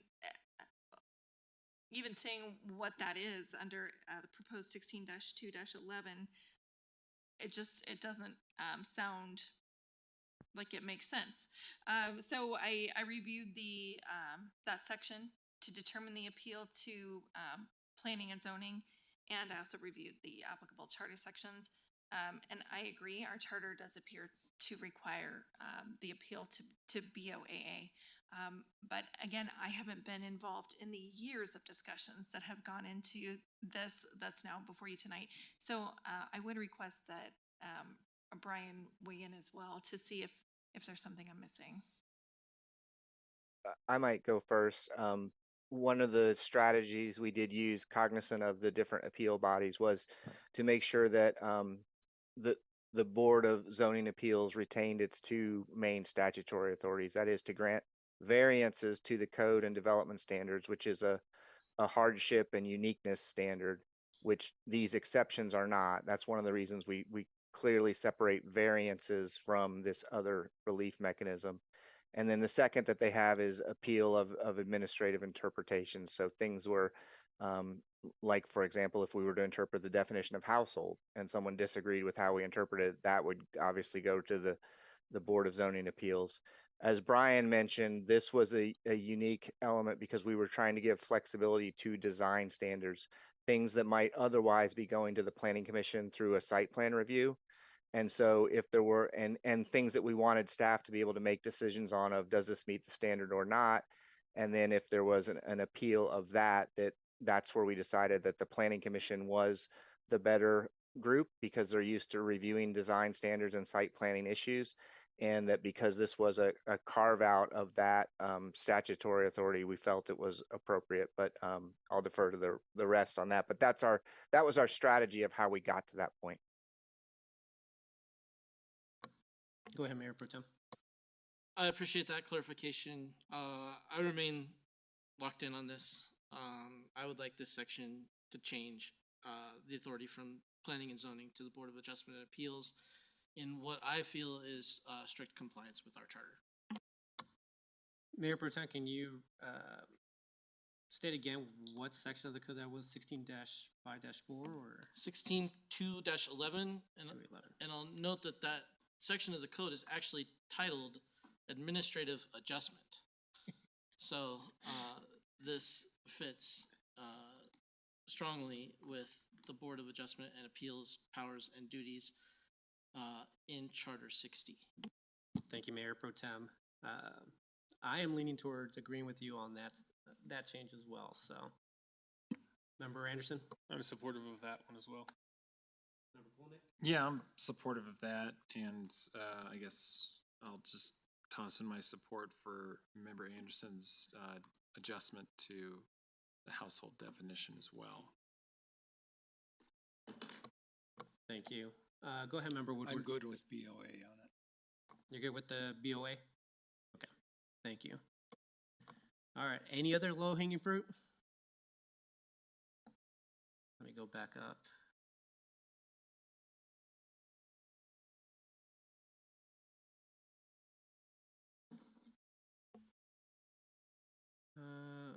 No, I think we're just getting into parking and ADUs now, so go ahead, Mayor Protem. This might be a slightly higher branch, as opposed to the low-hanging fruit you referred to. Can I get some clarification on the electrification and electric-ready requirements? It appears that these are in the sustainability provisions of our code, which would indicate that they're not necessarily requirements. Am I correct in that interpretation, or is there something in here that is a requirement that I'm not seeing? Are you referring to the electric vehicle parking? Yeah, EV readiness, and electric vehicle pre-wiring and such. Yeah. So just to follow up on what Brian said, in the parking section, there is an entry that says electric vehicle parking, and then it does defer to the building code. And the reason for that was, as he expressed, that the building code addressed it more comprehensively, was being done by another group that had said that no, in our direction from that group, the city staff, was that the building code provisions for electric vehicles, particularly with residential, would be ahead of any requirement we would have. And so we should just defer to that for houses and residential areas being EV ready and where they're parking the vehicles. The provision that you're referring to in the sustainability section would be for those other administrative adjustments. If there was anything being done to support electric vehicles that caused a conflict with site plans, we wanted to be able to handle that option to let the more sustainable practice outweigh whatever the standard that might be conflicting with electric vehicle ready sites would be. So it was two different approaches there. Thank you. That clarification is helpful. Member Noonan-Camp. I have some low-hanging fruit for you, Mayor. I would say that we should support the staff recommended amendments. Wow, 11 o'clock, sorry. Those three look reasonable to me, and I appreciate staff bringing them to us. Thank you, Member Noonan-Camp. Yeah, I have no disagreements with the second to last page, the recommendation of short-term rental regulations, update the marijuana use regulations, or consignment store large and small. So, Member Kolnick? Yeah, I agree on those two. All right. Anyone disagreeing there? All right. No disagreement. Go ahead, Member Woodward. Do you have anything else, or should we just get into the big items? Okay. Actually, the other one that since we're kind of talking about recommendations from P&Z as well, I don't have any issues with the percentage of owner signatures going down to 65%. I think I was one of the members of council to vote for 75% when this came in front of us maybe 18 months ago. Maybe it wasn't even that long ago, but I'm okay with that recommendation to drop it down to 65%. Any disagreement? I just kind of have questions. What is the impact of them being able to vote it as a historic district? Is it basically become a covenanted area, or none of the Sorry, code? you're gonna have to speak up a little bit. I'm getting. Oh, well, what is the impact of a place being designated as a historic district? Will they not have to adhere to any of the building code in that area, or how does that work? They would have to adhere to the building code, but they would have, so if you get a national register or state register, it doesn't necessarily mean that buildings can't be torn down. Local protections for buildings being demolished are only achieved through that local designation. So it provides protections for buildings or districts if they don't want to have buildings torn down, or if they want buildings modified, they can set some of those parameters. The other thing it does is it gives buildings access to new funds that are given to them by the federal government. So if it helps them get access to new funds, and it helps our city get access to new funds, at least starting this process. And then if they go further to become a CLG city, it gets further into that. But this can help. It really helps with the, I guess the local designation doesn't necessarily help with funding, but it does help with the demolishment issue. So if it's a national registered building, it can still be demolished unless they've taken funds from the federal government to do anything on their building, then it couldn't be. They have some other stipulations, but otherwise, if there's a national registered building, it could potentially be torn down.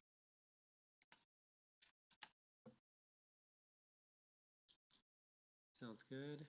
Member Woodward?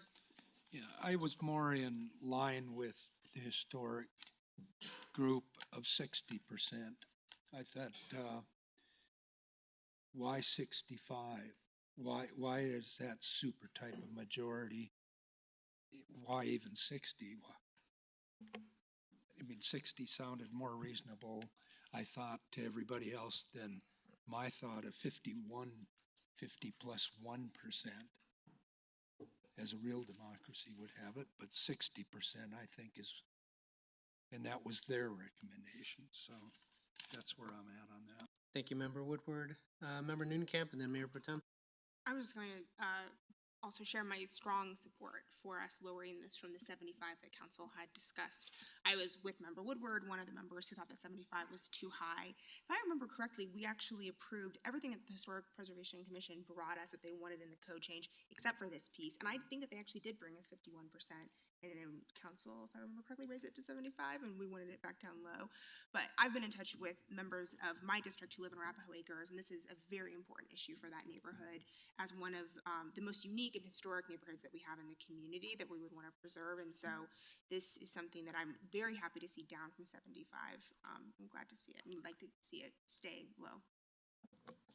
I'm sorry, so what was the number that you were okay with, 65 or? I'm comfortable with 65. I would probably also support 60, but I'm just glad to see it not at 75. All right, thank you, Member Noonkamp. Mayor Pro Tem? I'm still big on 75%. Anytime we have people determining what other people in a neighborhood can do with their properties, when the properties were originally purchased under a different set of rules, it's pretty challenging to me.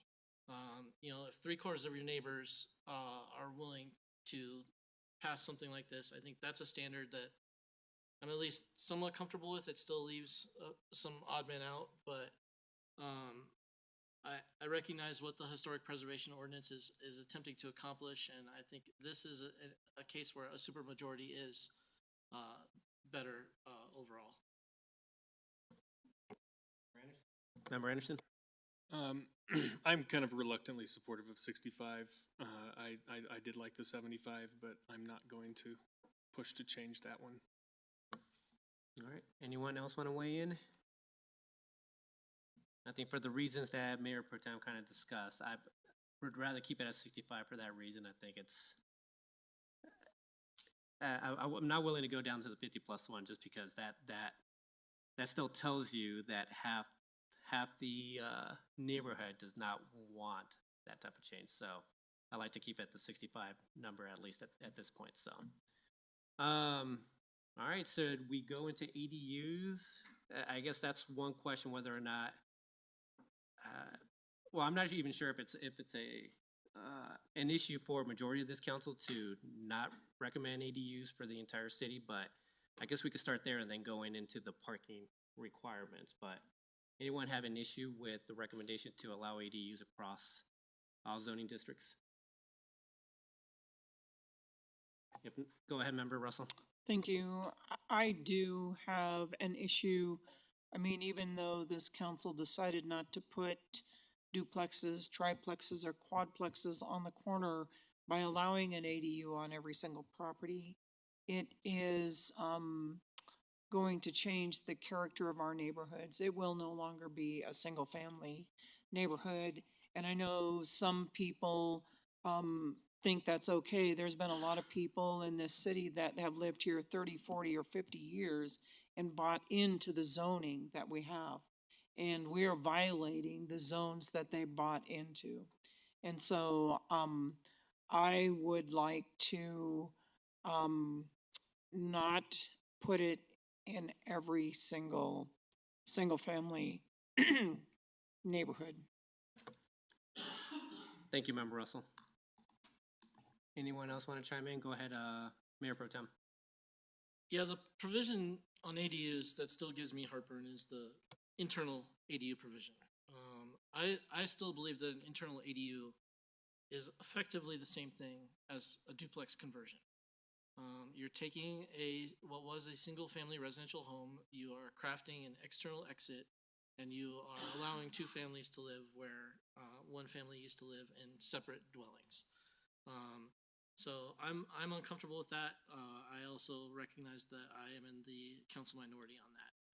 To me, internal ADUs are different than external ADUs for a number of reasons that I'm not prepared to articulate at this late hour. But that's my say on internal ADUs. I know I'm in the minority. Thank you, Mayor Pro Tem. Member Noonkamp? Just one response to that, Member Ward, and building off some of your previous arguments. If someone owns their home and they have the opportunity to either convert their basement into an ADU or build an entirely new structure in the back of their property, it's much more cost effective for them to convert their basement. And it also would create less construction for the community, probably less visual change, more green space in the backyard. So if you're concerned about impact, I would say the internal ADU actually provides much less impact, but getting the same benefit. It also provides the opportunity for the homeowner to make that income if they so choose. And to your point about your concern with developers coming in and buying some of those opportunities, I think if someone already owns a home with a basement, it's much more feasible for them to do that than to start over fresh. So I actually think that it would be in line with some of your stated priorities actually to support internal ADUs. Member Anderson? To me, this the internal ADUs is all about adapting our housing stock to what current needs are. When most of the houses in Englewood were built in 50s, 60s, that time frame, household sizes were much larger. And so actually the density of within our neighborhoods was much higher back then, right? If you take a single family home neighborhood and everybody has 5, 6 people living in a house because most people would have multiple kids, then it was a much higher density. Now I know many homes have a single person living in them, an elderly single person or a young couple that aren't planning on having kids or having just one kid. This allows us to utilize our housing stock much closer to the number of people it was built for many years ago. And I think that's the big thing with Code Next here is how do we adapt our what we currently have to the times that we're living in. That's why a new household definition makes sense, and I think that's why internal ADUs make sense. Thank you, Member Anderson. Member Kolnick? Yeah, I'll echo a lot of those. I think that ADUs provide us a way to welcome a lot of new and different types of families into some of these neighborhoods. I also think just some of the challenges of just even the language of limiting the ADU internally to the basement just provides some like dimensional constriction that isn't always necessary. You may also be in situations where the basement is like barely a foot above ground level. And even if you could convert it, you're kind of sending somebody to the dungeon to live down there. So I don't know. I mean, I think the internal ADUs, they reduce the impact to the lot overall. They're still required to, adhere to the bulk plane. But I actually think there should be even more flexibility within that principal structure for them to, make it livable outside of just the basement. Thank you, Member Kolnick. Yeah, I'm in support of the internal ADU provision. And as we discussed, it's only one or the other. So it's either an internal ADU or it's just an external ADU, not both. So I'm okay with this provision as written. Go ahead, Member Anderson. One tweak I would suggest to the language around the internal ADUs on 16. Oh, now I don't know where it is exactly. That's not the. It says equal to the building footprint. They're 800 square feet or equal to the building footprint if internal to the principal building and in a basement. I would maybe want to suggest equal to the building footprint, if internal to the principal building and, in a basement or on the second floor or in the attic, so that they could, if somebody doesn't have a basement, or the basement doesn't have proper ceiling height, but they did have a second floor, then they could put the ADU up there. I don't know if there's interest in that. Thank you, Member Anderson. So you're saying not restricted to just the basement? Well, they aren't restricted to just the basement as it's written. They're allowed to be 800 square feet and be internal. I'm just saying if it's gonna take up the idea here would be if it's gonna take up one floor, then it can take up the entire floor, whether that floor is the second floor or the basement. Didn't see whose light was on, but Kolnick and then, go ahead, Member Woodward. Okay, I'd say in District 3 on the east side of Broadway, basically from Jefferson going south, there is a high percentage of houses that don't have basements. They're crawl spaces, very high percentage of that. I support them on the inside, whether it's, you know, if it was an attic, if there is truly the room on that. I don't find that that's going to be affordable. Or dig out a basement. I don't find that as being affordable. So I would support it. I doubt whether I'd see much of it. Thank you, Member Woodward. Member Kolnick? Yeah, I would just maybe to Member Anderson's comments, I think it says equal to the building footprint. Currently, it says equal to the building footprint if internal to the principal building and in a basement. I think for the sake of simplicity, I would just remove and in a basement. So it's equal to building footprint if it's internal to the principal building. So then people can do the attic, they could do the first floor, second floor, basement. Just kind of depends on how it works for them. And what their particular, dimensional challenges are on that property. Member Kolnick, can you read that sentence again? So I would just say equal to the building footprint if internal to the principal building.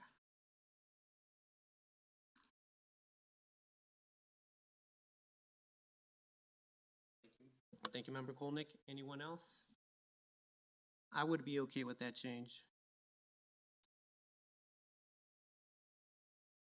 I don't see any disagreement. Okay. Shall we go to parking? Member Kolnick, you want to start off, or if you have any disagreements with it, or?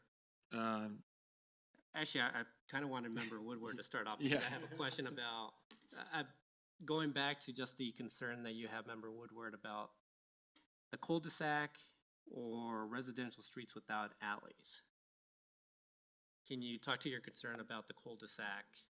I think I understand the without alleys, but the cul-de-sac. The cul-de-sacs in Englewood, if you go look at them, they're Clarkson, Dartmouth Circle off Dartmouth there. They're up on the west side, west of Federal, up on toward the border there, or at the border. They're very small. You're just adding cars into places where they aren't. And if you aren't adding cars there, Dartmouth, where are they going? Are they going to get on their bicycle in January and go get their groceries for the next 3 days because that's all that fits in their backpack? Or their snowmobile? I mean, it makes no sense. It also really cuts back into, I think, areas that ADUs don't fit. The alleys, without the alleys, I've used Inca numerous times as an example of that. Backs up to Bellevue Park, all front loaded garages. Although I think at that time we were talking about additional parking. so it would be off-site parking. Well, from what I'm hearing now tonight, I'm not getting that off-site parking. We're not gonna add that off-site parking. So I guess it doesn't matter in that. I mean, that's a kill pill for me on this. So, Thank you, Member Woodward. No, I needed to understand some of the concerns around the cul-de-sacs. I think I do understand what you're saying. Alleys, I do understand as well, but, yeah, we'll come back to that as well. Mayor Pro Tem and then Member Kolnick. Member Kolnick is next. Go ahead, Member Kolnick. Well, Member Woodward, I mean, you say it doesn't matter. I think it does matter. In the sense that, I think any homeowner is gonna go through the thought process that you are. And that the market is actually going to tell them, hey, if I'm gonna use this short-term or this ADU as a short-term rental, or as a long-term rental, or even for a family member, this lot is gonna be really challenging with parking. Maybe this just isn't the best spot for me to throw down 300 grand to build it. So I don't necessarily think that we're going to, I don't think we're going to be able to do this better than the market will. And I think that any of us that live and work in Englewood know that, you know, parking is a valuable asset, and that we would probably rent a ADU with a parking spot rather than without one. And so I think anybody that builds one will take that into account as well, and that the market will actually provide some good parking solutions. Thank you, Member Kolnick. Mayor Pro Tem? can I address that? It's fine. Go ahead, Member Woodward. So if you live in the cul-de-sac, would you agree that, let's go back to our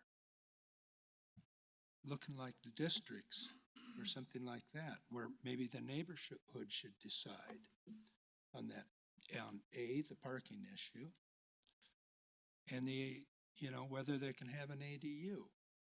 And we'll jump it up to, you know, there might be 6, 7 houses on that cul-de-sac, and we'll say if you get 65% of the people agreeing, you get that. I mean, I don't see how that's too much different than, you know, a district. But you know, the market is going to be totally changing away from affordable and attainable if those go in there. That's what I'm saying, and that's what this whole point was affordable and attainable. And so I'm just saying, I don't think that works. And I'm a market person. You know, and I'm all for affordable housing, but you know, my preference is market. That's where I came from. Thank you, Member Woodward. Mayor Pro Tem? I support parking requirements for ADUs, similar to Member Woodward. And I don't, I don't agree with Member Kolnick's assertion that the market will provide for this. I think the market has a tendency to do what's most profitable. And one thing that any developer you talk to will agree on is that parking isn't profitable, unless you're investing in parking lots, in which case it may be profitable. But I think that one of the sources of heartburn for our community regarding ADUs is the sense that this will make it more difficult for them to park on their streets and more difficult to move around in the town. And I think off-street parking mitigates at least some of that concern. Thank you, Mayor Pro Tem. Member Anderson? We have had apartments that have come before us where they exceeded the parking requirement because they know that if they want to get the people to move in there, they need to provide sufficient parking for the expectation there. So I think this is this is totally reasonable. The reason that we originally discussed not having an additional parking spot, right? Two parking spots are already required for the main home. Reason for the not requiring the additional one is because on many lots in Englewood, especially in R1C where the lots are 50-foot wide, it is very difficult to get 3 parking spots and an ADU on the back of the lot. And often people will have two parking spots back there, but not use their parking spots anyway. They park one of their cars out front or something like that. So just reflecting what's currently there. And so allowing someone to build one on top of a garage if they want, but to build one on ground level and only provide two parking spots on the back of the lot, and then somebody still park out front, I think fits with the kind of city we have. That's the way people currently use it. I know very few people on my block who use their all of their alley parking spots, and many people park on the street, and yet our street is still only half full of cars. So I think this one makes sense. Thank you, Member Anderson. Member Russell? Thank you. I appreciate,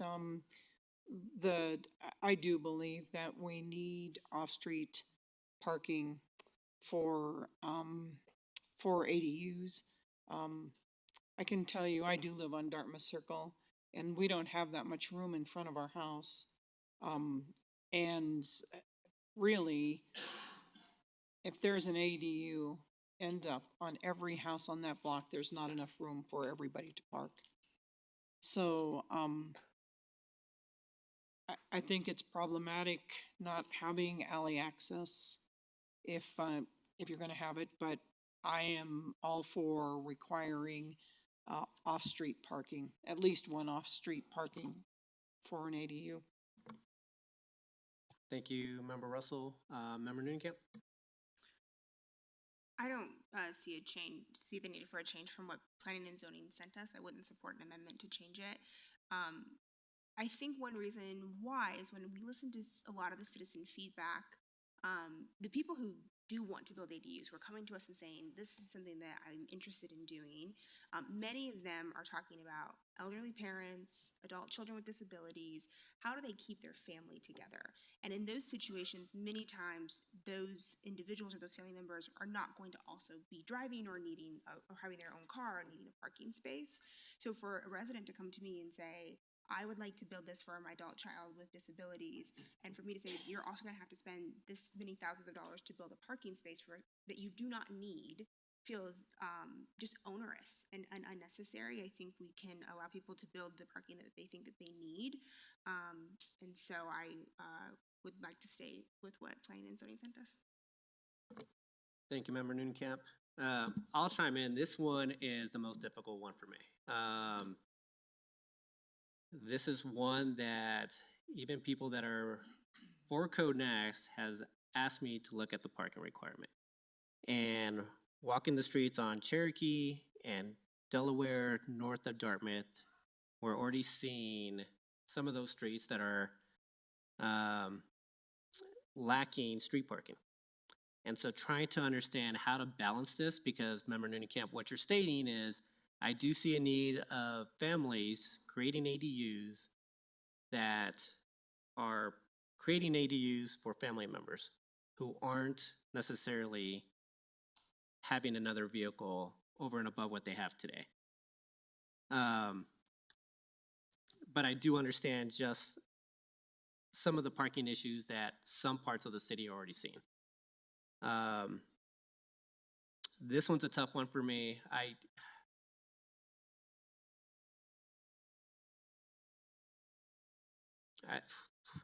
I think coming into this evening, I was in favor, I still am in favor of not requiring additional parking, but I do understand some of the concerns that citizens have about this.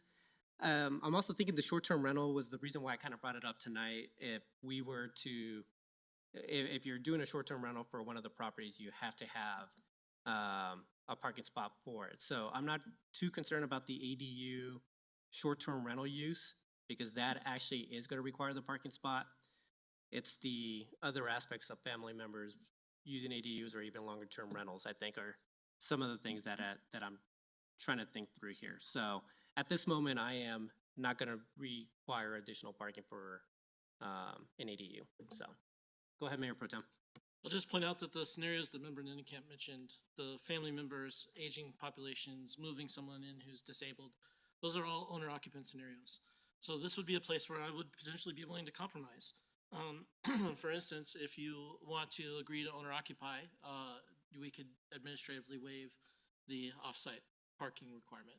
That would be something that I think I could swallow, because an owner occupant has to live with the parking situation on their block. They have to talk to their neighbors about the parking situation on their block. They have to see the parking situation on their block, so they actually live with the consequences of their actions. Thank you, Mayor Pro Tem. Member Kolnick? I also noticed that, even for short-term rentals, we're crediting parking on the street. For commercial property, we credit parking spaces, basically the whole linear frontage of the street goes towards the business as a credit for the parking.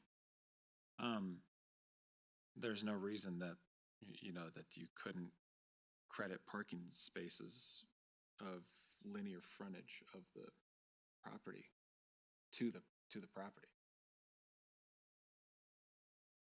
Thank you, Member Kolnick. Mr. Isom, are we already crediting that as part of this code or not? The linear, this came up earlier, I'm sorry. Yeah, on-street, on-street parking. Is it, so what was the question again? So on-street parking, that's already part of the parking spots that, Member Kolnick, can you kind of? Yeah, no, currently, There's linear feet in front of the house that is being credited for a parking spot. And I can't remember what that number is. Is it 12 feet? It's for not? residential, there is none anymore. Okay. They have for commercial, but for residential, I'd have to look and find the section on here, but. Yeah, I gotta go back and look at that. I thought there was, but any idea on that, Mr. Isom, on the? There's not a credit currently for Okay. residential for on-street parking. The only place that really talks about it is the short-term rental provisions. And that's where I read And it. where then. you get that kind of, you can use two on-street spaces to count towards your parking requirements. And was that 12 feet or 15 feet? What was the number? Do you remember? I'll have to look it up, but I don't believe there's a number associated. Okay, I thought there was, but, okay. So it must have been the short-term rental regulation that I was looking up. Well, there is an exception built in for non-residential in 1674B2. That might be what you're referring to. That, but it is only based on discussion with staff and the steering committee. It was only for non-residential uses. Okay. No, I think the one that I was reading up on was short-term rentals, but I may be mistaken. Go ahead, Member Anderson. If I remember correctly, and maybe Mr. Brewster knows, I believe an earlier draft of the code, perhaps in 2022 sometime, had an on-street credit for residential that was taken out at some point. I don't know when that was taken out. Yeah, that is correct too. It was in there earlier, but in the early version, it was taken out. I don't recall when and what the exact rationale was. All right. All right, thank you. I think the last major item, I think, to me, is just the owner occupancy, circling back on that. Right now, we are not removing the owner occupancy, but I'd like to have another discussion on this aspect of it. Not sure if anybody else wants to chime in. I guess I'm the one that has to chime in. I would love to remove the no owner occupancy restriction for a lot of the reasons that were stated earlier tonight. But I also want to be mindful of some of the concerns that we have for some members on council as well. Mayor Pro Tem, you kind of brought up a good point in terms of potentially allowing one or not the other in terms of not removing the owner occupancy, but potentially not allowing the parking requirement for the ADU. So I just want to see where else everyone is at on this item. Go ahead, Member Kolnick. Well, I'll just say I like Reiterate, yeah. I like addressing this after we hit all the low-hanging fruit. Came out a little hot there, so thank you for your patience. Yeah, when it comes to owner occupancy, I think, when I think about affordable and attainable, I look at this purely from supply and demand. The more housing opportunities there are at all different types of levels within our neighborhoods, the more people are going to be able to access them. With an owner occupancy requirement, we're basically saying that the only place the money can come from to build these things is from a homeowner. And I'd like to see all types of resources come into Englewood to make these structures in meaningful places. And I think that owner occupancy really inhibits the ways that these can get built. That being said, if I have to walk away from, tonight with owner occupancy still in place, I just think 10 years is a really long time. And now, I know I'm young, and I know I've only lived here 2 years, 6 months, and 13 days. But I know a lot of people, it's not common, or it's not uncommon for people to sell houses every 5 to 7 years just because their life circumstances change. Thank you, Member Kolnick. Member Woodward.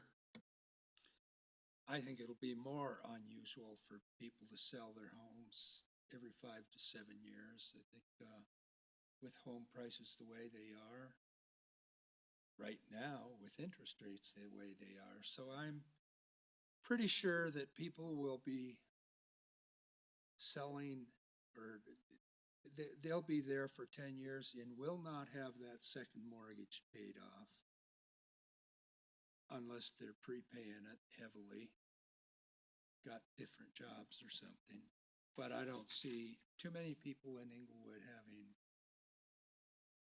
the bank account with the money to go build this ADU.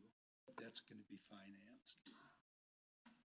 And payback and all that on that, it's going to increase the value, but if that's what we're looking for, a bunch of investors that own our housing stock in Englewood, so be it.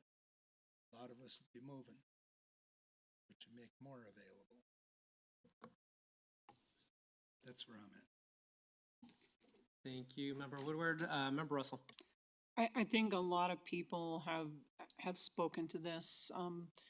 Their concern is that Code Next is written to favor the developers and the people that will come in and develop Englewood. That is true. I've already had in the last 2 or 3 months, 3 developers call me. They already own property. They're waiting for this to go through. That's what they wanted to know. Is this going to go through? I told them what I suspected. And that's not the only thing that's going to happen. The developers are going to be sending postcards to everybody that owns a house in Englewood to see if they're going to sell it. So it is going to be even worse than we can imagine. The more we try to make affordable housing, it's not affordable. Most of you have not lived long enough to see the ups and downs of the housing market. I can remember back in the 80s, people that we knew that were in the military had to buy a house where they went. The interest rate was 18%. And so then the bottom dropped out of the housing market, and they had to hang on to those houses 12 years after they left to become equal underwater. We are in a high inflationary period right now. It is impossible to build affordable housing during high inflationary periods. But the bottom is going to drop out of the market. And then all of those people who have spent a boatload of money, $548,000 on a 1,000 square foot house, they're going to be way over underwater and they won't be able to get rid of their house. So I'm just telling you that things are going to change. Houses are going to become affordable.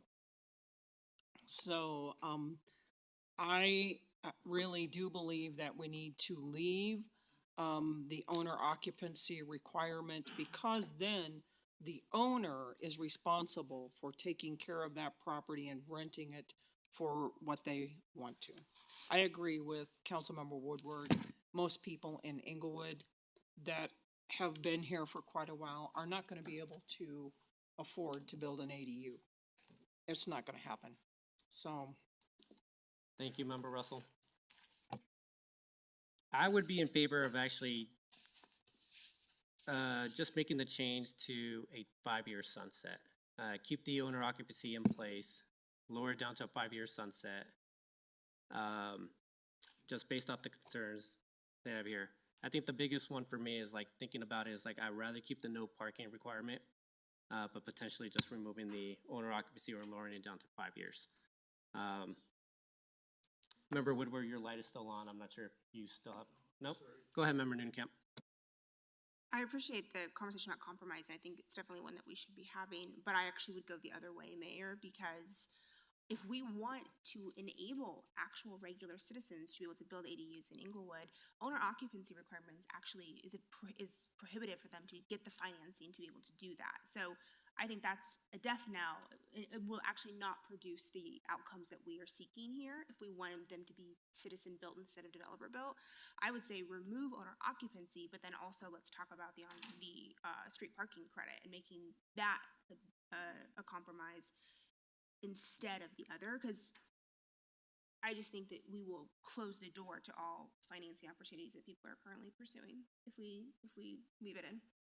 And I'm still very concerned about the staff memo that says that we're not confident that we can enforce this. You know what? Thanks for bringing that one back up. Yeah. Member Kolnick.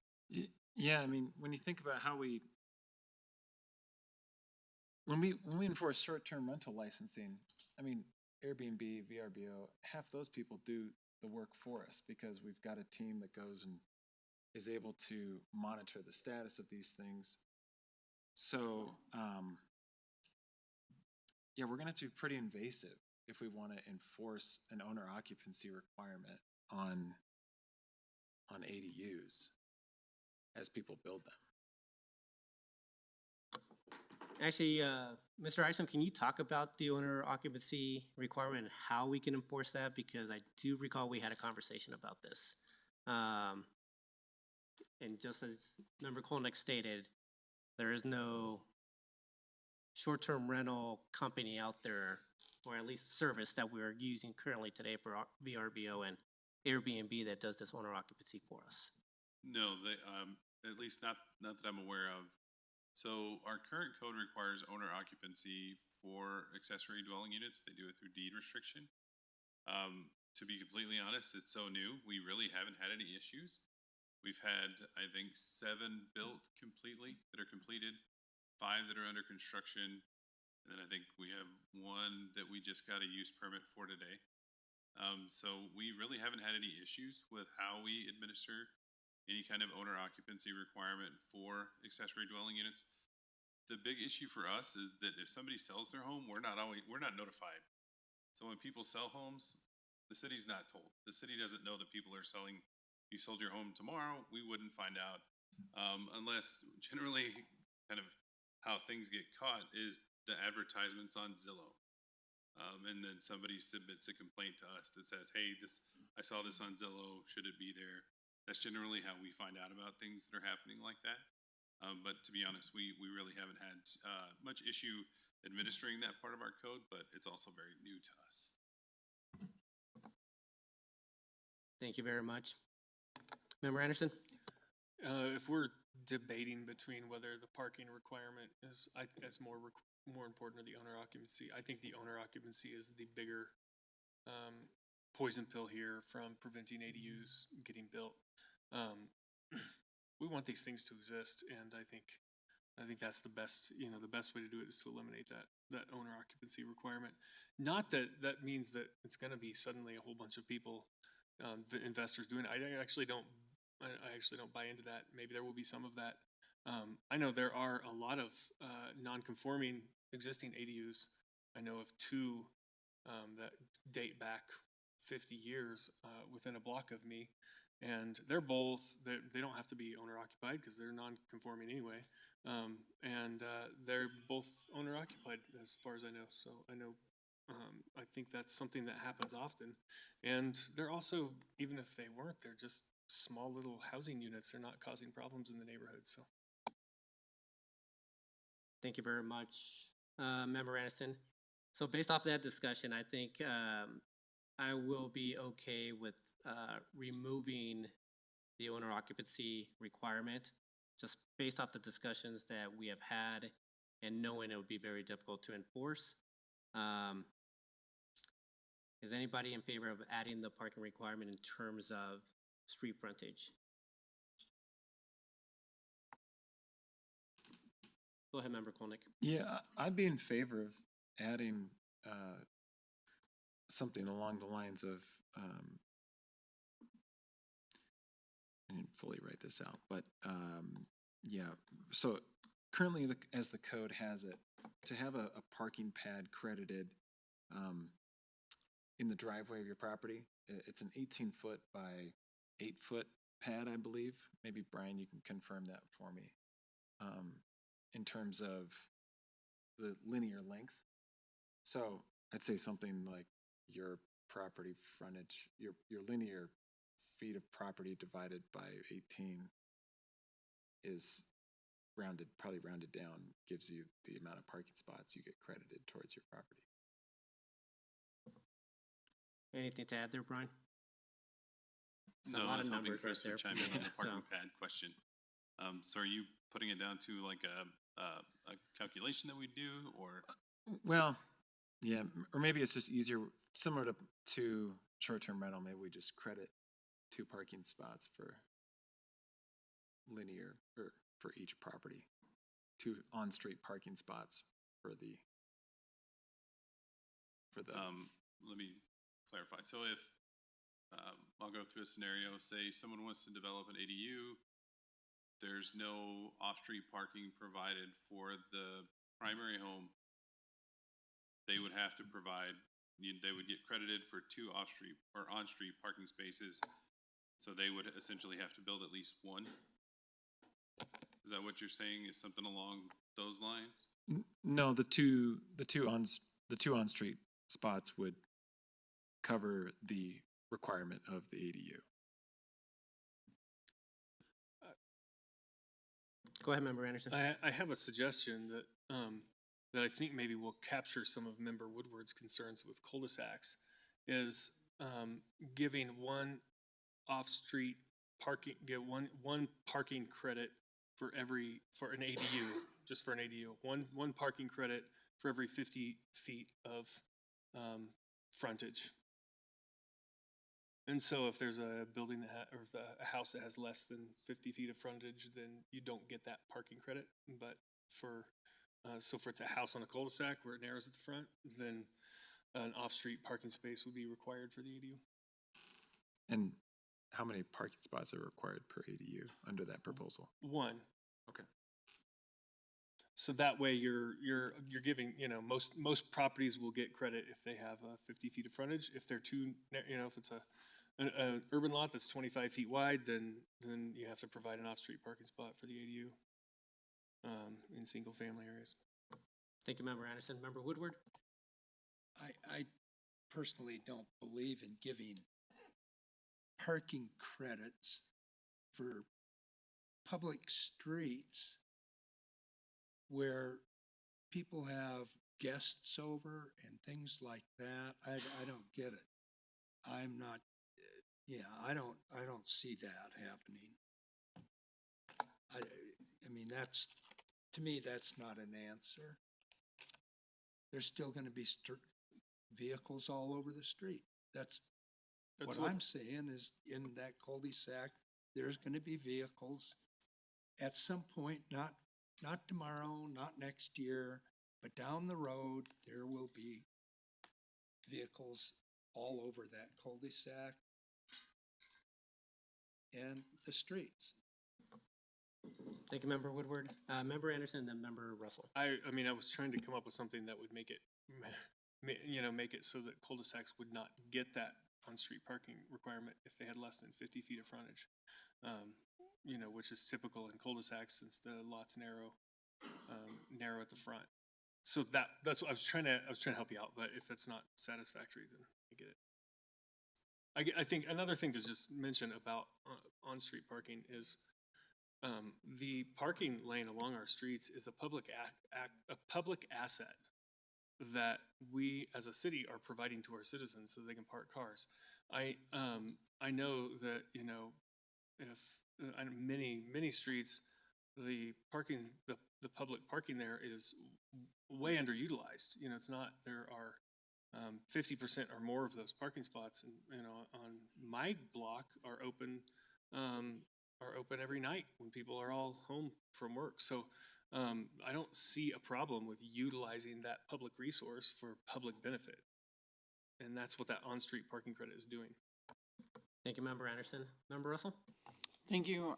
I think there are other problem areas in the city, like streets along parks, like Jason Street along Jason Park. When there's a lot of people at the park, there aren't places to park in front of your house. Duncan Park is one good example, both on Pearl and on Pennsylvania. I mean, I saw a few people over there when we were there the other night for the Englewood Nights Out. People had cones in front of their house because when they come home from work, they don't have a place to park their car. So I think that there's a lot of places, not just the cul-de-sacs. I think we need to require one off-street parking for ADUs. Member Thank you. Woodward? I'm sorry. My neighborhood, we used to all have cones. Half block away from Englewood High School football field, we'd all have cones. We'd come home on Friday nights, couldn't park in front of our house, couldn't bring in the groceries. And that went on, not just our block, you go into another block. It's gotten better as the school got smaller, less smaller schools playing smaller schools, but they rent the place to chat through CHASA and have big district and statewide events there and no notification, and then all of a sudden on a Saturday, here they are again. And yeah, so cones, I'm all for cones. I'm all for roadblocks in the middle of the road. And for the school district, as they had promised to do in 2011, notifying the neighbors all around. Well, that happened once or twice, and that was it. So, yeah, I'm looking for parking on the property to provide for a unit. Thank you, Member Woodward. Member Kolnick? I mean, I'll just say that, you know, we've heard this from public comment too, is do we want to continue to build Englewood in a place that is only made for cars? We're constantly accommodating cars and turning movements and parking and all these things that are short-circuiting all the different modes of transportation that we are paying for. I mean, we pay taxes to support RTD, and we're always trying to, Colorado's doing a tax incentivized e-bike rebate that just started today. They're offering up to $1,100 for low-income people to buy an e-bike. Now, I'm not saying everybody can access these, but if we continue to build the city and build all of our infrastructure to accommodate cars, that's all we're ever going to get. Thank you, Member Kolnick. I know we're going to be at a stalemate here, and I'm not sure which direction to go. I keep thinking of, I know we're trying to change, but potentially we're trying to change a behavior by limiting parking, and I'm concerned that it hasn't happened. We've had numerous examples on TOD areas that we didn't build enough parking and the cars do spill off into the neighborhoods. And part of the reason why that's happening is because there is not enough supply of housing within the city. So people that, those are designed for people that are just using light rail or, you know, using multimodal other than vehicles to get to here and there. But because there's a limit on supply within the city, we're forcing people with cars to live there, and it's spilling into the neighborhoods.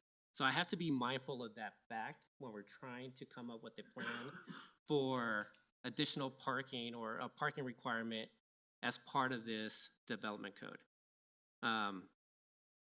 That's why I'm having a hard time with this parking issue, is because we're trying to change behaviors, but the reality is people are still using their cars. And I'm mindful of what Member Woodward is saying, but I'm not sure if requiring on-property parking is the answer in every single situation. And I wish there was a way for us, and I haven't heard of a way for us to figure out this parking requirement that I don't want to leave it to city staff. I don't want to leave it open-ended within the code itself. I'm just trying to figure out a way to try to satisfy the needs of some members of council, but also how to alleviate some of the parking concerns in certain parts of the city. So go ahead, Member Nooncamp. I just wanted to respond to something that you just said, Mayor, and I want to make it very clear on the record. I'm not trying to change anyone's behavior. And you said limiting the parking. We're not limiting if we wanted to change behavior, we would cap parking. We would say you can't exceed parking. The only thing I want to do is just give the power to the people and say, decide for yourself if you need a parking space or not. That is all I want to do. They very may well say, absolutely, I would like two, or whatever they want to do. That's up to them. For me, it has nothing to do with behavior change. It just has to do with people making the decision that's right for the property, and us not coming in and saying that they have to do something that they may not need. For example, and I also say on the record, I have zero plans to build an ADU, but at my home, I have 3 off-street parking spots currently and so if I had to add one to the back or add one off the alley or do all these things, I think it's unnecessary. Many people have options to do different things. I have lots of street parking on my street. And there's a lot of opportunities for people to have flexibility for what fits their lot, what fits their neighborhood. And I just don't think that we need to be making that decision for citizens. Right. Thank you, Member Noonan. Go ahead, Member Anderson. And I would add to that we have to remember that there are 2 off-street parking spots required for the main home. And when people are coming home and they need to park out front to load groceries, they're foregoing parking in one of their off-street parking spots. So requiring, a third off-street parking spot that often will go unused is, and may potentially make it so that the homeowner would have to build an ADU over a garage, thus increasing the price by, $40,000, $50,000, is detrimental to the homeowner that would want to add that ADU, and actually prevents, I think that's totally detrimental. Member Russell. Thank you. And in deference to what the mayor said, I believe that development in Englewood for a long time has been forcing people to limit their cars, especially in transit-oriented development. A lot of those people did, before COVID, ride the light rail, but the problem is they wanted to go to the mountains on the weekends, so they still had 2 cars. But we were only allowing 1.3 cars per unit in those places. The problem is there's areas like over by Romans Park. The problem with a lot of these apartment houses, they charge so much money for the parking spaces that people will park on the street in order to avoid having to pay for parking spaces. So if you drive by if you drive down Floyd on a weeknight, 10 o'clock at night, the street is full along the park because all of those people from the apartment houses are parking there. That is it. The parking issue is a result of increasing density. And now we're talking about putting ADUs in every single family neighborhood. That's going to increase density and it's going to increase parking. You want to see how bad parking is? Drive down into Denver, either on Logan or on Downing, any of the one-way streets going into Denver that are 3 lanes going through during the day. You go after 7 o'clock at night, there's barely room for the single lane to go through. The parking is filling both sides of the street. That is what's coming to Englewood if we don't start controlling the density. Thank you, Member Russell. Member Nooncamp. Just 2 quick things on this. One, I live off of Floyd, and that's just not true. You've said it before, I've corrected it before. I drive past Floyd every single day. I often drive it at night. It's just, the park is not full of cars. It's not true. Secondly, we're not saying we're removing every parking restriction in the city. We're not saying we're getting rid of all parking requirements for neighborhoods. I do not think we'll have an ADU on every single lot. I do not think this is going to lead to the overrunning of our streets with cars. I think in the certain lots and the certain neighbors and the certain citizens where it makes sense for them to build this development, we should give them that option. But I just think this is maybe a little bit overblown on the impact that it's going to have. I just don't think there's going to be another car for every single house in the city. Member Woodward. Yeah, well, why can't we err on the side of caution and add it? And in 5 years, if it's gee whiz, we don't need it, we can change it. Because you can't do it the other way. You can't say you have the parking on the, you're going to have to park on the street and that sort of thing, and then come back later and try and add parking places. So why can't we err that way instead of going the way you're talking? Member Anderson? I think the not requiring the parking spot is erring on the side of caution, in that all of the, you know, the control on supply of the housing market has caused increases in housing prices. And to say that's not working, you know, it's not working. It's not working for my generation, people who are trying to buy homes right now. The supply restrictions have caused a lot of problems. Rent prices are going up. The cautious move is to say we need less government oversight and control on parking, so that hopefully we'll get some more affordable units built. Thank you, Member Anderson. Anyone else? Go ahead, Mayor Pro Tem. I think it's a question of priorities. You know, my priority is to ensure quality of life for the residents who live here now. And, you know, in as much as I can do that and also add housing stock to bring future residents in at affordable prices, I'm willing to do that.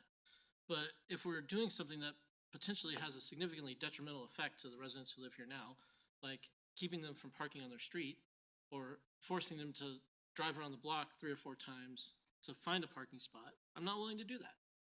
So I think I'm on the side of parking for ADUs here. Thank you, Mayor Pro Tem.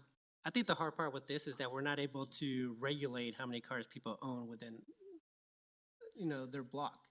So any type of requirement that we made for parking is, you know, potentially doesn't really solve the issue either. I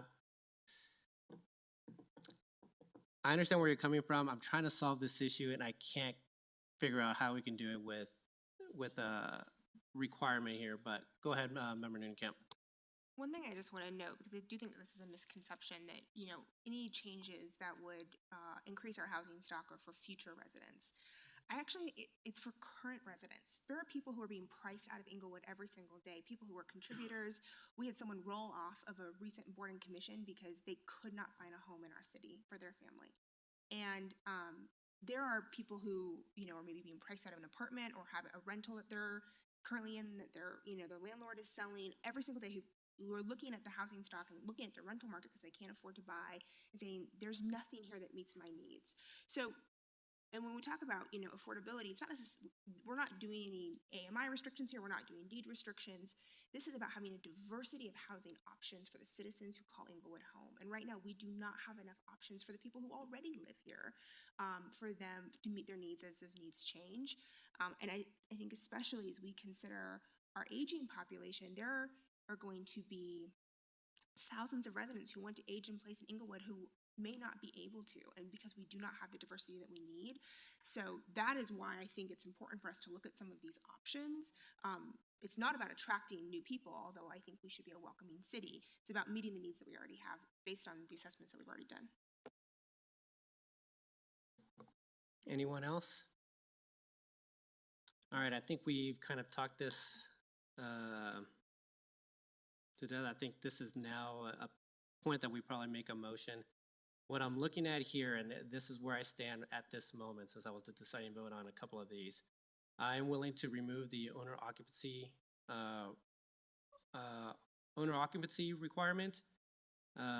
We talked about the household definition, up to 4 adults and the minor children or legal dependents living in a dwelling unit.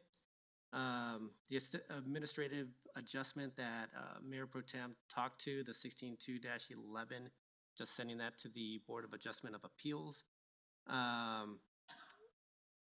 Lowering the historical district designation down to 65%. The internal ADU provision equal to building footprint if internal to the principal building. And then the last one is just no parking requirement for ADUs. I currently stand at those positions at the moment. Anyone, any further comment on that before we make a motion? Go ahead, Member Kolnick. I just wanted to comment, not trying to pile things on here, but I just wanted to comment on table 5.3 that I asked the question about.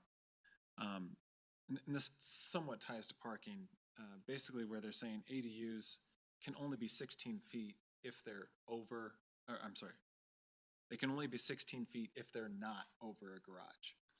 And so we have this bulk plane, this tent that structures are being allowed to exist in, yet we're penalizing ADUs if they don't have a parking spot under them.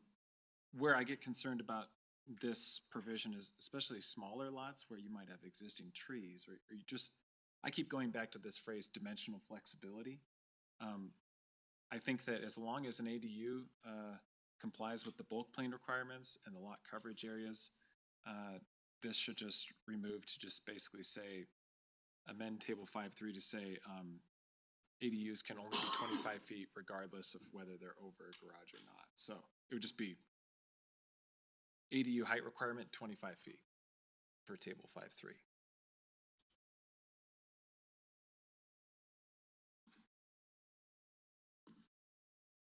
And that just kind of ties into parking, so I wanted to bring that up. Is that all zone districts? Does it matter the zone districts in that case? No, yeah, it would be for all zone districts. Technically, I think table 5.3 applies to the R1 districts.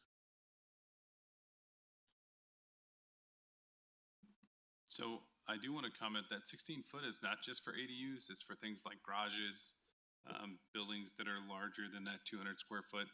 So it's a standard height limit across the board for all those accessory structures. It's not specific to ADUs.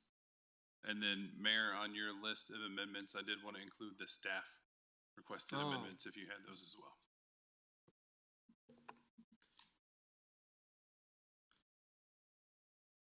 I didn't write them down, but yes. Okay, sorry. So, Brian, is there a way you could write it where ADUs are allowed to be 25 feet, but they're not required to be over a garage? Like Chris, do you think that's a pretty simple adjustment that could be made? Yes, I think so. I'm trying to think if there would be any unintended consequences. I think it would mainly be simplifying the second bullet point and saying that general accessory structure would be up to 16 feet, but ADU accessory structures would be up to 25 feet, if I understand your point. Yeah, correct. So be simplifying that second bullet point. Yes.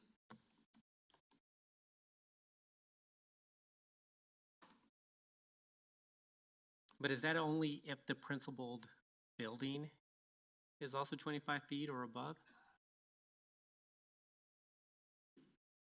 Does that matter, the principal building? That we discussed, secondary cannot be bigger than the principal or higher than the principal. I'm sure that was likely why it was included in the beginning at 16 feet, to keep somebody from having a 2-story ADU that's not necessarily above a garage behind a ranch, single family home, single story home. Right. And I think that's been our intention, is to make sure and keep these things incidental to the primary principal use. So limiting the height was one of them, and only allowing it to exceed the height if it goes above a garage. Thank you so much for that, Brian. Anything else, Member Kolnick? No, that's it. Based off of that, I will not be in favor of making that change to 5.3. Honestly, at this late hour, I'm trying to think of other unintended consequences, but one of them was just the wording in terms of the principal versus the secondary. Member Noonkamp? Sure, Mayor. I just wanted to weigh in on your list of amendments. I believe that the parking requirement for ADUs and the 65% for historic preservation are in the draft that we got from P&Z, so those don't need to be amended. We just need to leave those as is.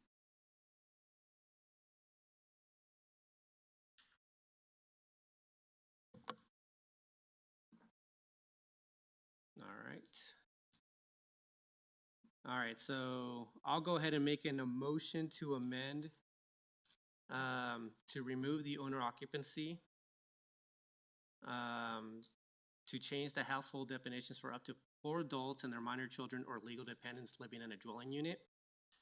Change the administrative adjustment 16-2-11 to send to the Board of Adjustment of Appeals.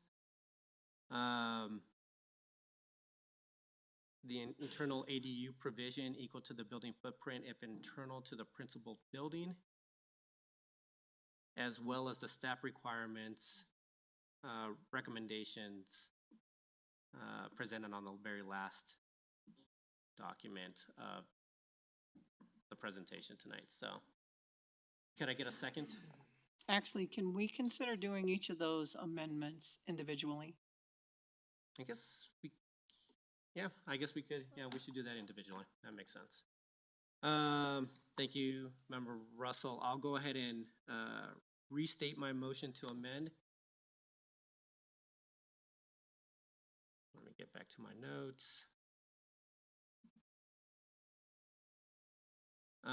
So we'll just start at the top the way that I wrote them down. So make a motion to amend to remove the owner occupancy. Could I get a second? Second. Thank you, Member Anderson. Any comment? Go ahead, Member Kolnick. Oh, no. No? All right. Can we please vote? Member Anderson, Aye.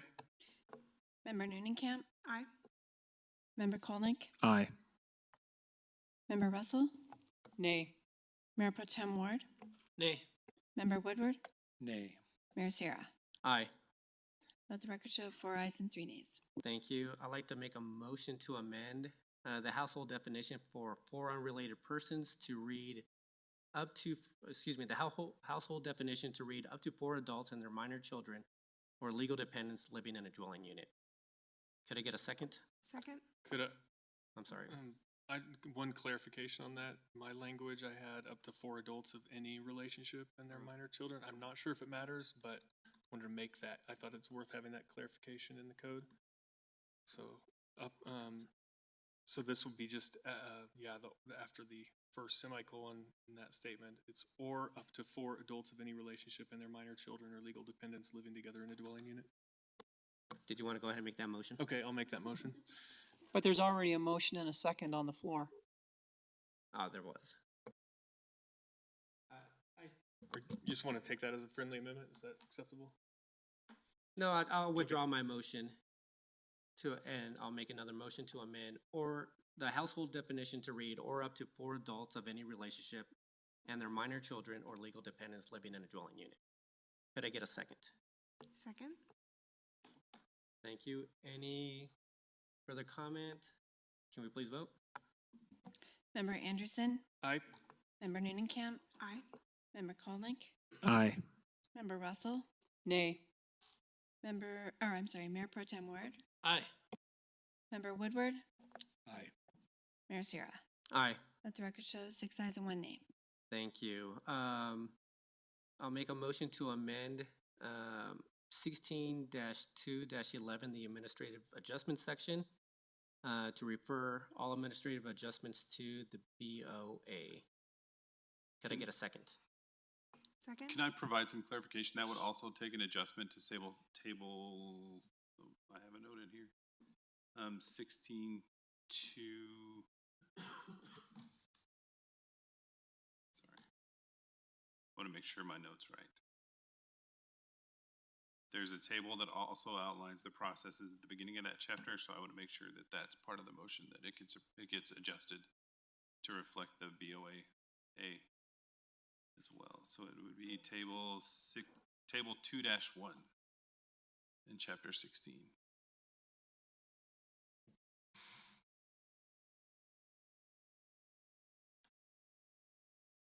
So that's where it gives kind of the visual representation of Yeah. what the process looks like. So that would need to be adjusted, as well as the text in 16 to 11.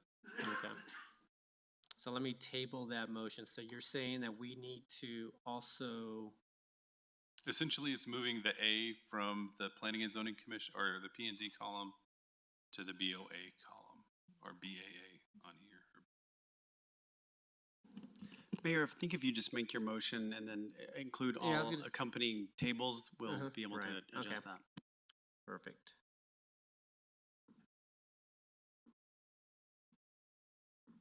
All right, I'll make a motion to amend 16-2-11 and any related tables to refer the administrative adjustments to the BOA. Did I capture that correctly, Mayor Pro Tem? Perfect. Can I get a second? I'll second that. Thank you, Mayor Pro Tem. Can we please vote? Member Anderson, Aye. Member Nunnenkamp. Aye. Member Kolnick, Aye. Member Russell, Aye. Mayor Pro Tem Ward, Aye. Member Woodward, Aye. Mayor Sierra.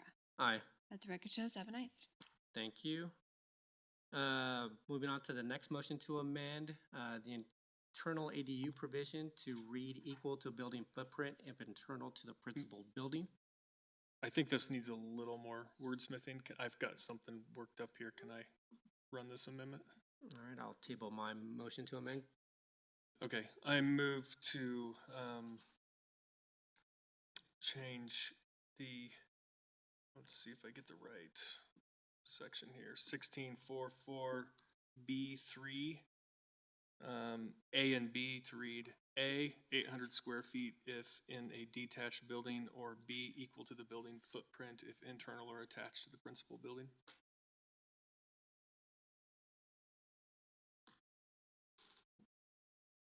Thank you. Can I get a second? Second? Second. Thank you, Member Nunnenkamp. Can we please vote? Member Anderson, Aye. Member Nunnenkamp. Aye. Member Kolnick, Aye. Member Russell, Nay. Mayor Pro Tem Ward, Nay. Member Woodward, Nay. Mayor Sierra. Aye. Let the record show 4 ayes and 3 nays. Thank you. And lastly, just the staff requirements. Let me get back to that.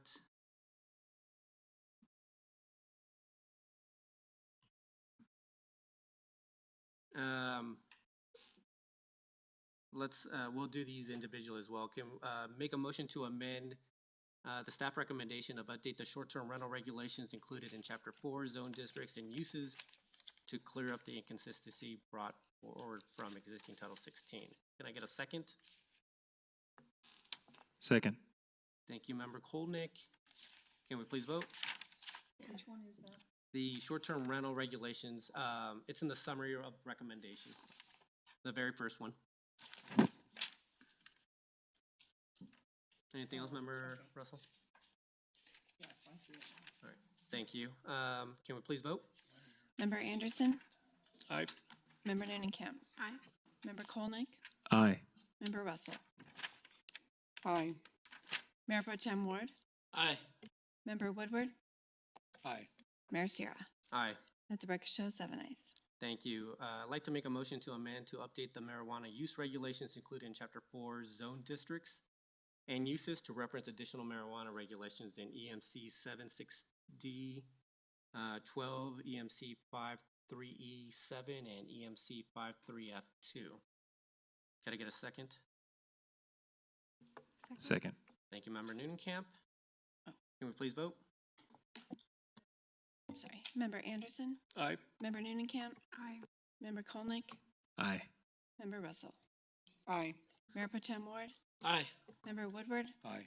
Mayor Sierra. Aye. Let the record show 7 ayes. All right, and a motion to amend to include include use descriptions for consignment store large and consignment store small in chapter 13 definitions.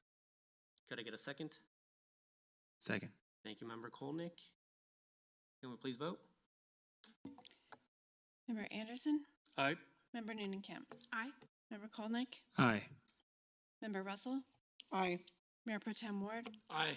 Member Woodward, Aye. Mayor Sierra. Aye. Let the record show 7 ayes. Thank you. All, we are now at the last section. I Can- have oh, one thing. I think maybe I worded the ADU internal thing wrong.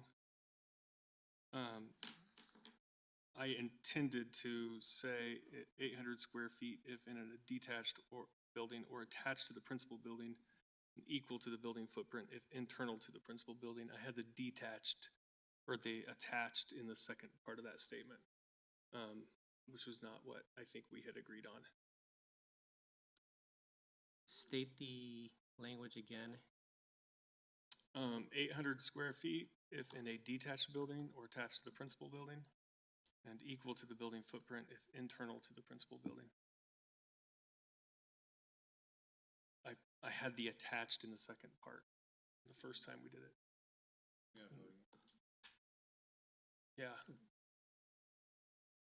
So, I'll make a motion. You gotta make the motion. Yeah, I'll make a motion to amend, let's see, 1644B, 3A and B to read 800 square feet if in a detached building or attached to the principal building, or B equal to the building footprint if internal to the principal building. Can I get a second? Second. Thank you, Member Kolnick. Can we please vote? Member Anderson, Aye. Member Noonenkamp. Aye. Member Kolnick, Aye. Member Russell, Nay. Mayor Pro Tem Ward, Nay. Member Woodward, Nay. Mayor Sierra. Aye. Let the record show 4 ayes and 3 nays. Thank you. Anything else before the final motion as amended? What happened to the change before that? Did the new amendment just supersede the original amendment? Correct. City Clerk, is that the way that you took it as well? That this last motion by Member Anderson will supersede the original motion from earlier? Yes, and I Thank do you. want to just clarify one of the words. You said you added detached? I mean, I can go back and listen to capture the whole thing. I'll read it again. A, 800 square feet if in a detached building or attached to the principal building, or B, equal to the building footprint if internal to the principal building. Okay, thank you. You got that, City Clerk? Are we good? All right, I'll make the motion to approve. Where are we at? 11A1 as amended. So we did already have a motion and second on the floor. Did we already? Okay.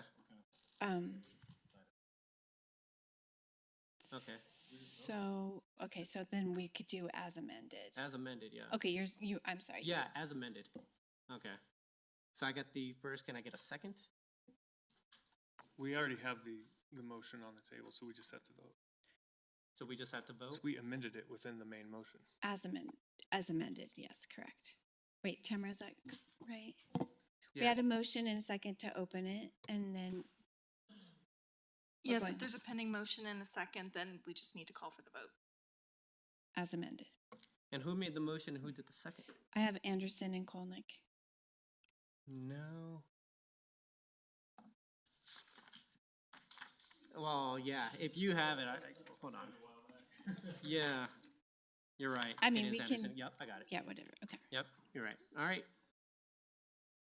Any further comments? Actually, I'm gonna make a comment just because we are at the end of this, and so, really quick, obviously, I am gonna be voting yes on Code Next.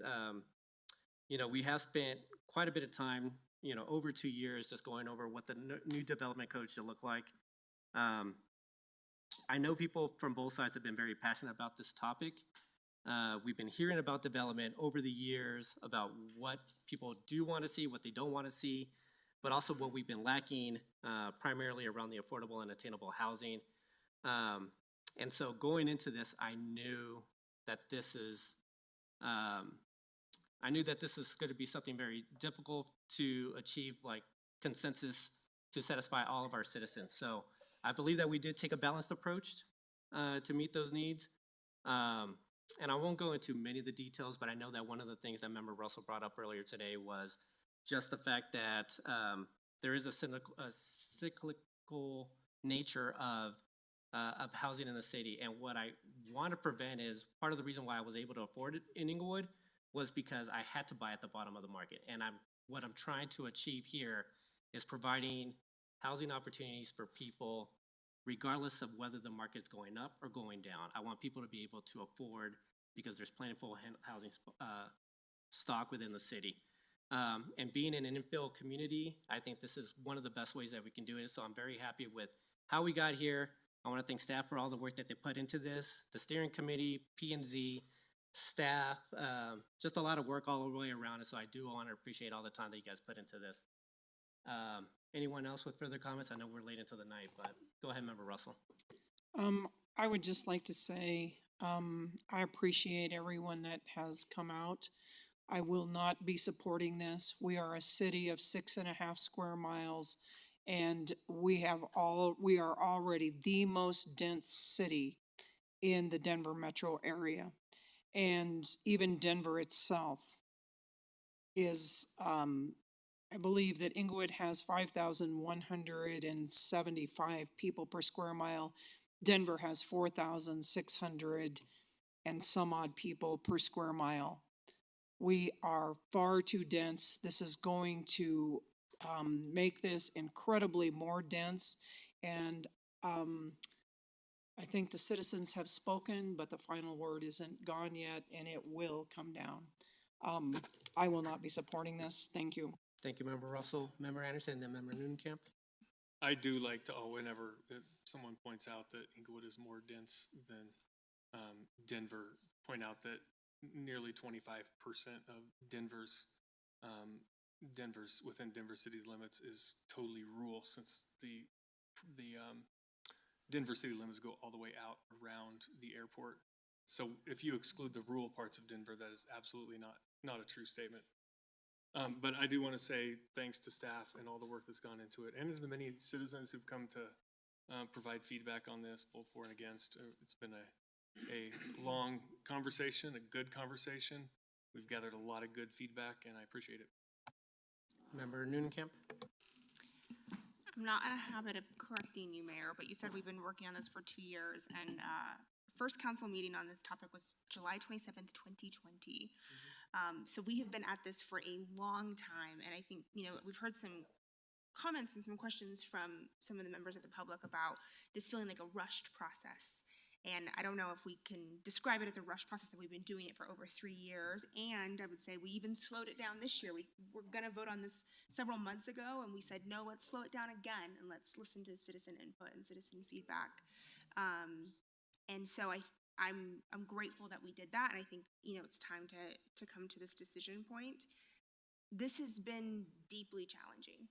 I think much harder than any of us anticipated, but so incredibly important for our community. And what I think we have in this final draft is a code that will not meet everyone's needs, will not make everyone happy, but will address the needs of a broad range of citizens.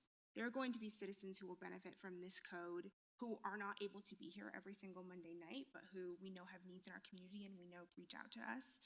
It will also benefit citizens who are able to be here on a regular basis. And I want us to be able to incorporate citizen feedback, not just the loudest, but the entire diversity of our city, and for us to follow best policy practices when it comes to land use decisions. We have come a long way, and I'm sure we will probably learn things that we didn't know now, but this job, being up here in the seat, is making the best decision that we can with the information that we have available to us at the time. And I think that we've done that here. I'm obviously going to be supporting the code. And I understand that not everyone will agree with it. That is the nature of this work. These are hard decisions. We're trying to gather a lot of input and come out with something that's productive for the city. But hopefully we can let it play out and see where we go from there. Thank you, Member Nudenkamp. Member Kolnick. I'll just say, as someone who somewhat represents maybe some of the new people that are coming to Englewood. My wife works, we're trying to raise a family. And honestly, living here, we stand on the shoulders of giants. So many of you have spent so much time building this community into something that's special. And I think you should be proud to welcome others into it. I think there's going to be lots of opportunities for people to come and engage in the community in meaningful ways through this. So, thank you. Member Woodward. Yeah, going back many years, number of years now anyway, to conferences that I used to attend in Washington for National League of Cities, and year after year, the biggest problem throughout in municipalities throughout the United States, and I believe it still is land use. And that's exactly what we're dealing with right now.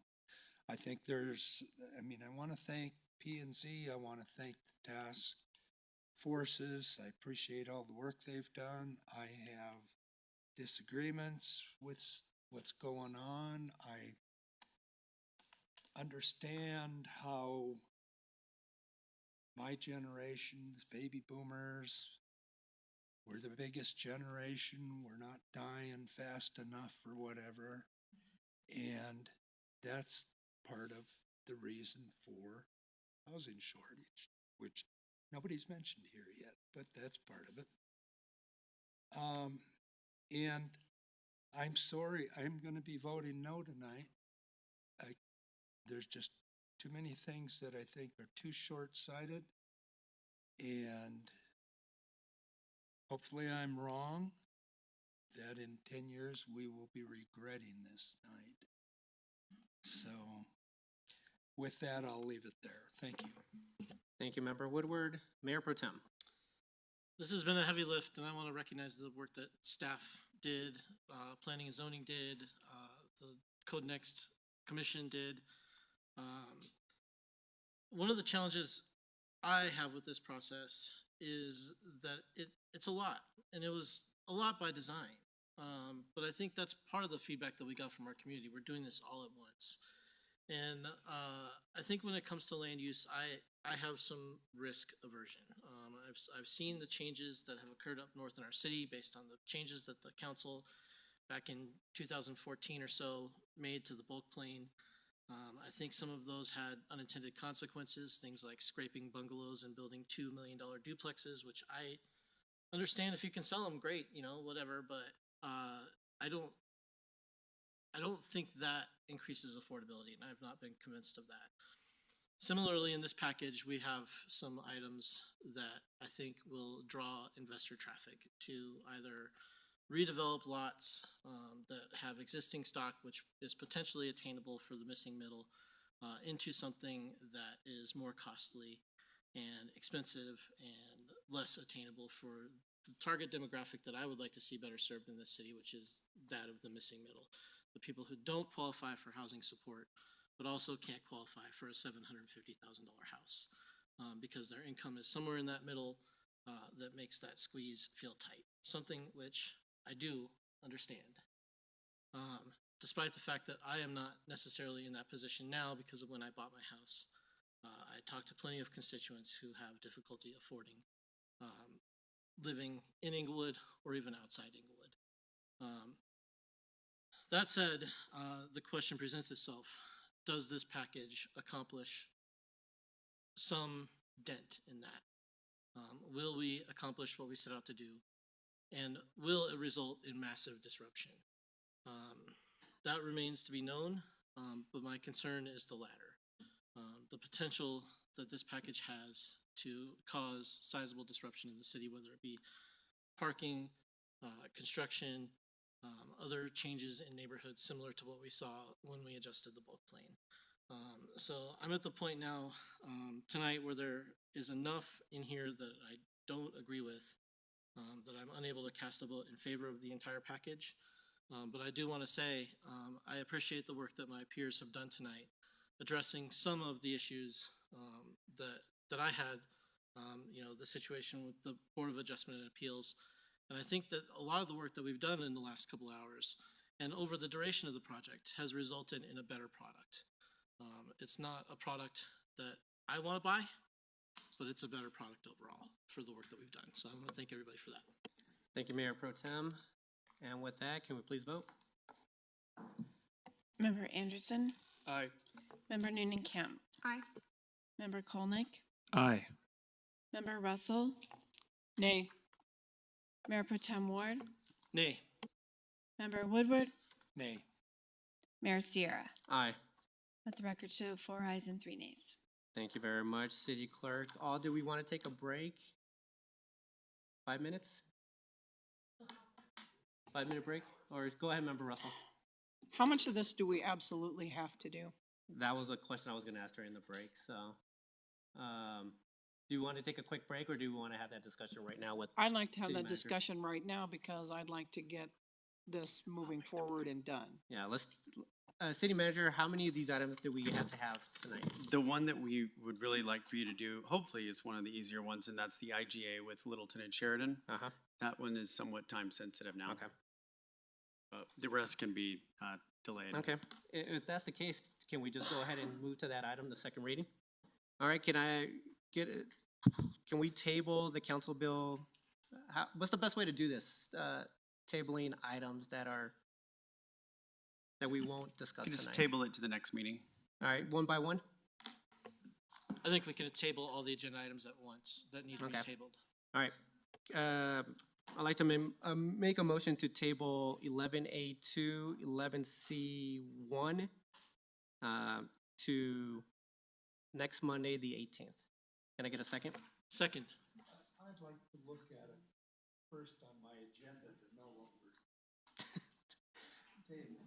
Thank you, Member Woodward. Is the council bill designating city managers contracting authority in the event of a lack of quorum for city council? And this next one is the 2023 Q2 strategic plan updates. Those are the two that we're tabling.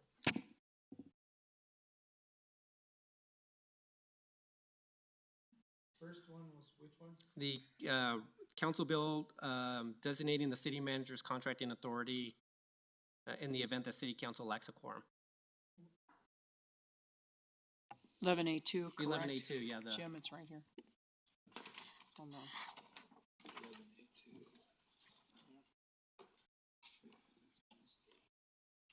11A2 and. This is one. And it was C1 also. C1, the Q2 Yeah, go ahead. strategic plan updates. Or C1, yeah, C1. Those two. 11A2. I want to do 11A2. I want to vote on 11A2. Do you want to vote on it tonight and not Yes. next Monday? Yeah, okay. Vote no to table it. Why do I want to table it? Well, what we're saying is that there's a motion to table those two items. If a majority of We'll council discuss wants to them next table them week. until next week, then we will table them till next week. This is an ordinance, so do we have the full time if there is a recall? And Member Woodward, if you would use your microphone for Yeah, this Member question. Woodward. I think we need to be on the record. I said, do we have the time to pass that? We do, if we table it? Yes, we have a regular meeting next week, September 18th. We have another regular meeting October 2nd. October 7th? Second. Second, okay. And I believe the And then 25th 30 is a days. special meeting as well. Okay, I'll do that. Thank you, Member Woodward. The motion is on the table to table.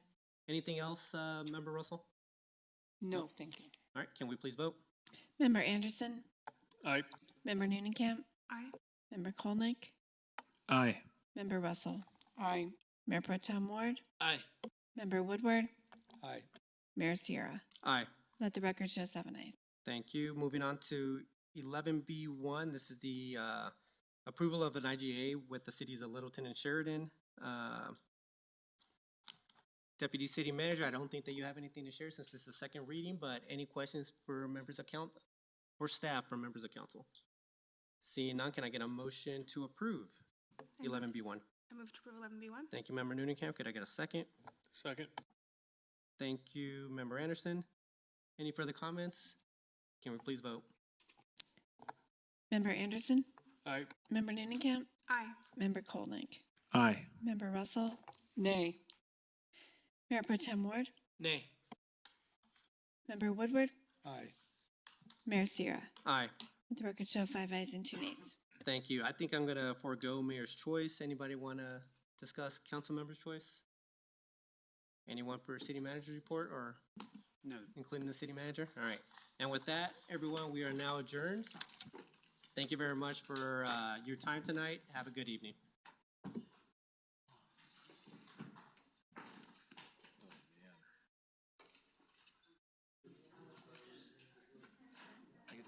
I gotta go drive up to Rapid City in about 5 hours. Seriously? Yeah, I gotta go visit with a client tomorrow. You're driving? Well, you know, when the flight's only an hour, and the flights aren't good, and you gotta meet with the client, you're like, oh my gosh. Layovers or what? No layovers, but you know, you just get like, by the time you get out to the airport, How far is Rapid City?